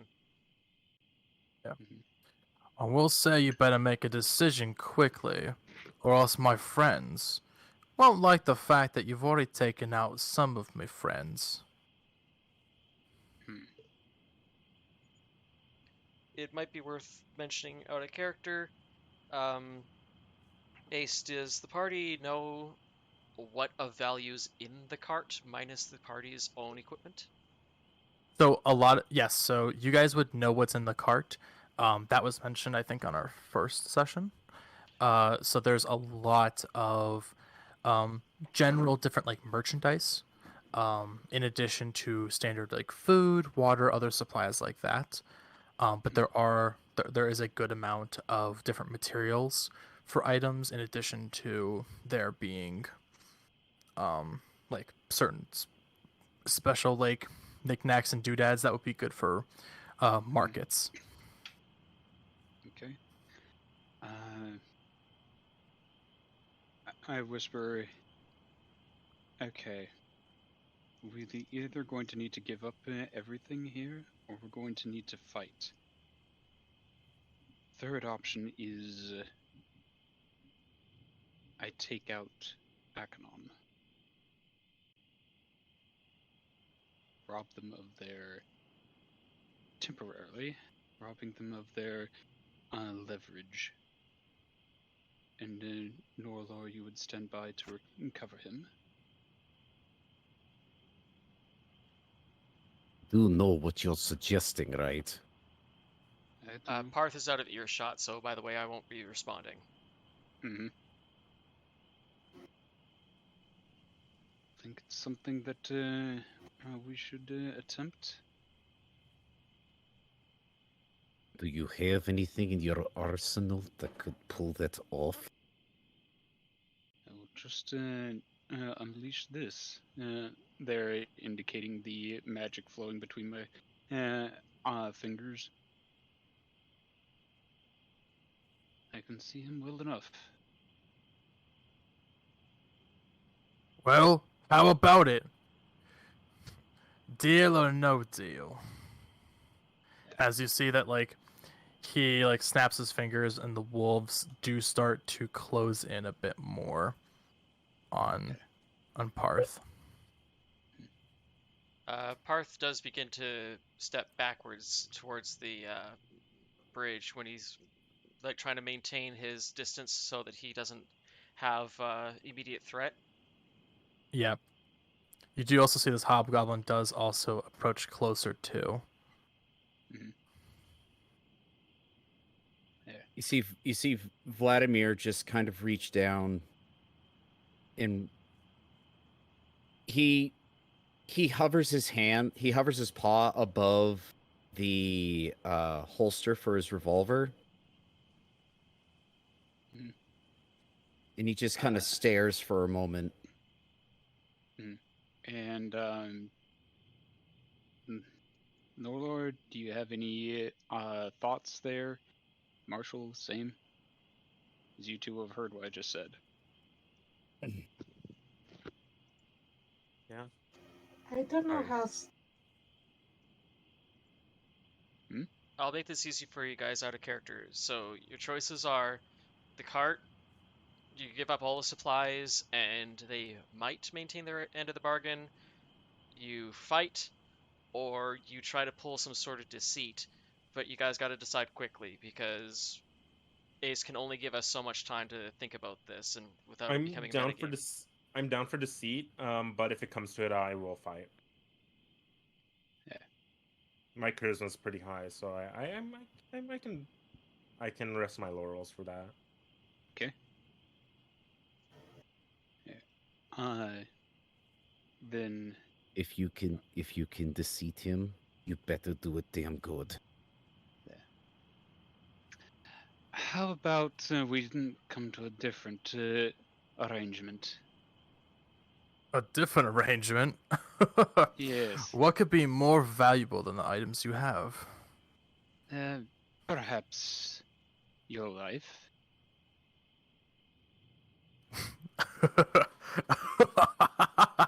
Do you know who you're talking to, boy? Do I could have enlighten you. me. You must not be from this land. I can smell the foreign arcane from you. My name is Cragmaw, and I rule this road. I take how I please. Cragmaw the unwashed, Cragmaw the unworthy, Cragmaw the decrepit. And there, I see it all over your face now. Smart tongue on yours, but you're in no position to make any sort of comments about my face. Look at yours. You look like a washed up bugger. Yes. Me washed up there. I'm only just beginning, whereas you have had all this time to try and make yourself great. And here you are, three mangy mongrels there. And I suspect you are relying on the powers not of your own. How weak and pathetic. Do you really think that we should bow to someone like you? You said yourself we are capable. And we can take you on ourselves. Besides, we have friends coming from behind you very soon. So, why? Why would we give in to you? The dragon friend you say we have over there? We met him only yesterday. If were he to be our instructor there, the fact that he fell to the likes of you is nothing. So, how about this? We let you go with your life, and you know, just because you've given us some entertainment there, and the ability to stretch our legs and prowess, we do give you a little something here. There. It's entertained us for a day, so how about a few coins? Is that persuasion or is that deception? There. Let's Deception, go. at least for the part about our buddies coming. Okay, Mhm. so go ahead. I need you to roll deception, and then I need Okay. you to go ahead and roll for persuasion. All right. And 7 plus another 7 there, 14. And let's see. Actually, you know what? Let me go ahead and use one of my luck points here on that. I'd like to see if I can't get it any higher. Sounds good. 16 plus 7. Yeah, let's go with There that you one. go. Okay, so that was for the deception. So now Mhm. go ahead and roll it for the persuasion. All right. And persuasion here. Grab this. 17 plus another 7. 24. So 24.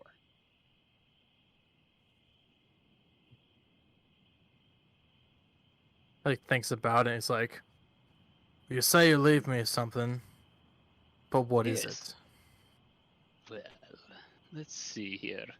Normally, a first-rate entertainer gets this. If you've done it for several hours here. Let's see here. Now, in character, I would know exactly how much I have on me. as player, I'm looking for where that is on my character sheet. It should be in your inventory. Yes. Just going to find exactly that here. Okay. There. How about we leave you with 10 whole gold pieces? No effort on your part. You play me a fool. There. Well, and 10 whole gold pieces there. You don't have to worry about anything. All of you walk away there. You know what?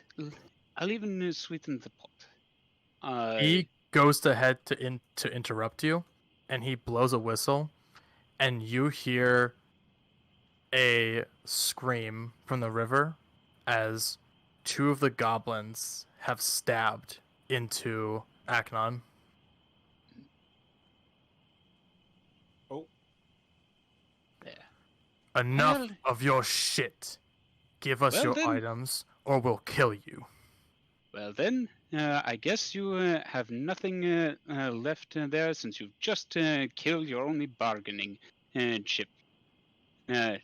Come on. And I unleash Eldritch Blast right in his face. Okay, go attempt to hit. Wow. Nat 20. 20. Let's go. Let's go. Oh man, this is gonna be so sad. Okay, so This is gonna be so sad. so as you go ahead and fire off your blast, don't roll damage yet. Oh, okay. You see from Cragmaw's end a snap of the finger. As I'm gonna have you re-roll that. Oh. Okay. I'm going to luck that there, so it's countered, and I keep my roll. That how luck works? That's not how luck works. No? Okay. Did he cast Silvery Barbs? It's silvery barbs, yes. Yep. You can't And he has counter advantage. spell. You can't counter a spell with the same spell, can you? In this game? You can't. I mean, it's reaction. Reaction. No, you Come you on. can only counter spell with the spell counter spell. Oh. Ah, okay. So I've been through so many systems. I was like, wait, I know that one of them is like if you know the same spell as somebody else, you can counter it.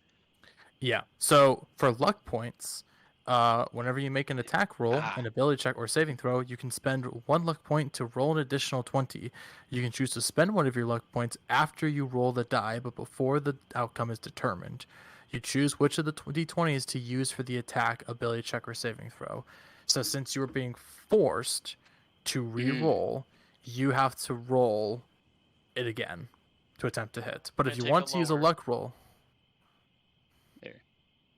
14 plus 17 then. Or excuse me, 14 plus 7. 21. okay. So that one will hit. So go ahead and roll your damage for that. Alright. Please get max. 2, 7. Piss. Okay. So Very- from that, forgot to switch this one over. My apologies. Hmm. So it's that, and then he lost 7. And is it possible that Vladimir pulls out his revolver and fires at the same time that the Eldritch Blast sounds off?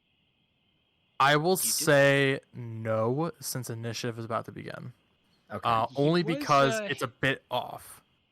Okay. His hand was on his pistol there in a ready position. He is reacting after the damage is dealt, though.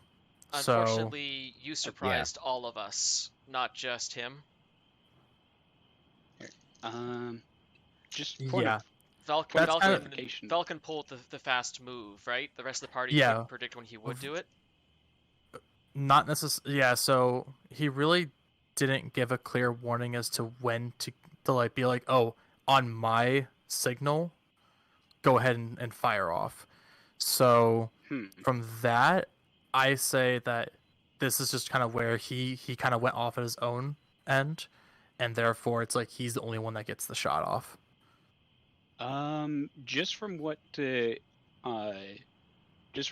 Vladimir was saying, the way he was standing there at my side, hand on his pistol and everything, he was ready and watching for a cue. There. But did you specifically tell him to wait? That was the question. He For a didn't. cue.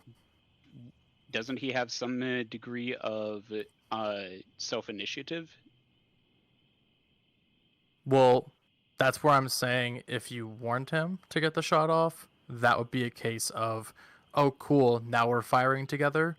But since you did not give a warning, I would say no.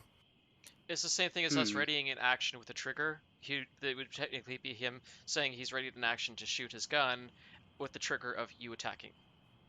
Okay. Exactly. So To be therefore, fair since to there's him, no he could trigger, have said that, but we were talking a whole lot here.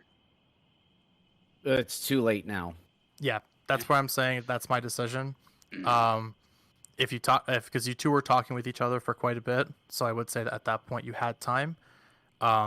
Didn't make it clear, so that's my rule on it. So Okay. that's just unfortunately how I usually do it. I will have to be much more specific then, and my dialogue will be longer because of that. Just a You'll heads have up. to. You just need to do your dialogue, pause mid-dialogue, say something like, I gesture at him to ready on like with a nod, and then you finish what you're saying, right? Yeah, just Okay. so long as there is some gesture of saying here, or it's like wait for my signal, or it's like, or even just being like I give a gesture, letting them know, wait for my signal, something like that. Do it the same way an author would be writing a book, right? Exactly.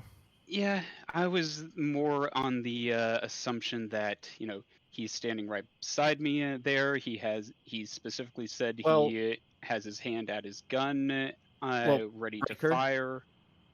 Breaker. Yeah. Look at the turn order. There. Yeah, fair, but still, that would be an extra attack in our favor, and as it seems like you were in the ready position, and in a, if this was a movie In a cowboy movie, it's like how when the main character whips out his gun and shoots, even though all the people standing next to him that are ready to shoot too don't respond as fast because he pulled his gun out so suddenly that nobody else had a chance to actually cock their gun. Right? except that the deputy here was standing right by in a ready position to fire as well the moment he saw the sheriff twitch. Okay. All right. Let's get Let's back to continue on. this. We can discuss it later. Yeah. Yep. Yeah, we can. that's why I'm saying this is we can talk about it later, of just clarification. But for now, it doesn't really matter since Vlad, it's your turn. All right. So, pulling out the revolver and pulling the trigger right on the hobgoblin here. So that'll be 11 plus 6. That's 17, right? Yep. That will 17. hit. And then that'll be these two plus 4. That'll be 16. 16 damn.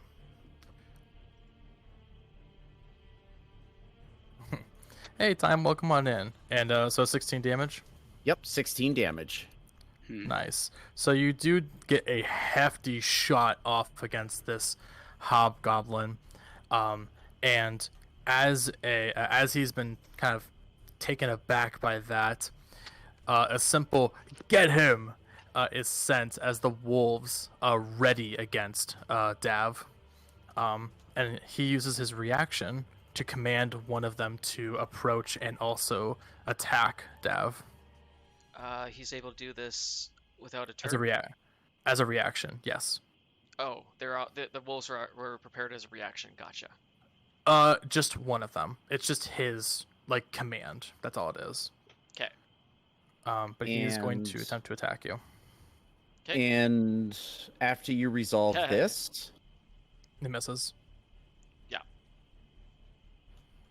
after you resolve this, Vladimir, as a bonus action, because of the hang on, let me remind myself on the gunner feat again just to make sure. Okay. So, as a bonus action, he's going to, because that was his last shot, he dumps his cylinder and reloads, and as he reloads, he lets out Paarth, fly. Okay. Wait, sorry, what is that ability? The gunner feat. The gunner feat.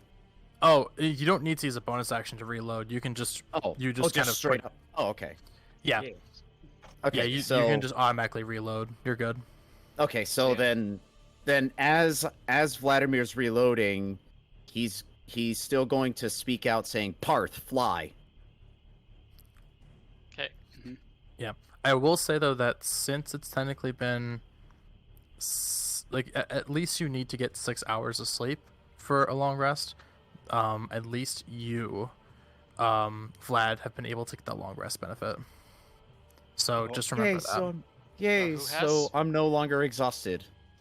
Yes. Oh, so does that mean Paarth got it too then? Paarth did get it as well. Yes, everyone else got the benefit of a short rest though. And also that means my AC is back to 12 instead of 15. Mm-hmm. So just letting those know. But is there anything else that you want to do, Vlad? Let's see.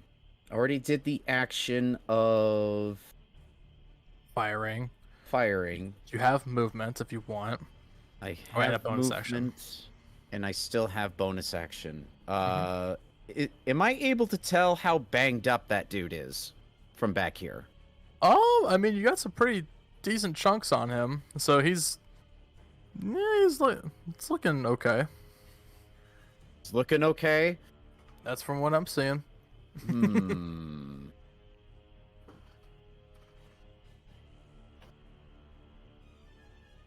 At that point, let's see, bonus action. There's not really much else that I could do.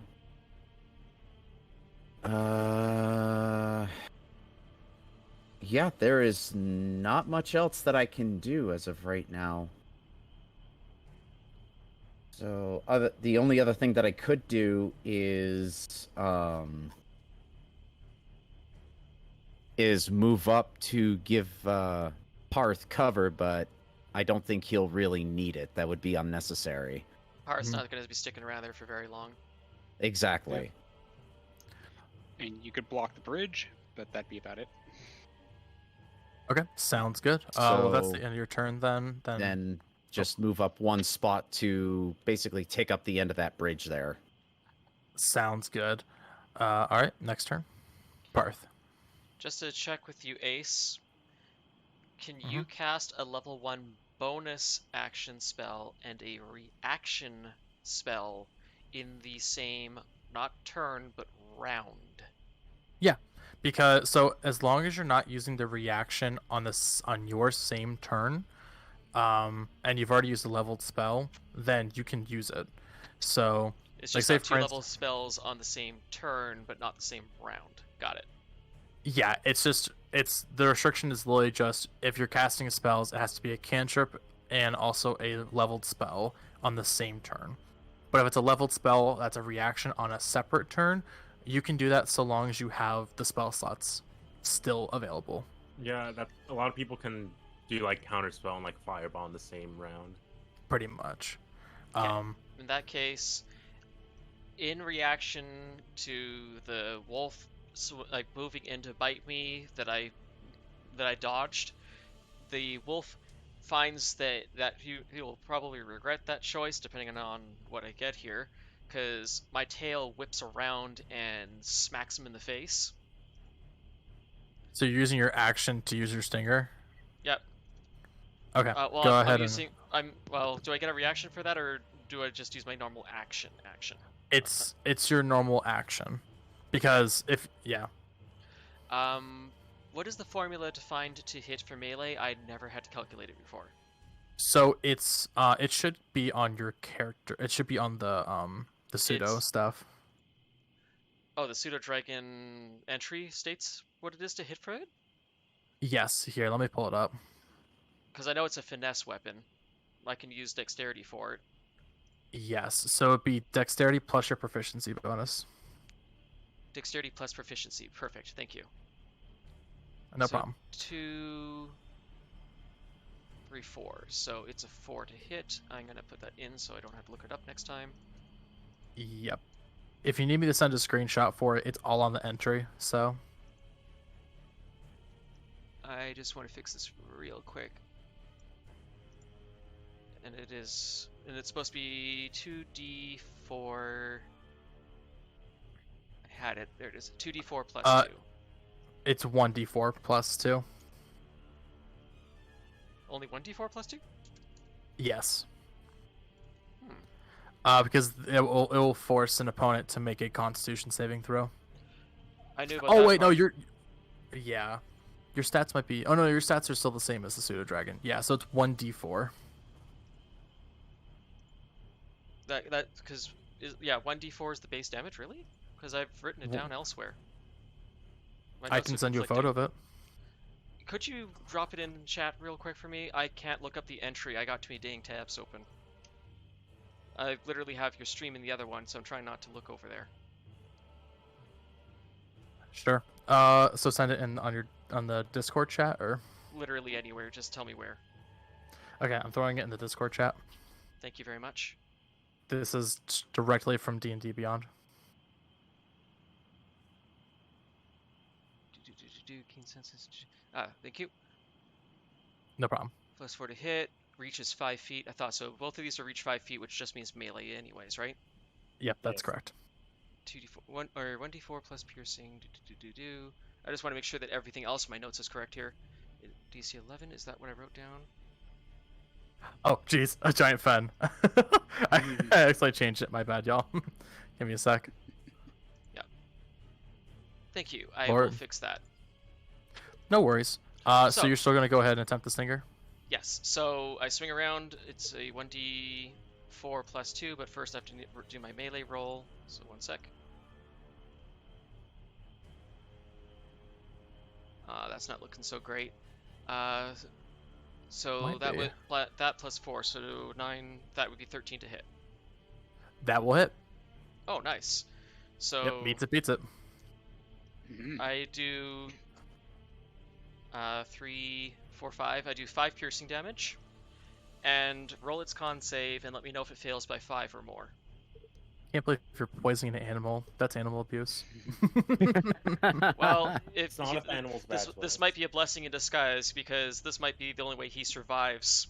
Because if he just stays asleep the whole fight, he might be able to become a pet instead of dead. Yeah. Well, unfortunately, there's a 19 on the die, so it does indeed. He doesn't succeed. And You know what? I'm gonna be especially mean and silvery barbs. Yeah, you can do that. So Oh wait, but if I use the reaction, I can't use my bonus action the same turn if it's a spell, right? that is correct, and you cannot use it. your reaction for one whole round. In that case, all right, he'll have to succeed. And Okay. with that, So then, he'll- so he just took the 4 damage. He didn't get poisoned, and at the risk of attack of opportunity, I fly. Question: when was your reaction this round? He hasn't would- used it. I was going to use a reaction, but I opted against it because of the spell limit. Okay. So Also, I performed a move action to fly away. So the before wolf does. Yeah, he The gets wolf an does attack give an opportunity attack. I said at the risk of an attack of opportunity, I start to fly. Does he hit me? 13 plus. Well, 13 is your AC, isn't Yeah, it? 13 is my AC, so he does get a hit. So now I'll have to fire off the silvery barbs. Okay. So make him roll again. Okay, and then you can choose one person to get advantage on their next D20 check. Vlad. Unfortunate. Okay, so he hits me anyway, but Vlad still gets that bonus. Okay. And this wolf has 2d4 plus 2 for a bite attack. Okay. So 7 piercing, as he does bite into a little bit of your wing as you go ahead and fly away, but you're still able to maintain flight. Okay. And since I already spent a leveled spell, I can't spend another one. So Yep, that is correct. I did my action, I did my bonus action, and I did my move action. That is all I can accomplish. All I can do with this is figure out how far I can move now. So you flew up how tall? 10 feet up, Okay, which means so I 10... can go 1, so 10, right? 15, Yep, so 20, 25, 30, 35, 40, 45, 50. Perfect. And I just start to swing around. That's my turn. So that lucky Okay. wolf not only denied me from poisoning him, but also managed to deny me from denying him his reaction of biting me. That is a lucky wolf. Really is. Okay, so that's the end of that turn. So we go 5, 10, 15, 20, 25. Basically, he'll just end up right here, except he's not levitating like Jesus. And as you see, a goblin from right... Paarth is the only one that's really able to see this. But you do see that there's a goblin starting to sneak up right behind the party. Paarth will look down in that direction and make a very sharp scrack noise at the party. Okay. So that will alert that one's presence, and then also you do see that there is another goblin that does basically rush on up, taking its whole turn to get next to Valkin. And then pretty much these goblins over here are just kind of watching as if like they are an audience to a show. The ones that are nearby Aknon. And so they're just kind of like cackling and like cheering on and everything. And some of them in a very much like very broken up common is just like Cragmaw. And now it is the wolf's turn. As this one is going to go, he's going to go to diagonal 5, 10, 15, 20, 25, 30, 35, 40. Oh. As he's going to attempt to bite one Vladimir.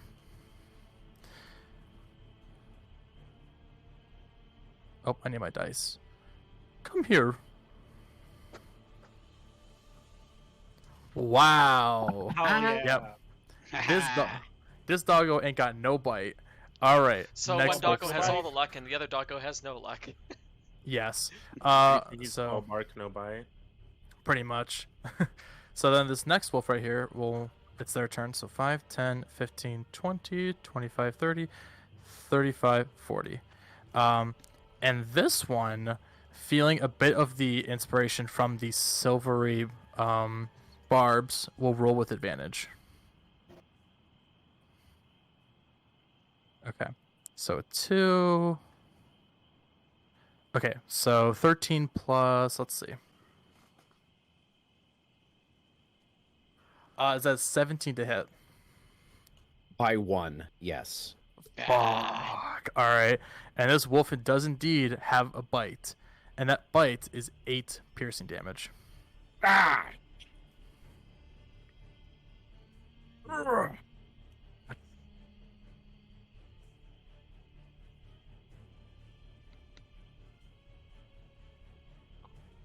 So that is that wolf's turn. And then pretty much the wolf from this end is going to join his doggo friends. It's a dog party.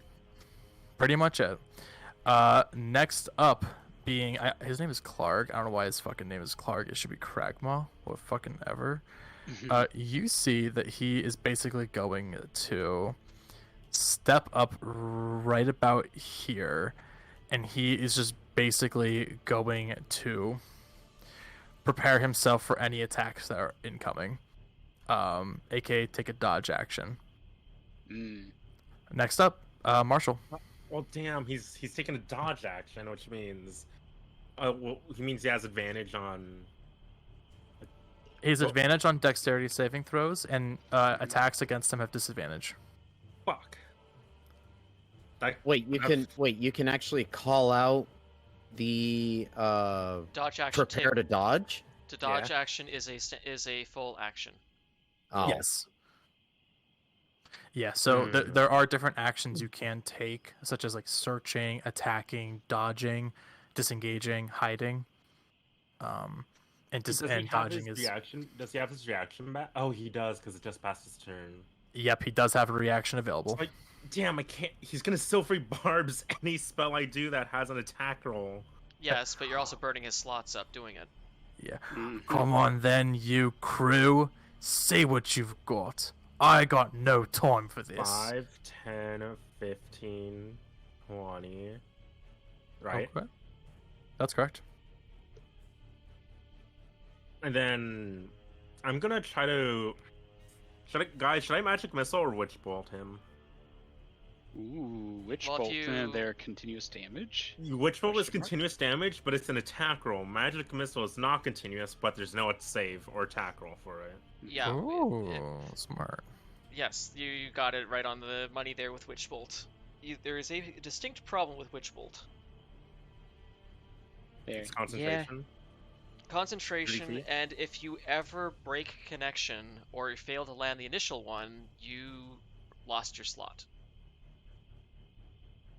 Is it failed to land the initial? If you What do fail you to guys land the think I should initial, do? or if your enemy walks out of range. And the distance between him and me.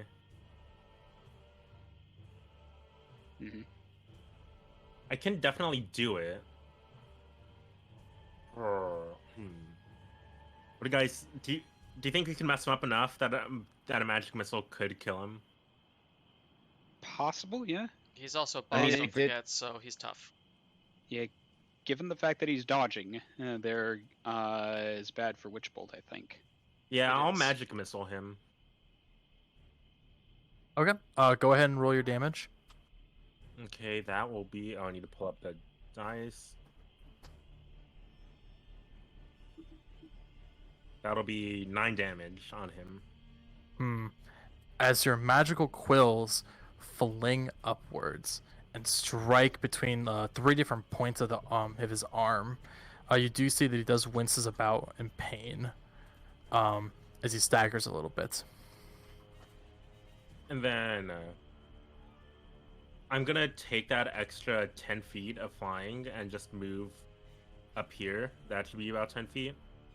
And I think I only moved 25, so I'll finish my movement right there too. Sounds good. That's my turn. I don't believe I have any bonus action and things yet. Okay. Next up then is Norelor. Don't forget about Nelor. those gobos behind you that Paarth pointed out. Mm-hmm. Oh yeah. That and the whole healing thing from before. Oh crap! I need to be You turned want to around activate to that. face Kragmaw. Oh yeah, trying to peel up Archon.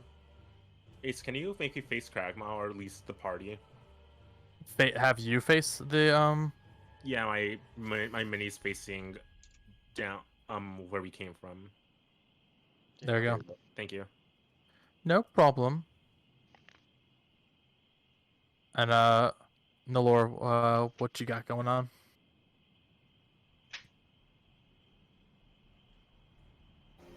I'm thinking about it.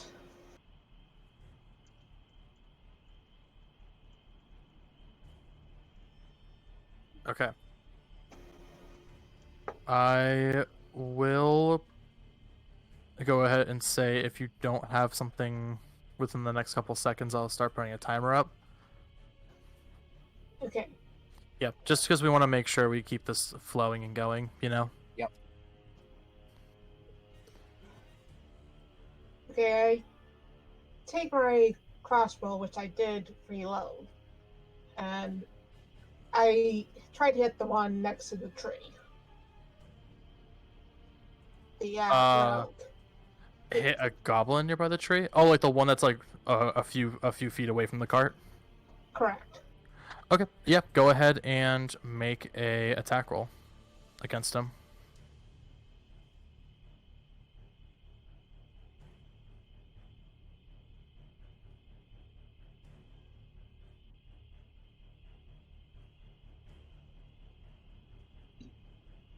Okay, and what's the total result?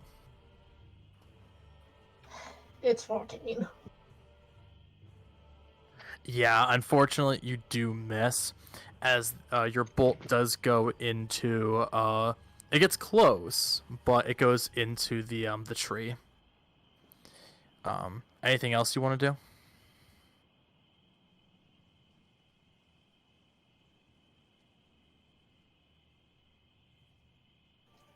I tried to cast Healing Rod onto, well, Alcon.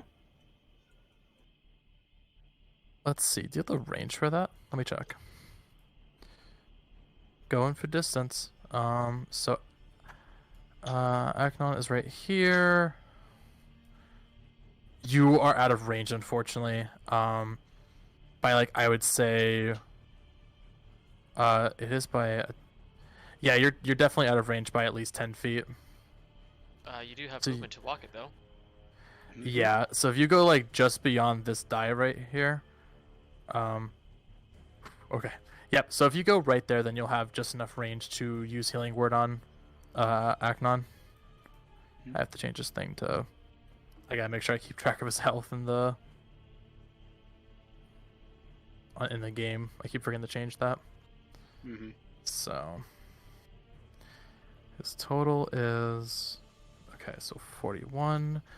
And then, yeah, if you want to go ahead and do that, then you can go ahead and roll for just to heal him.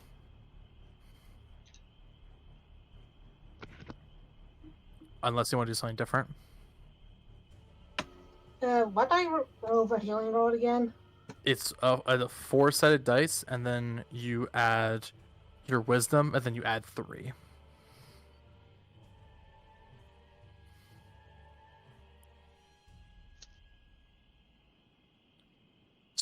Okay, so 2 plus your wisdom. It's a 4. 6. And then, okay, 9. so he heals 9. Okay.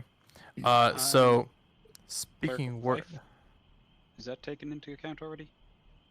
Oh, yeah, I have to change it. He's being healed that much, so. But. Yeah, so from your word of encouragement, you don't really see like him move until like you just kind of get small little bits and notions of movements. And let's see, so Vlad is the first one up, so he will get added to the turn order, though it's going to be right after Valkin's turn. As you see him do kind of like get back up.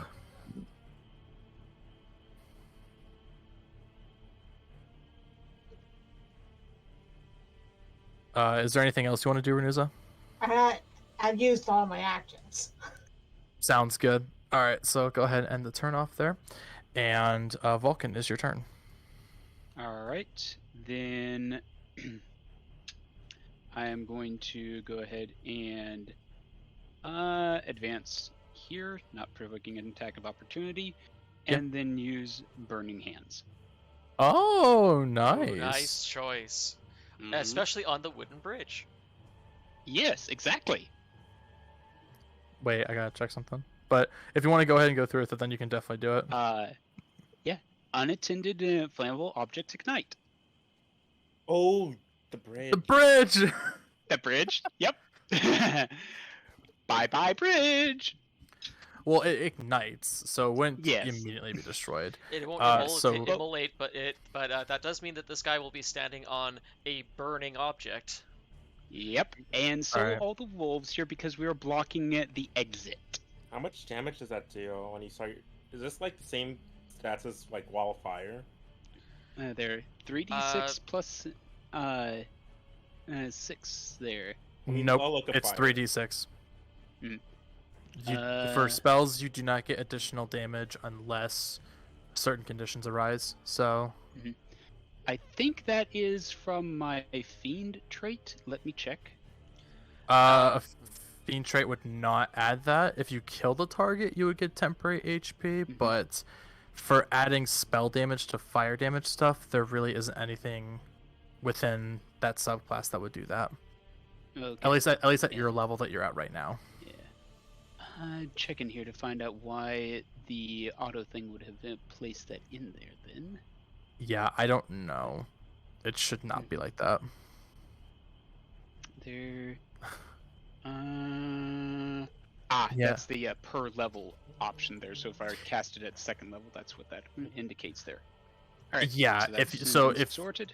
Yeah, if you were casting it at a higher spell slot, that means that you would add an additional dice. So go ahead and roll damage first. So Ooh. 13. Okay, so 13 damage, and then I'm gonna roll for. Actually, I'm not gonna go ahead and do all 4. Let me just refresh that for a sec. I'm gonna go ahead and do the 3. I'm gonna do the 3 wolves first, and then I'll do a separate roll for Kragmaw. Yeah. It's a dexterity saving throw, correct? Correct. And there, and they have to be one of them got a 15. nat 20. Yeah. Okay, so this one got a nat 20. That was an 8 and 11. What's the save? They're a 15. Okay, the other 2 do fail. And it's half damage on fail, or excuse me, half damage on a succeed. Okay, so this one did succeed. The other 2 failed. So these 2 are definitely burned to a crisp, as that was definitely more than enough to kill them.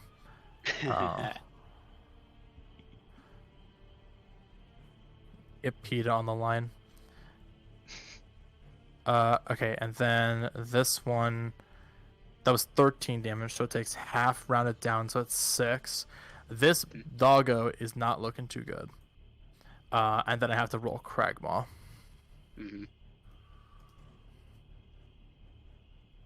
Ooh. He fails. So he takes the full 13.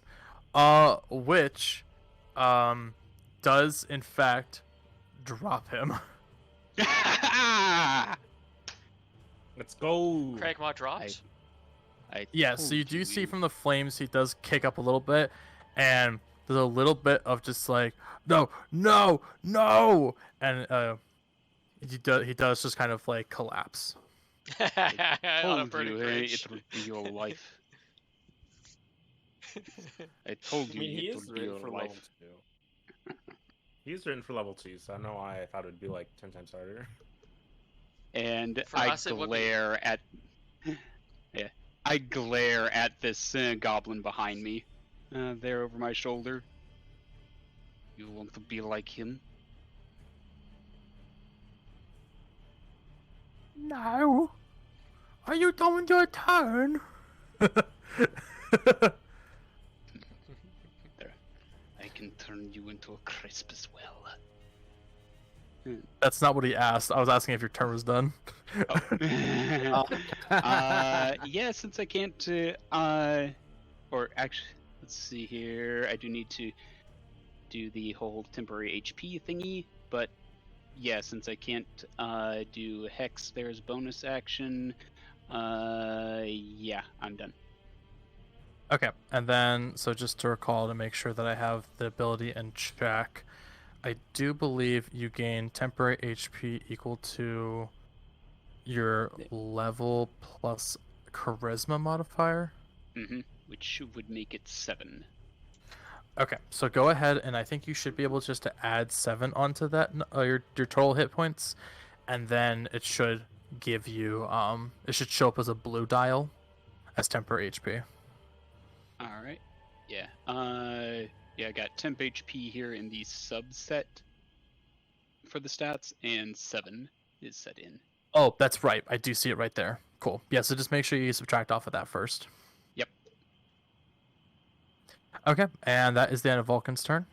Next up, it is Aknon's turn, to which he is basically taking his turn to stand up. He's like, I'm not about to let some goblins make a mockery out of me.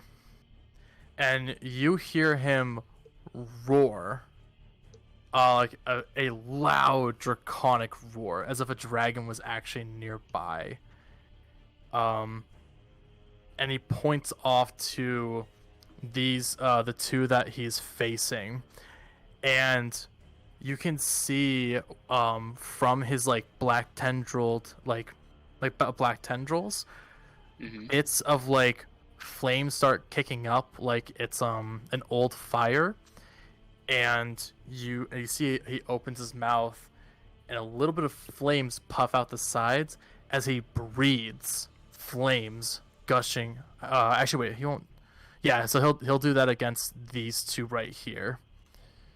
And I believe it's a 15-foot cone that he's doing. So they'll definitely make sure to hit.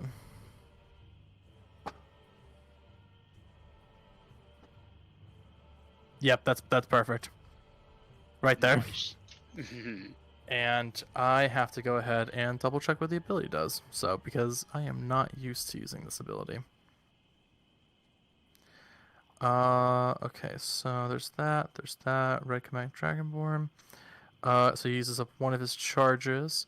It's 2d8 fire damage, and they have to make a dexterity saving throw equal to 8 plus proficiency plus constitution, which is 14. Okay.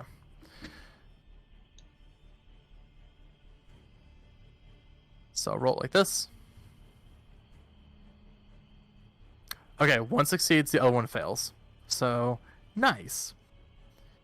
And I shall roll damage and make sure to clear the board.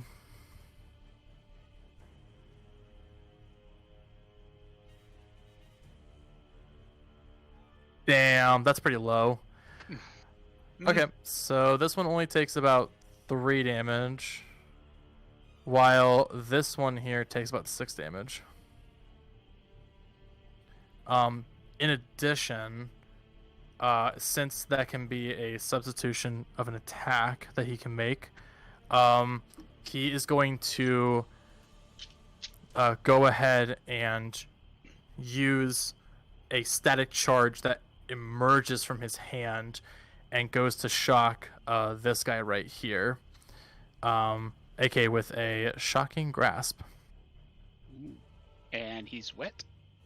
Because water. Yes, so that will give him advantage. Nice. I'm gonna do like an odd even thing too, but I need someone to call if it's odd or even. Odd. Okay. Even. So, Wait, shit. all right. So I'll attempt to hit first, and then we'll see. Yeah. Paarth called odd. Okay, so that's definitely gonna hit. And someone called odd. Yeah, Paarth did. All right, let's see. Nah, unfortunate. Nah. So he does he does send voltage immediately into this goblin right in front of him, and with 2d8 thunder damage or lightning damage, my bad. Yep, it just like from immediately, like the goblin turns around. Aknon grabs this goblin's head after basically being burned, and you see that smoke is coming off of this goblin, as just his entire face becomes like so scorched from the electricity that he like tosses him against the wall and splashes back, and just the water fizzles a little bit. Angry Dirk. Yes. And he basically like readies himself a little bit with, he does still have a charge left of his wizard ability, aka his blade song. So he'll use a song? He's Blade Singer? Yeah. Yo, let's go! I love that class. So yep. So he will get a bonus to Constitution. He also gets bonus AC, advantage on acrobatics checks. So yep. So he has his blade song up, and now it is Vlad's turn. Which, Vlad, you have advantage on your next D20 check. So if you didn't do what you did there, Breaker, I would have used an action surge to pull a double shot on one of the wolves and Cragmaw. Just saying. So By the way, you saved me from doing that. the bridge is on fire, and I tried to look it up, but Ace, you just gotta make a choice, because I found values everywhere from 2d10 to 1d10 to 1d8. Unattended burning objects are all over the darn place in the monster or in the player handbook. Yeah, so how I'm ruling it is simply put that since this is a old bridge, I have determined that it's an old bridge with some rope on the side of it. It's like a 5-foot deep area. As of right now, it's currently burning, and so if it's not dealt with within the next 3 turns, this bridge will collapse. And also, if the one standing wolf fails its dexterity save, it takes damage too, right? So usually if it's an area effect thing that says if people stay within the area, then they will continue taking damage. Since it's not with burning hands, he's not taking continuous damage. Well, it's not the burning hands doing it, it's the burning object. It's like standing in a campfire. Oh, well, that's not being worn or carried. That's a good point. Yeah, on his turn he'll take like he'll take a d6 of fire damage. Yeah, which actually it wouldn't really matter, but sure. Yeah, the create bonfire spell's a d8. A natural burning bonfire is a d10. It's all over the darn place in the book. I couldn't find a consistent answer. Okay, since it's basically a partial burning bridge, like AK halfway burning bridge, we'll do it as a campfire and then do a d10. Okay. Sounds good. Yeah, because I do know that with burning things there, it's either you move into it or you start your turn on it is when the 2 conditions that you take damage. Yeah. I always do start of turn, unless a spell effect specifically says otherwise. Anyway, Vlad, what are you gonna do? Let's see. I do have a couple of options. Let's see.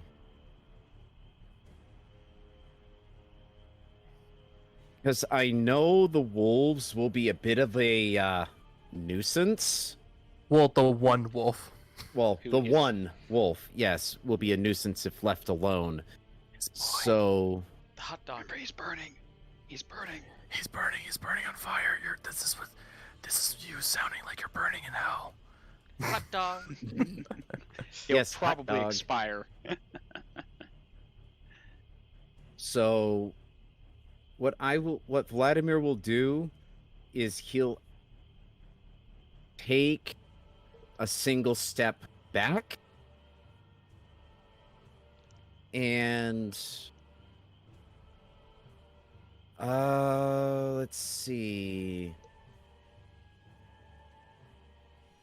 Well, I am in a bit of a decent position to do this. You know what? Screw it. I'm gonna pull the trigger on this first goblin that I'm facing, perform action surge to do a secondary attack on the one that's a little farther out. That's a few feet from the cart. Okay, sounds good. Go ahead for the first attack. Oh, it switched me to belly mode.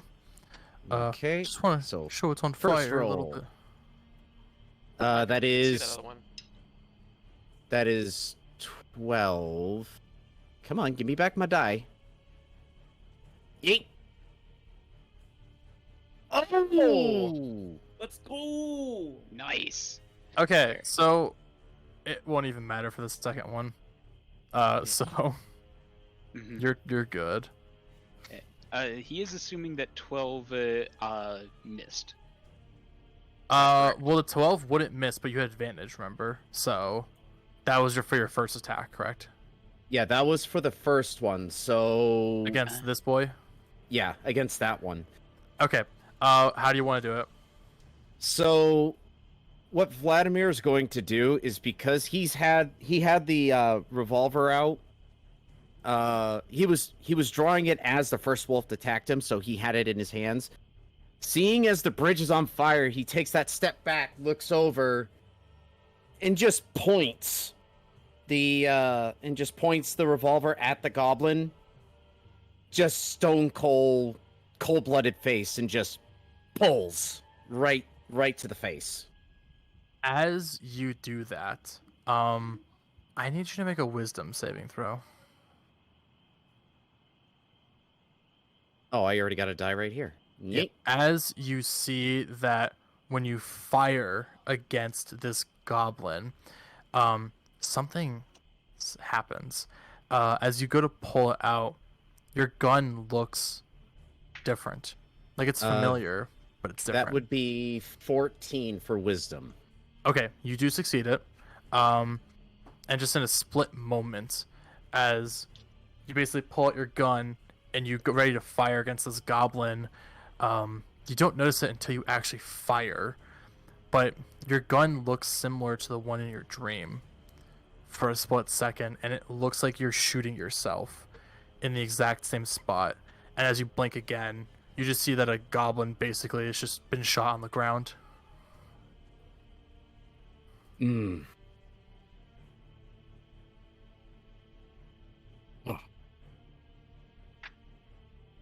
Anything else? That's probably nothing. And then action surge. That boy. On that one, but this time, let's see. With this action surge, because I only moved the 5 feet, I can close the gap and use the blade, right? Yeah, you have enough movement. Okay, so duh.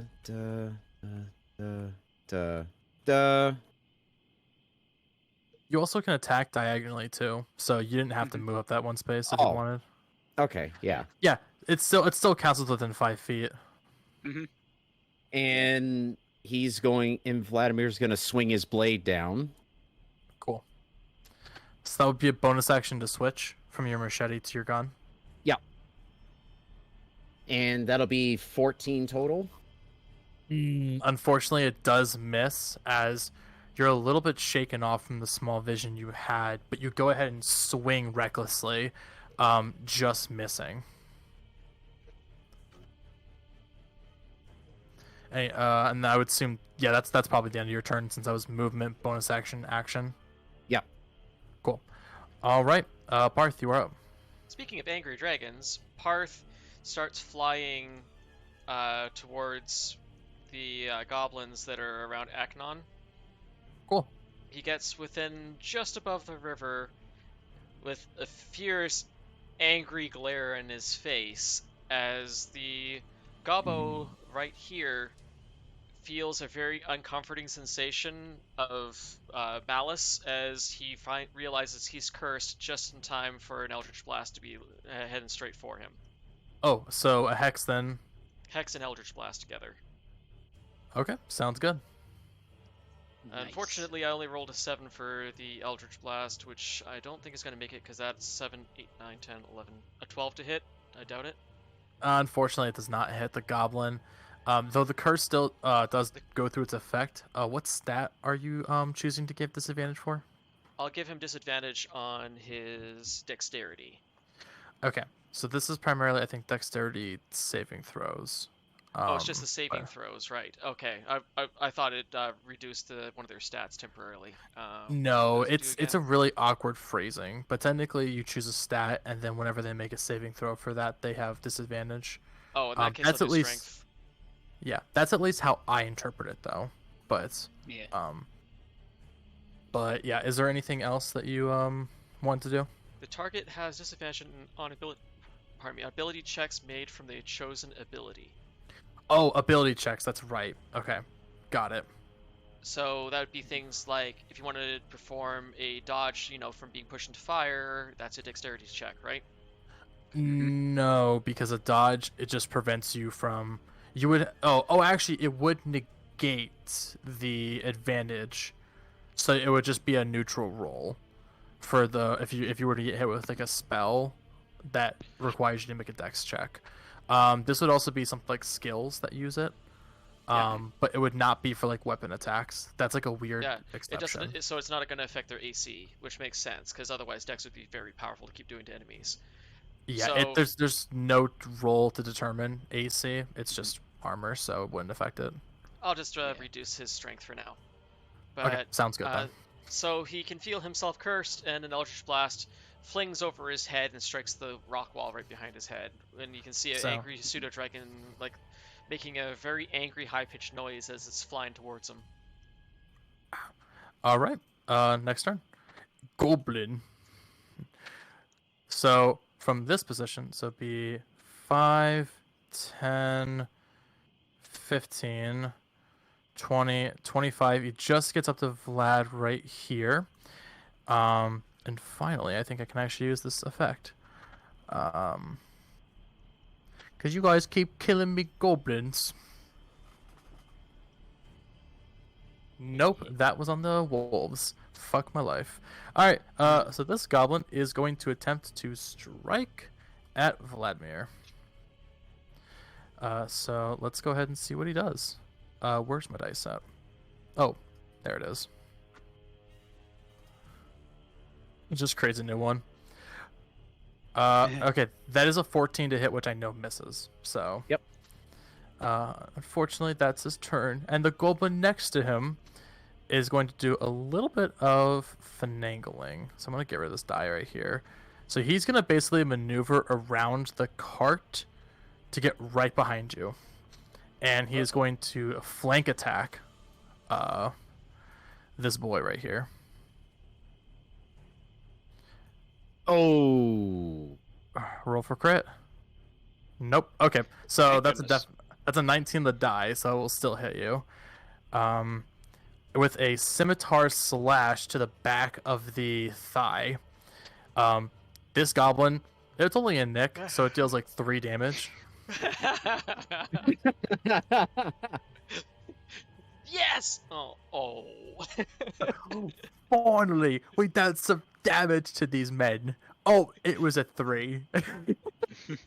I could hear the disappointment in the DM's voice. So sad I could cry. Like, But it's you cry okay. every time. Guys, make sure you give 1 follow for every 1 damage dealt on the die. I cry every time. Anyway, it's this goblin's turn over here, and they're about to go ahead and give Aknon a very special surprise, aka a dagger. Make sure to like, comment, and subscribe to the stream if for every time you cry. Doesn't matter what it's for, though. So- Doesn't matter. I'm sorry, Ace. You can't say like and subscribe because all the wolves have already been burned. That's a good point. Well, no, not all of them. There's still 1 up. Oh, okay, so you get 1 at least. Yeah. At least for now. Yeah. We can give a like a like for time since he's a good wolf. He is good off. Yeah, he's a good wolf. Okay, anyway, Goblin's going to give this man a special gift, aka it's a stab. That's not a good gift, but it's a goblin gift. It's the gift from Gobos. Oh my god, he breaks the AC. Oh no. No, he Ah! doesn't. Silvery barbs. Oh, who are you Yay! gonna give it to? You know who. Aknon. He's gonna get his revenge. The boy. All right, he goes to reroll. Come on, lose it. He Yes, misses. lose. Yes. So Next up, as the goblin goes to take a swing, he feels fate frown on him as he feels a curse like just briefly whisper by him, making him miss his swing. Didn't Aknon have some sort of reactionary thing? he does. From- He was going to use it, but then that happened. So cool. And Aknon literally just looks up and he's just like, "A fellow Durg always watches. These goblins won't hit shit." As this other goblin attempts to hit shit, which he doesn't. Let's go. Nope. Let's go, Rock and Stone. And that is the end of that goblin's turn. And that goblin is dead, so it can't attack. But there is another goblin that will attempt to hit his shit. And will miss as well. Nice. Does that have his blade song active? Yeah, he does. He activated it last turn. Oh yeah, I forgot. Yep. So he has the good old 17. Next, Vicious Wolf is still burning. Vicious Wolf is still burning. Vicious Wolf that is burning but alive dies from Vicious Burning. Let's go. He had 1 health. Arg is dead. Kragmaw, who is burning, is dead still. Let's go. Next is Marshall. Is there anything I should do at this point? Fight. There are plenty of enemies to kill. There's also bridge There are you can lots put of out. enemies. You know, there is a party member who is fucking flanked. Why is it not showing my? What's it called? My movement amount. Because you If picked you- up your token instead of measuring. I picked up my token. No, like shouldn't it show how far my token is moving? No, No, it's it a never measuring has. tool. It's a measuring tool, yeah. That was in an old update. It did that. Oh, I took off the thing to allow it to track. Mhm. Yep, there you go. Oh, there's Okay, an so actual this option to have it automatically do that? Yeah. Yes, there is. Oh. I didn't know that existed. Where is that? Okay, so I there's- forgot. It's, you have to click the ruler, and where it has a little goblin-looking character, if it's orange, it will show how far you're moving. Oh, thank you. So that's 30 feet. Which one's still alive? This one? Any that are not on the ground. There's also the 2 that are flanking our wolf friend, or foxy friend. Yeah, What so do you there's what do you argue that hits? If He's I annoying. align myself to be, at actually 60 feet, my full 30 feet away. from where I was so earlier. wait, so what are you trying to do? He's trying trying to to do a hit this- diagonal shot. For what spell? What's it called? Ray of Frost, which is 60 feet of. You 60 feet are away. let me go ahead and do the math. Big math. AK drawing 1 line to the next. But I can't tell if it's because the goblin is awkwardly placed or if I'm awkwardly placed. It's because there's the descent, but you are within 60 feet of it, so I will Sweet. allow you to do it. I will cast. Let me pull it up. Ray of Frost. Ray of Frost. Go ahead and make sure you remove the marker, and then also go ahead and roll to attack.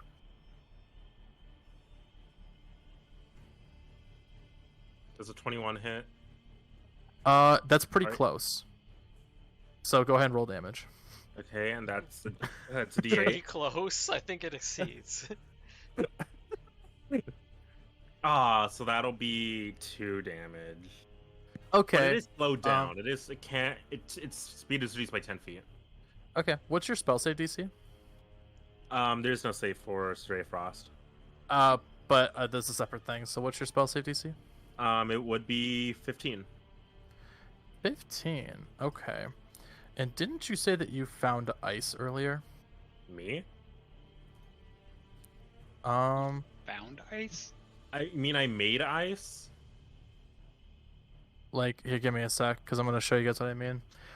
So as you go ahead and shoot this boy, a little fun thing comes up. As bits and pieces of the water within a 3x3, Oh, that's what I mean. yes, they do go ahead and create a area where there is basically like frozen. So it'll be like, we'll just do this for right now, and that will pretty much cover it.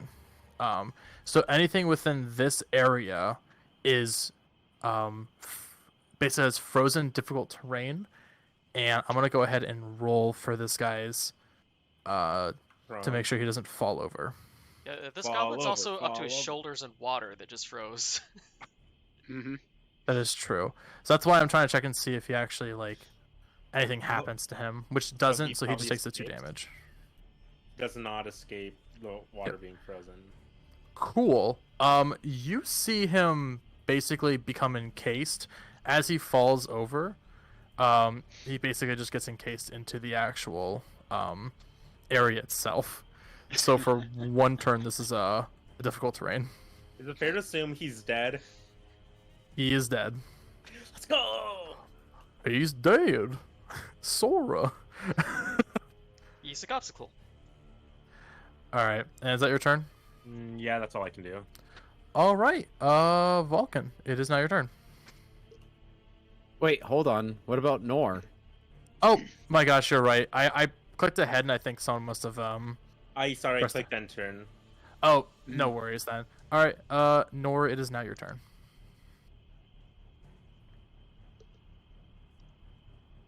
Activate your trap card. This isn't Yu-Gi-Oh! D&D.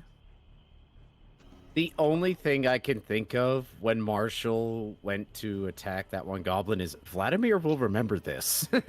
Right? Like, I'm over here, and you're shooting there. What? Okay, Wait, honestly- honestly, being hurt? Oh, Oh, give- shit. Honestly, these Give Ren a two chance to goblins, say. I'm so sorry. these two goblins got the mindset of like people being robbed in London. It's like, oi there, give me your stuff. We're mugging you. Just pulling out I didn't knives. see those goblins. I'm sorry.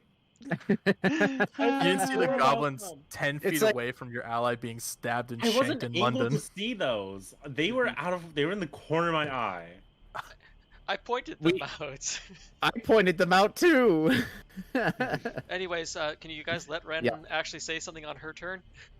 Yeah, Sacred- apologies on that. Yeah, so go sorry. ahead. Go ahead, Nor. Yep. So which goblin do you want? Goblin behind. Okay, sounds good. I'll go ahead and roll the dexterity check for you. Oh my god, it beats it, unfortunately. So nothing happens to the Sacred Flame.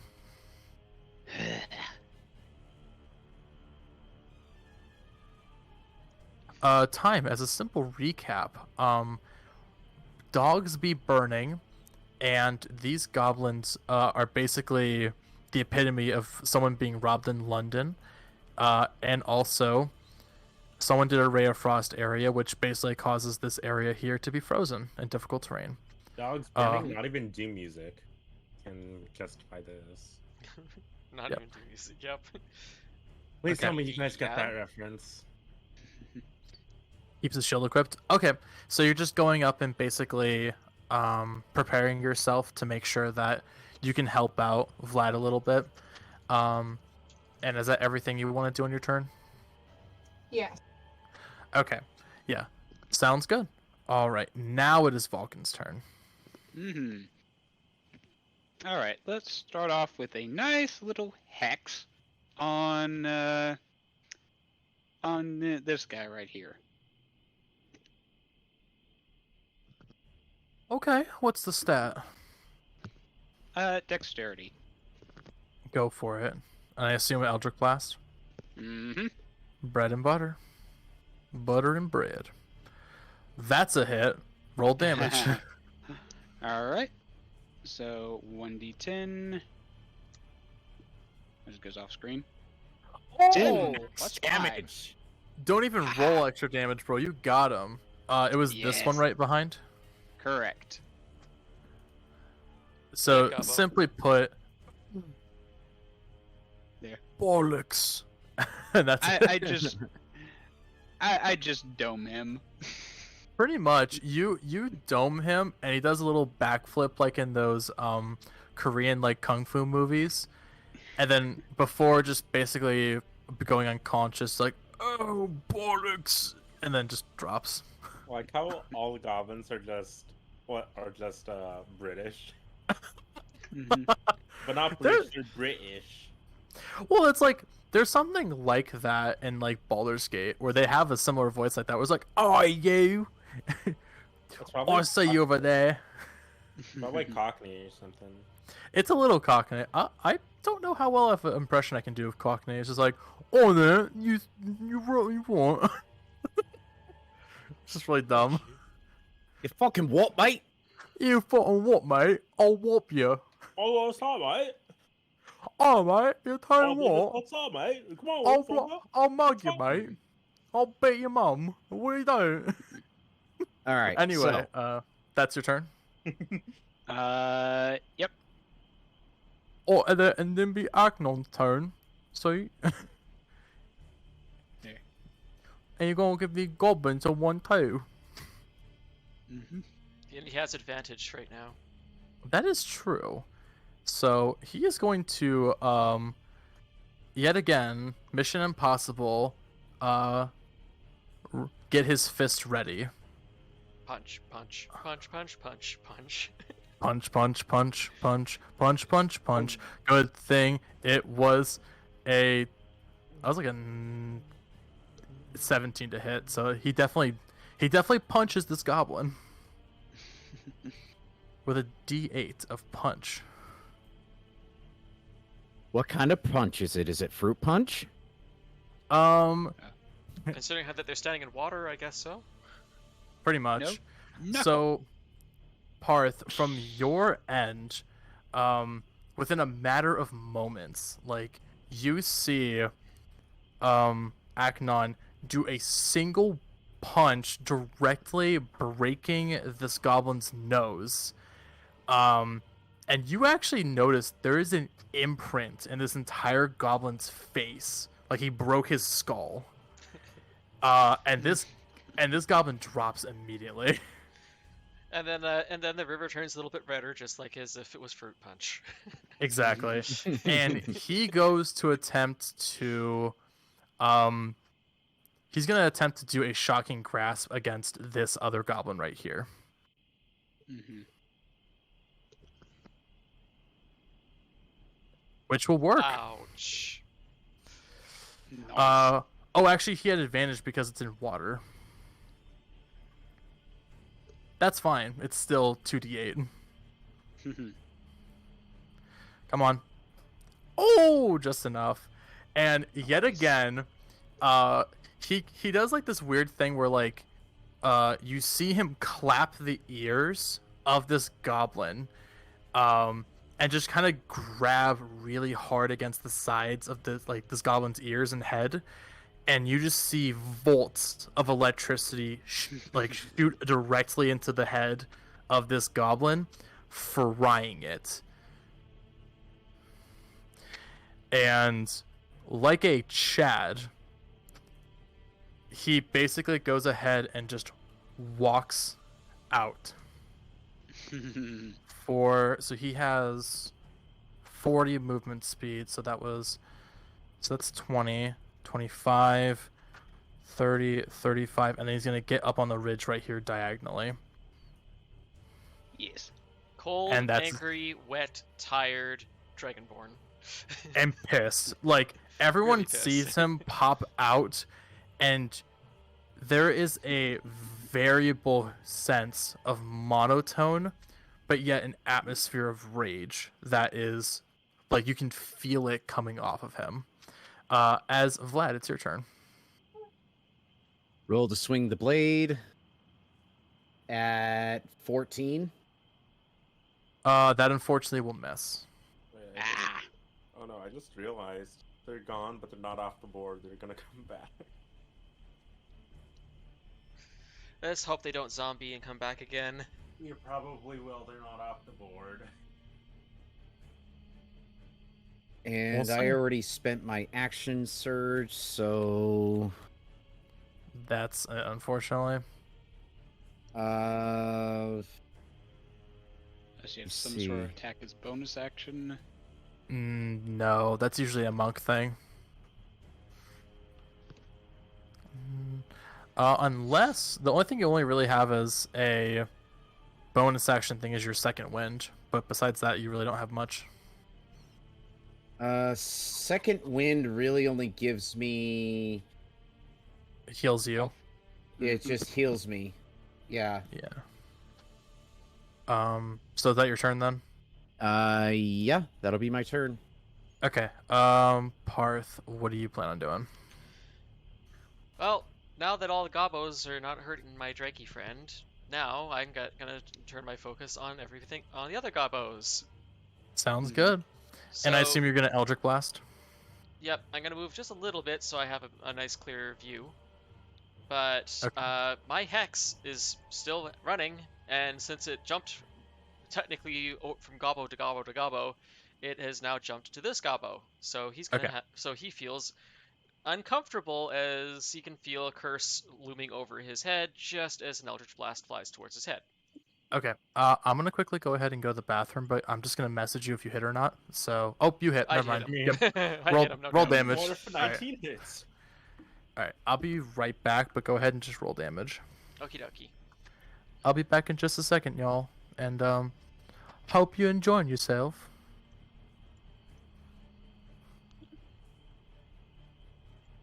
Bonk. Oh, max damage. Nice. Let's go. While Ace is on a bathroom break, I'm gonna go downstairs and disregard all the peanuts that I did not eat. 'Cause I got very... So the best part is that wasn't just a D10. There's a 1d6 to drop on him as well. Yes. Bonk. And a one. And a 1. Well, max damage, min damage. Yep. You are min-maxing. Oh god, I am. Or is this max minning? Who cares? It's damage. Either way, that Gobbo just got hit with necrotic damage of 1 and 10 force damage, so he basically exploded into some force with a little bit of necrotic seasoning just so that he feels absolutely terrible as he explodes. Mm-hmm.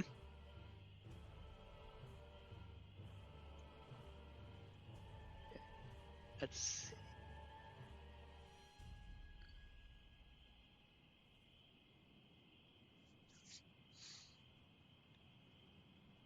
There. Ah, yes. Well, at least you got something there, Xena. So hopefully that will help ease a few things for you. Angry Dirks, angry Dirks.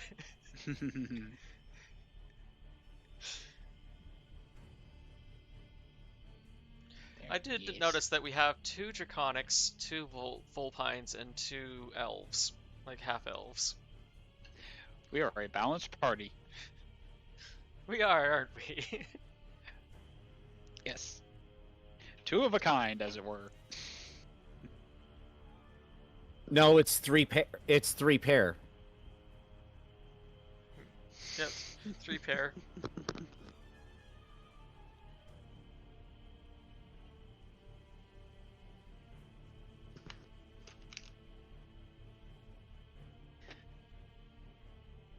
I like how our hot dogs are just roasting away there too. Mm-hmm. Hot dogs roasting on an open fire. Chestnuts roasting right up in your mouth. Anyway. So 19 to hit, max force damage, and 1 necrotic damage. Okay. Big man's brain got busted up, and he's like, Considering that I just hit him with force damage with just a little bit of necrotic seasoning. "Oh no, you 100% like KO'd this dude, like straight up." Seasoning. Yeah, that's pretty much it. So congratulations, guys. Yes. So bam. Yeah, sorry about the delay. Should we No explore worries. the cavern now? Before we do anything else, This bridge is burning. yeah, Yep, I'm going at the to very start... least, I am going to walk over and start trying to extinguish it. So I mean, there's a river there. We can just like jump in the river and just. Well, before you guys go ahead and start trying to take care of it, Akon's just like, "Don't worry, I'll take care of it. Give me a moment." As he proceeds to walk forward slowly. I flee away from there, knowing Akhenon. Before I move, I'm going to launch an Eldritch Blast right at Kragmaw's head. I want this thing to stay dead. Okay. Go ahead and roll. You want to make sure there. his head's burst, eh? Yes. 24. Oh yeah, I completely forgot about 21. 21. Okay. completely forgot about doing that to him. Yep. Basically, he does go ahead and his head explodes from the force. He's like, I recommend the rest of you get out of here. Give me some space. Again, Paarth is fleeing. The rest of the party should probably take a hint. He is going to basically go right in front of it, and he's going to cast Rhyme's Binding Ice. Which is a 30-foot cone. AKA, it's the entire bridge. And within a matter of moments, this entire bridge goes from being on fire to being caked in frost. As well as much of the river. Yep. And literally to the point of, like, it makes, like, these, like, pillars and such. It actually, like, kind of goes into a really nice design of being able to have a frost-like bridge instead. Well, look at you, Elsa. I'm just gonna get these rest ones to help with this, and then be good.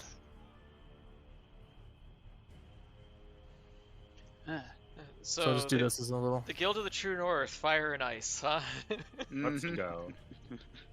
But it's called the Prismatic. Yeah. I'm also going to unleash Eldritch Blasts on all the remaining bodies in the area, to include the ones up here in the river, to make sure that they stay dead. Yep, you pretty much give the double tap rule an official hoorah. And that's pretty much it. That's what I wanted. Do we go into the cavern? Once everything seems to have settled down fully, Paarth flutters over and does a little bit of a cat on a hot tin roof, but this is pseudodragon on a frozen icy bridge, to check Cragmaw to see if Cragmaw has anything on him. Yes, in fact, he does. And it sucks he didn't get to use any of it. 1 sec, I'll do my investigation for you, just for proper sake. Yeah, go ahead and give me that investigation. As all this is going on, Vladimir is going to kind of separate a little bit from the group, holding the revolver in his hands while resheathing his machete and just staring at it like, what the fuck?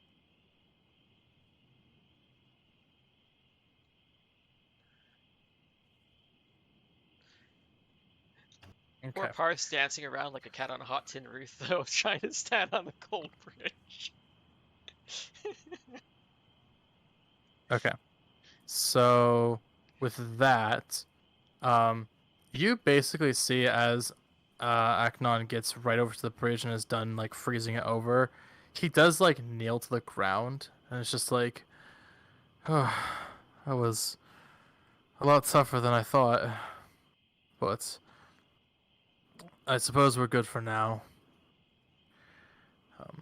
And luckily enough, he starts to, like, laugh a little bit. It's like, I got some goodies for us while on the way out. Goodies?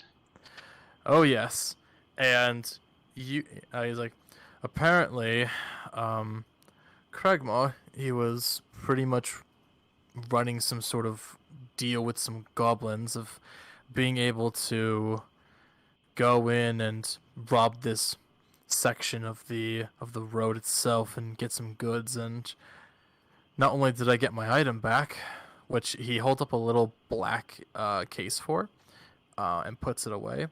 It's like, but also, I found this little bag of holding in there, and it had a lot of goods.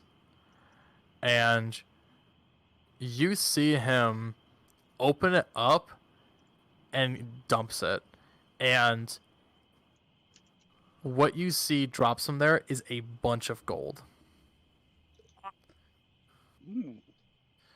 In addition to, like, preserved rations of food and also, like, different types of, like, other, like, merchandise and kits of, like certain, like, kits.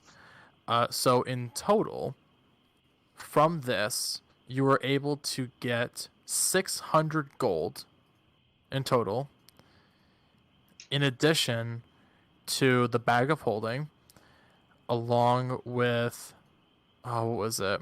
5 days of rations, like traveling rations.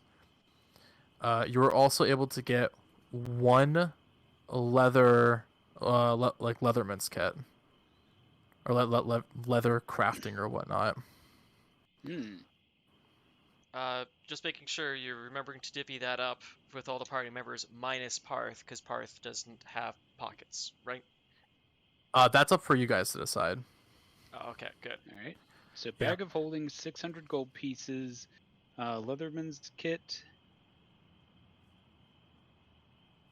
There's also And 5 days of rations 5 days of rations. in addition to the bag of holding. All right. Want to make sure that I got that. Yeah. I should probably And- note this Okay. down too for us to put in the chat later. Sounds good. And as he like goes ahead and collects just everything up, just being like, we'll just keep it in here for now. Sorry, one more time. Valkin. Leatherman's kit, 600 gold pieces. What else? 5 days of rations, and just the bag of holding. That's all in that bag of holding. Is that what I got off of Craigmaw, or is that only what? That's what Arkna was able to get while in there. For Okay. Cragmaw, you are able to find a coin purse that holds about 50 gold pieces, in addition to a very good-looking morning star. Ooh. Hmm. Considering that Paarth can't pick up the Morning Star, let alone barely pick up the bag, he seems to jump up and down and skitter about excitedly, trying to see if he can lure a party member over to look at it. But does pick up the little leather bag, carrying that awkwardly because the gold coins are quite heavy for a little pseudodragon, and kind of like stumbles around like a cat does when it's carrying something too heavy, to drop the leather bag of coins with the 50 gold pieces on the floor here, or on the dirt road here. I'm playing soccer with the die. Okay, yep. So, unless anyone else does anything, Acton is going to basically assist with grabbing the gold that Paarth has and then putting it in the bag of holding, in addition to stumbling over to grab the Morning Star.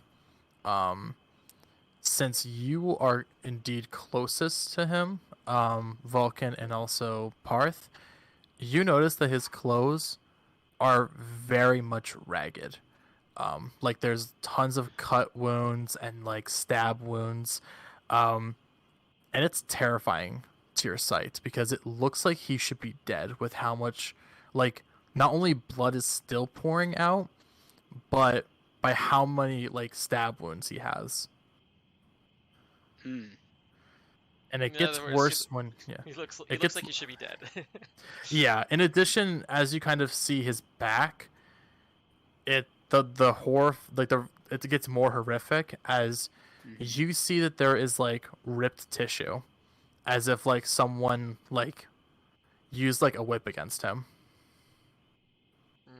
Here. I have no healing, so I can't do squat. Yeah. But he does go ahead and like drag the Morning Star away, and it's just like, thank you. I apologize for taking so long. Would you like me to carry any of that? You seem worse for wear. I've been through worse. Though I will say this is not one of my finer moments. But I appreciate it. I hope there wasn't too much trouble that was let on for you. Challenging, to say the least. At this, oh, there we go. Sorry, I was pressing the wrong key. At this point, Paarth flutters up onto Vulcan's shoulder and starts pawing at his collar to try to activate the messaging stone again. I reach up and tap it a few times. What you want, So little guy? you're trying to activate it, Yeah. Dav? Yeah, because the last thing that the guild knew was they think that we lost Aknar, so we should probably let them know that he's not dead. Yeah. Mm. So, do you just want to go ahead and just go to the last contact? Since you have contacts on there. It would have to be the same contact, yeah. Okay. So you go ahead and just ring it a little bit, and immediately it's picking up from the same familiar voice, like, "Hello, Paarth, you still there?" The Paarth makes a chirp and looks directly at Vaknon. Vaknon. Back not. Thank you, Vaknon. Too many names with No, too many no. words. No, Arknon. it's Aknon. Aknon. Anyway, Paarth looks at Aknon. Thank you. After initiating the call, because he knows that Aknon will immediately pick up on, like, okay, why is Paarth calling the guild? Mm-hmm. Mm-hmm. Any case, Valkin, you can also figure out what's going on there pretty quick. Yeah. Yeah. We have good news. There. Well, mostly. We were ambushed there, but in the ambush, we were somehow able to recover Akanon. He's hurt, but alive. Oh my god, have I seriously been muted this entire? Oh my god, are you kidding me? I didn't have myself unmuted for a while. Okay. Not for that long, but okay. Go ahead, Ace. Oh, it's right, because I think I went to the bathroom quickly. Not a whole time, just a minute. Just a minute. Oh my god, I feel so. Okay, we're good now. That's stupid. Anyway. Alright. Can I get one moment here, please? Got a call coming in. I need to take care of it real fast. Okay. Ace, literally the last thing you said to me was just which contact do you want me to call? So from that point forward, we missed whatever you said. Oh, okay. Sounds good then. All right, sweet.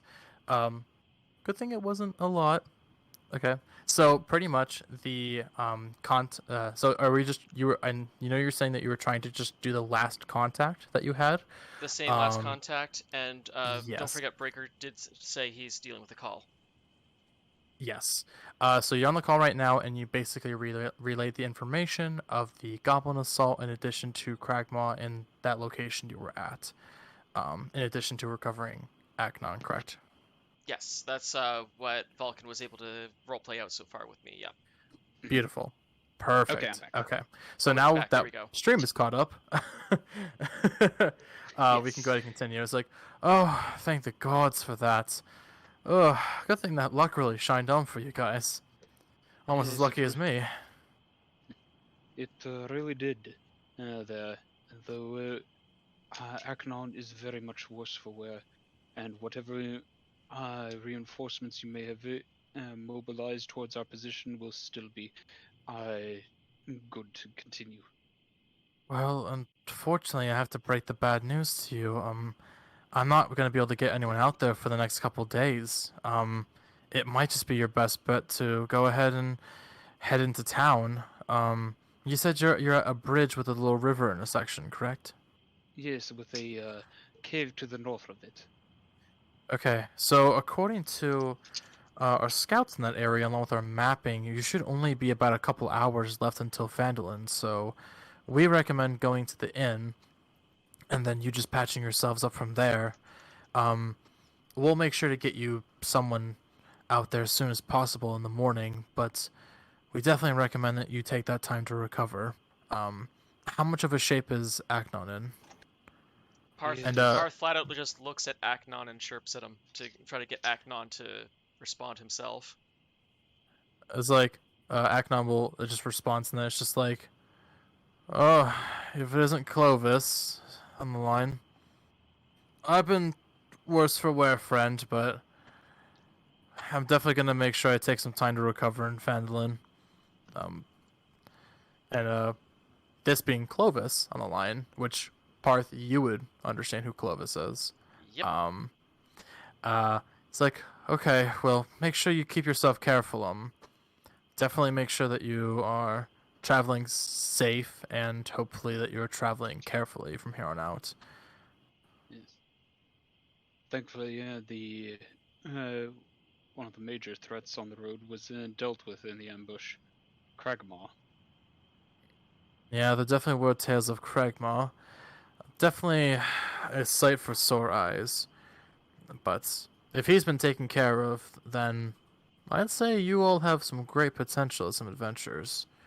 I hope that once you actually get here, that you can go through our little bit of initiation if you would still want to, especially with this going on, and hopefully nothing else too crazy affecting you all. Yeah. The curse that is upon my comrade. Yes, well, unfortunately, we don't really have any sort of materials to look and get this taken care of until you make it to the guild. But for right now, just keep strong and keep watch over him, okay? Yes. Do you happen to know anyone in town that we may speak with that may be able to aid him in any way? Acnon does speak upwards, like, I do have a contact that I'm meeting there, so and he has ties to the guild. He's actually the person that requested for the item itself, and so once it's taken care of, then we can go ahead and make sure to let them know that we need someone over here right away. But I can definitely go ahead and make sure that I still get you back to where you need to go. Very good. I may just need some time to recover, unfortunately, but I'll be okay. But don't worry, Clovis. I'll make sure to take care of them. And Clovis says, "Sounds good. Well, keep me in touch if anything happens, and we can send someone on over right away. But for now, travel safe." Paarth makes a little Yeah. double squeak chirp at Clovis before she terminates the call. Yep. Mm-hmm. All right. Well, where were we? Got a couple hours till Phandalin, and I'd say let's make it some hightail.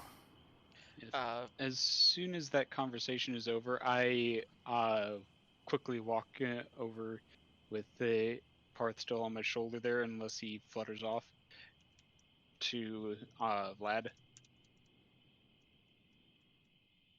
Also, Elias, I know you're trying to ask earlier, but we were trying to just get that part out of the way. Did you want to say the thing you've been trying to ask now? I've honestly forgot what I was gonna ask. You want to ask about whether or not we should be exploring the cave. Oh yeah, that one. Yeah, should we explore the cave or kind of moot at this point? What do you guys think? Is that like a Well, in-character question, or is that... In character, should we explore the cave? There should be no need. If there's anything, there's probably only a couple of goblins in there. But besides that, I pretty much picked the place clean. Oh, okay.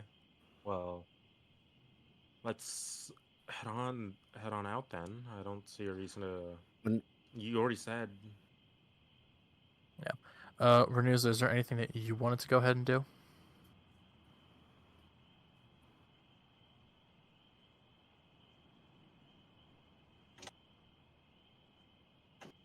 Renewza? Oh.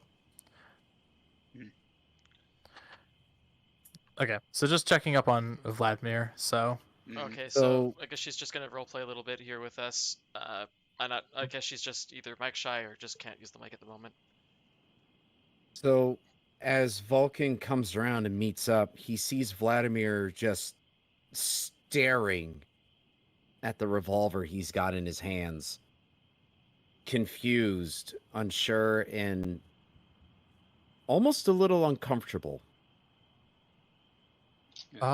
As you look into the revolver, make a wisdom check for me.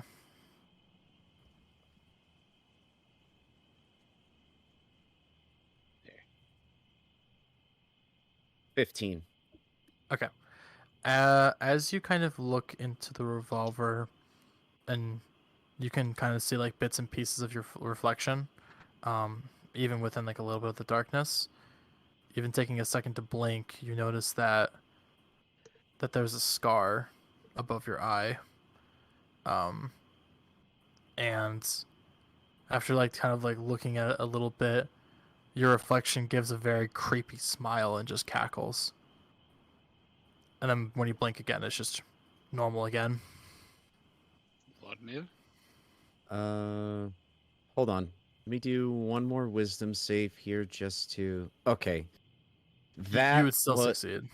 No, Yeah. I know. That was just to determine whether or not his reaction would be to throw the revolver, which he doesn't. Okay. So he stares at it for a little longer.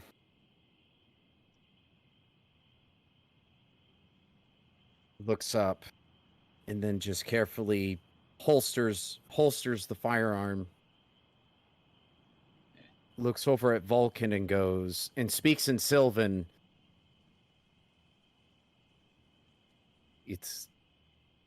Feel like it's starting to get worse. We're only continuing in Sylvan there, since it's the mother tongue.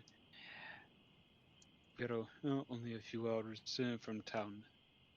There is someone there that may be able to point us in the right direction, or perhaps even help. And then the guild will have someone here and to help day after tomorrow. Just hold on. Tell me, what did you see? I saw him again in reflection. As if he is me. Scar above eye, ear nicked. As if he is you. I am not sure how I feel about this. To be quite frank, I'm not liking where this is going. When I fired off gun last time, I saw a brief moment of me shooting myself, as in Goblin was myself. Whatever this is, it is playing tricks on you. Do not give in to it. At that point, I'm gonna do one more. Okay, so that he slowly kind of looks over to Vulcan. You can tell that Vladimir is trying to keep his cool. Like, he's heavily trying. Mm-hmm. And this time he just kind of outbursts in common. What do you think I am trying to do? My voice takes on another tone, and the dialect of Sylvan takes on a more refined connotation there. You are a warrior of our homeland. Stand up straight. Remember your training. You are strong.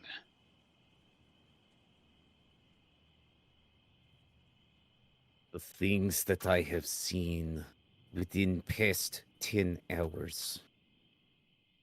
If you saw what I saw, you would be feeling same thing. Fear, yes. But fear is a killer of its own. You will stamp it down with acknowledging its existence. For only through acknowledgement can we combat. You are above this. It is a trial only. You will recover. Remember your training. Remember who you are. As that conversation is going on, Marshall and Nor, how do y'all like take it in? I'm just watching. Like, I'm not interacting with them. I'm just like watching. Just if I should like, I'm like watching cautiously to see if I even should be, but I'm like still trying to pay attention to make sure things are fine. Yeah, the two foxes are basically talking to each other in Vulpin, other than the one outburst from Vladimir. So whatever's going on is serious, but we have no idea what they're talking about. Yeah. Pretty much.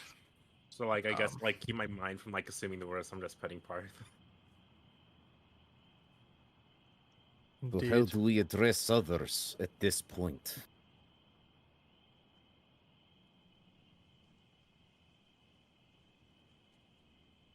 This is still in Sylvan. There. We will tell them the truth. It is only right that they know that you are afflicted. For if they do not know a weakness in the group, how can they compensate?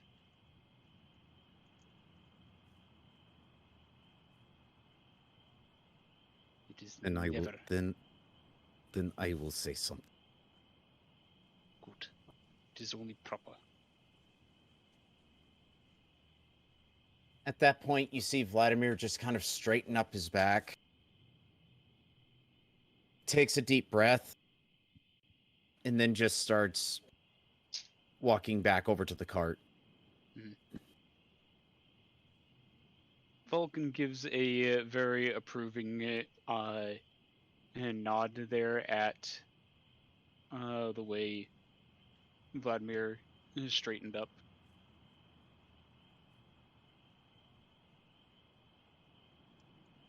Okay. Any other preparations or any final like, conversations before heading on out?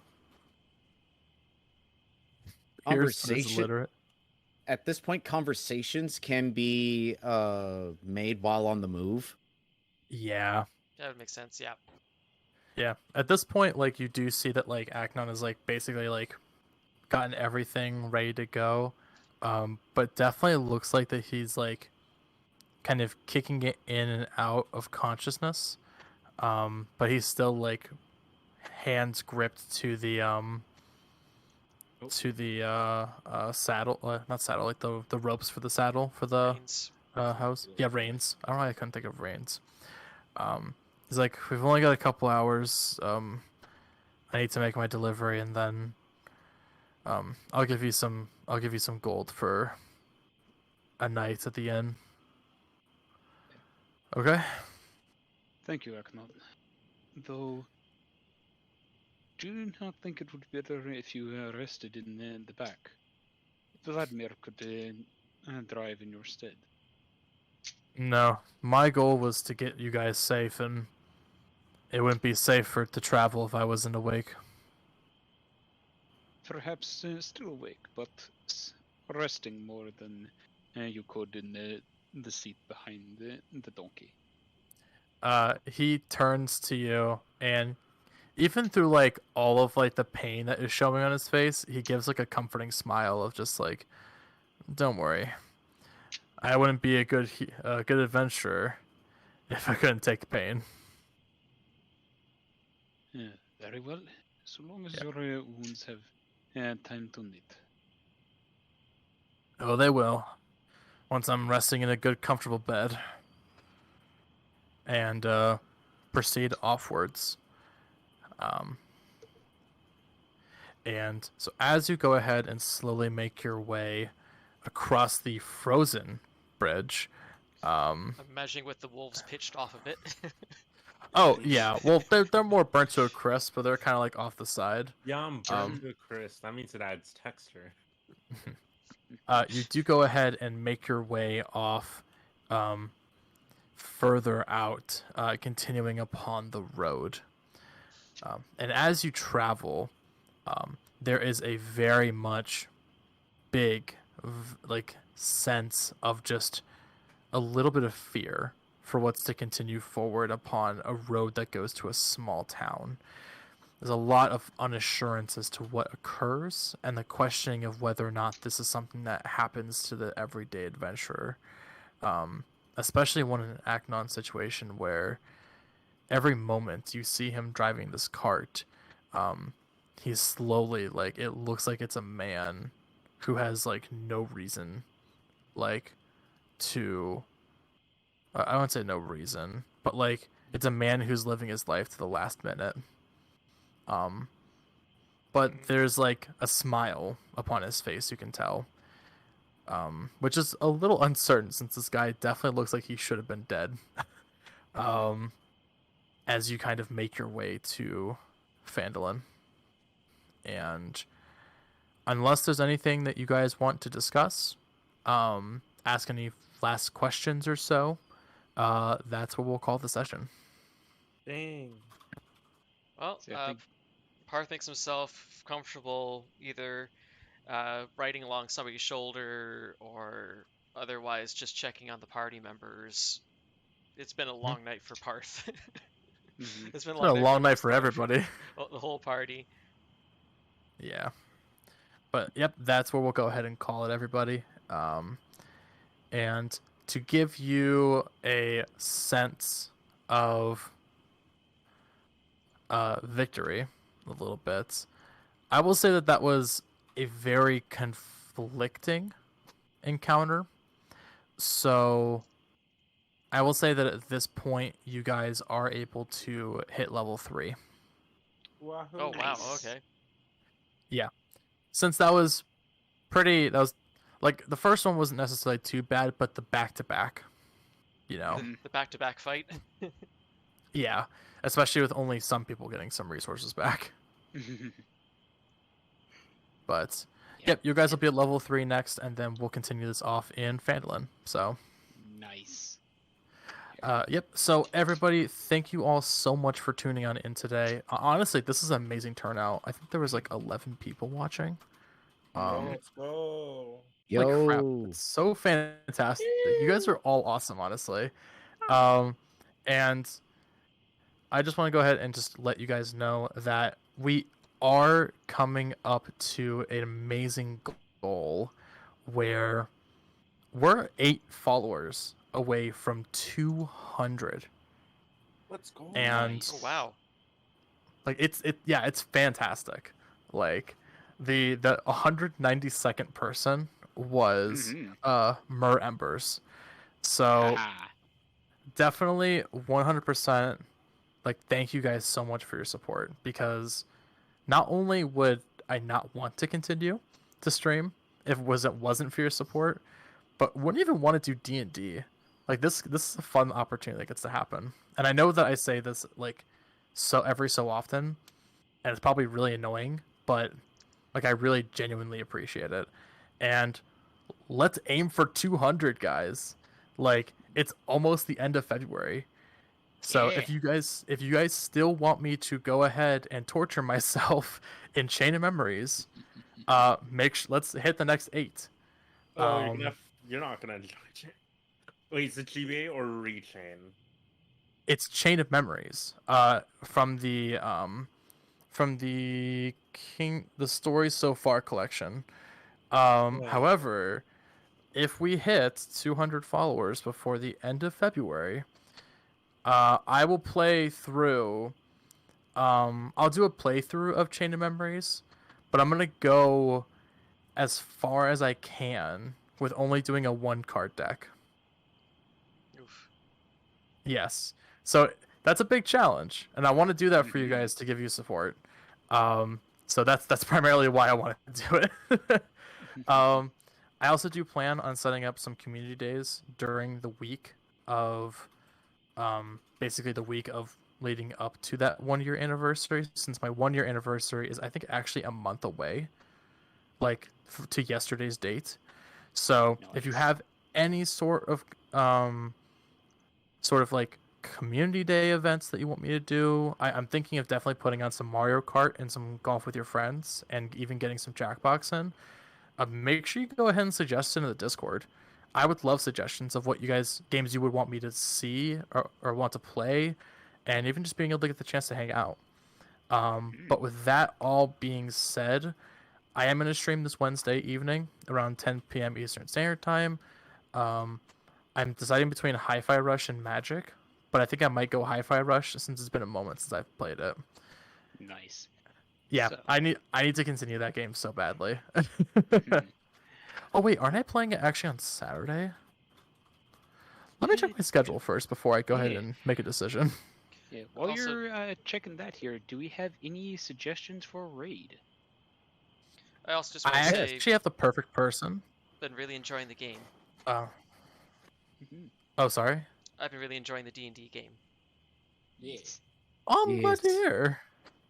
I'm glad you guys are enjoying it because I'm having a blast with this, honestly.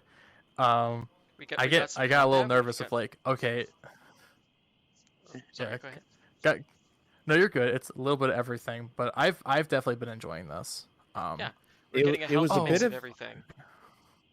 It was a bit of interesting twist that, Vladimir got afflicted with this curse. So it's like, okay, this is new. All right, here we fucking go. Let's see where this goes. Just can't wait to see what actually happens. Oh, also there is a mistake of a date for the schedule. So actually on March 1st, aka this Wednesday, I will be playing some Magic the Gathering. So if anyone wants to play, let me know. I'd be more than lovely to play with you guys. I'm gonna fix on the schedule though right after. This Saturday, I'm playing Hi-Fi Rush, so you'll get some gameplay of that too. So no worries, no worries. And like I said, if you have any other suggestions, please go ahead and send it to me, either personal DM or in my Discord, because I have a server for that. Yep. But with that being said, I do actually have a special friend that I am going to raid off to. I actually have to check and see if they're still playing in mid game. So this person's called Yo What's Poppin'. He's a very good friend, and he's playing some Bakugan battle brawlers. So I figure we raid off to him and give him some love and support. Okay, take care, everybody. Bye bye. Bye-bye. Sounds good, guys. And just to let you guys know that if you are a subscriber to my channel, go ahead and make sure you spam these raid emotes, courtesy of Fat Blue Dragon. And our raid Alright. message is going to be Club Fangwin Screes again. There. Alrighty.